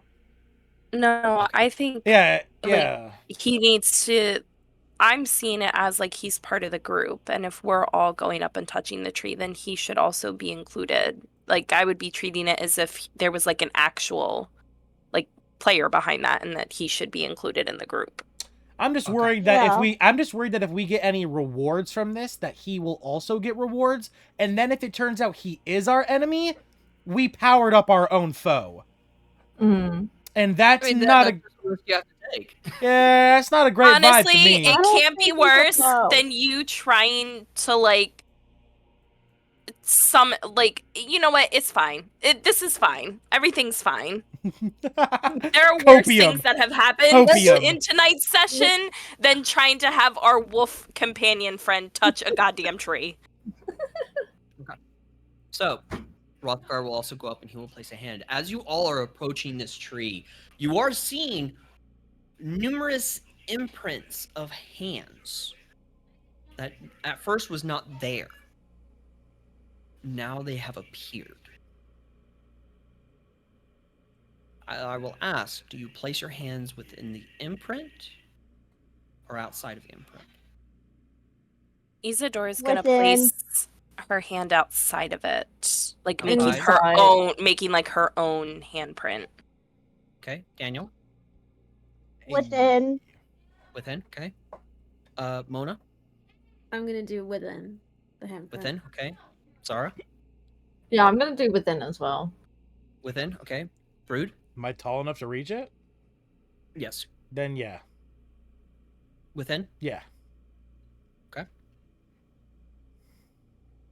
As you all place your hand upon the tree, whether you place them inside or on the outside, Not will look at you all, raise her staff, and slam it on the ground. As she says, "You all have answered." You begin to hear crackling and cracking as your hand and traveling up your hand is now becoming encased in ice as it travels up your body. Knew it. And soon encasing your entire form. I'm so sorry. I knew it. Ice. I knew it. I didn't want to touch this tree for a reason! As you all are frozen in place, your hands against the tree, locked in place, cracks begin to form from the ice that surrounds you. Some of the bits of ice begin breaking off, landing within the snow and evaporating instantly. As each one of you that's encased in ice shatters and explodes out from around you all, leaving you still in place where your hand is.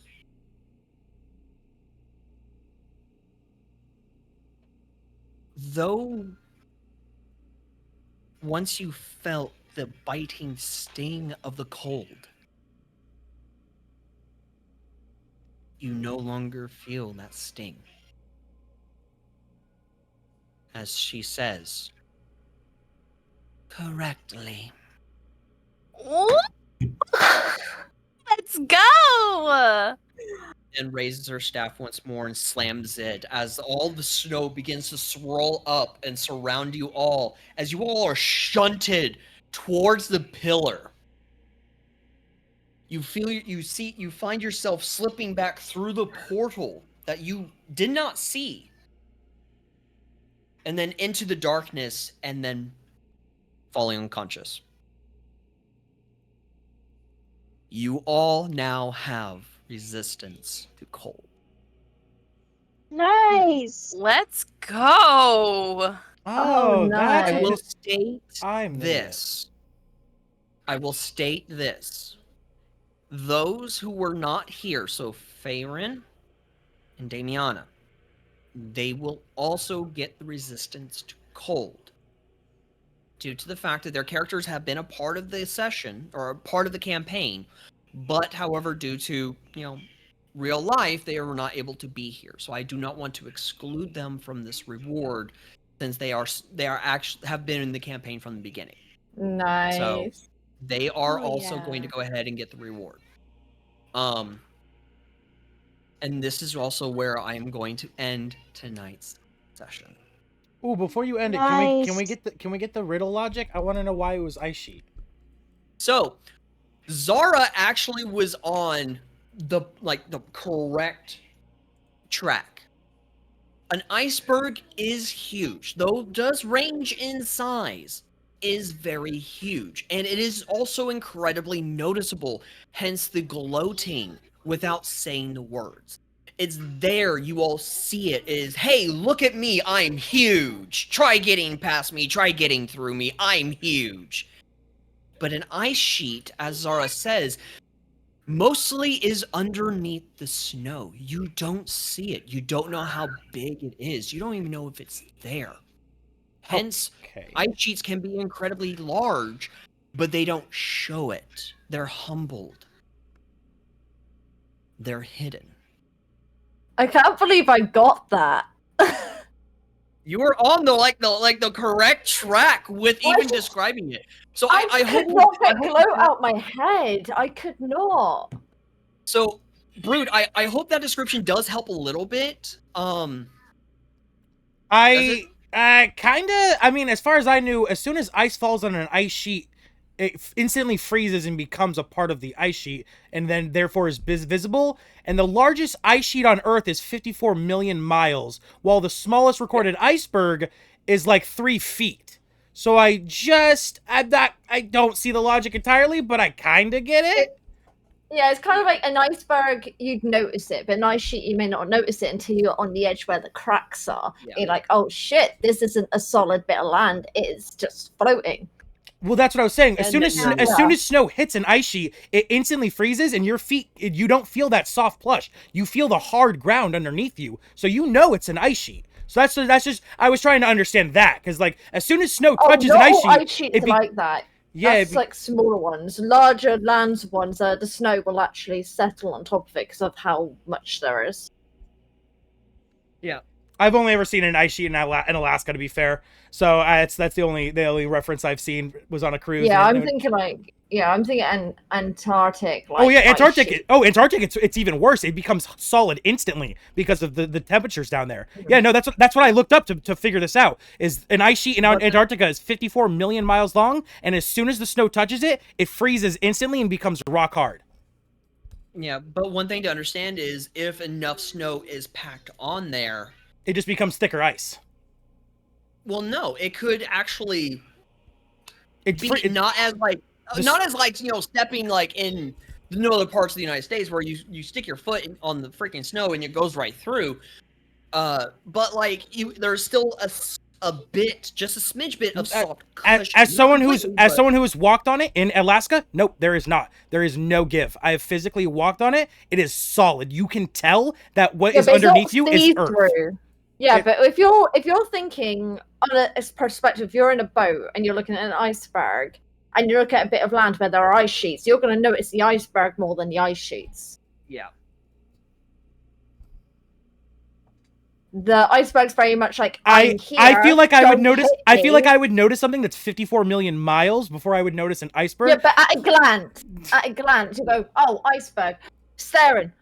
Oh, that's nice sheet, that is. Well, yeah, like It that. takes This is longer to like realise. this is my whole logic, with, like the Titanic thing. They saw the iceberg and they were like, "Yeah, that's nothing. We can go right past that." Actually, they didn't. They didn't. They actually had a delay in seeing it, and then that's why they couldn't move out the way quick enough as well, Because of the because darkness and because the of how fog. dark it was. But they were heading in a path that they knew had icebergs, and they felt they were small enough to avoid, which is why they were heading that path originally. I was taken to the fucking museums as a kid. My fucking parents, my grandparents are fucking Titanic freaks. This shit is like grilled into me. I had to put my hand in this freezing water like exhibit at one of those Titanic places, and I almost got hypothermia. And like my grandparents tried to sue the place, even though they told me to do it in the first place. This shit's crazy. But the answer That was so American. the Yes! answer Yes, it is. was ice. Okay, cool. The answer, in fact, was ice sheet. And welcome back, Isadora. Honestly, I still can't believe that was actually right, though. I will state this. If you guys guessed incorrectly, okay, the outcome would have changed. You all wouldn't have been requested to place your hand on the tree. However, the tree would have dissolved. And just know. I'm not gonna, like I said, I'm not gonna like actively, like if you get something right or wrong, especially a riddle, The I'm not gonna tree, fucking TPK the you guys. tree Like, was that the would be- giant. That would be horrible. The tree was the giant. They did the same thing. Therefore, they were the same. I could have fought the tree. No. Damn it. No. We just the wouldn't have tree gives the results of your answer. buff. I know. right? I'm just kidding. Yeah. I also thought But- ruins were. I completely forgot. I was thinking that if we did this ruin, Listen. we were gonna get a boon. But then I remembered. Oh no! He said that they were for different resistances. Right. That's what they were for. That's initially your boon. It's an incredibly minor boon. But yes, that is your boon. I'm not really smart when it comes to riddles, so I'm sorry that my whale answer was insignificant. No, like for me, I have always loved doing riddles. I used to play a lot like the Well, Professor Layton games and stuff growing up. I thought about the whale's blubber, and that's why I thought it could float, okay? It's fine.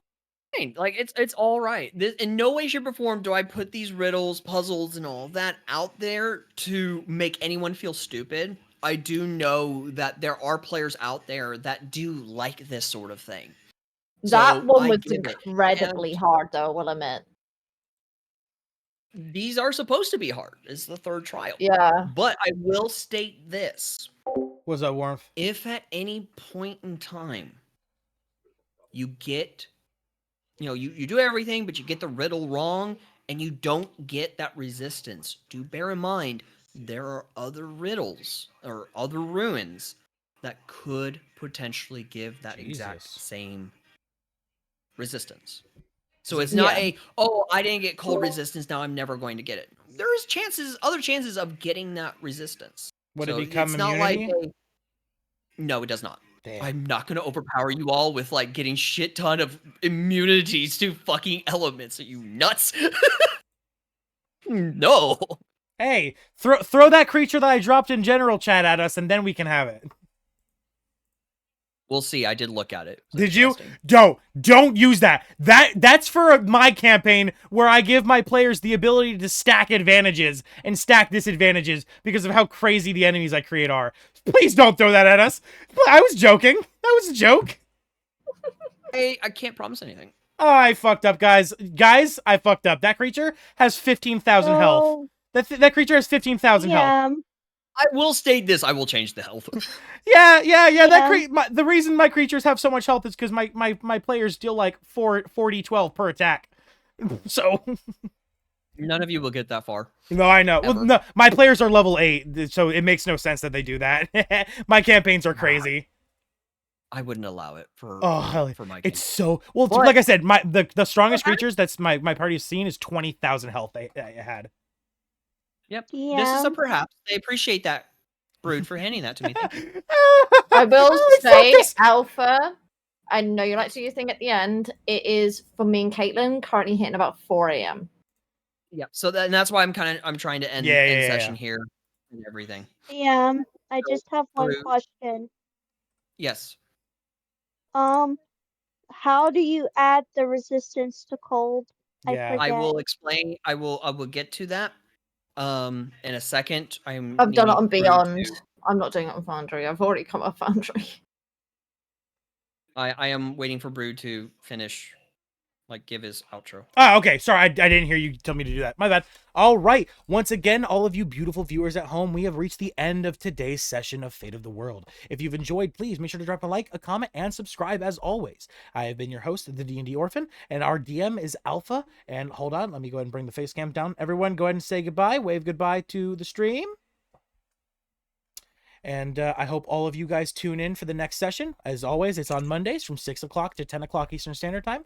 And if you watch any of my other sessions on Friday, Saturday, or Sunday, those all go from 4 o'clock to 8 o'clock Eastern, 2 o'clock to 6 o'clock Eastern, and 4 o'clock to 9 o'clock Eastern. Have a wonderful day, and I will see all of you beautiful adventurers another time.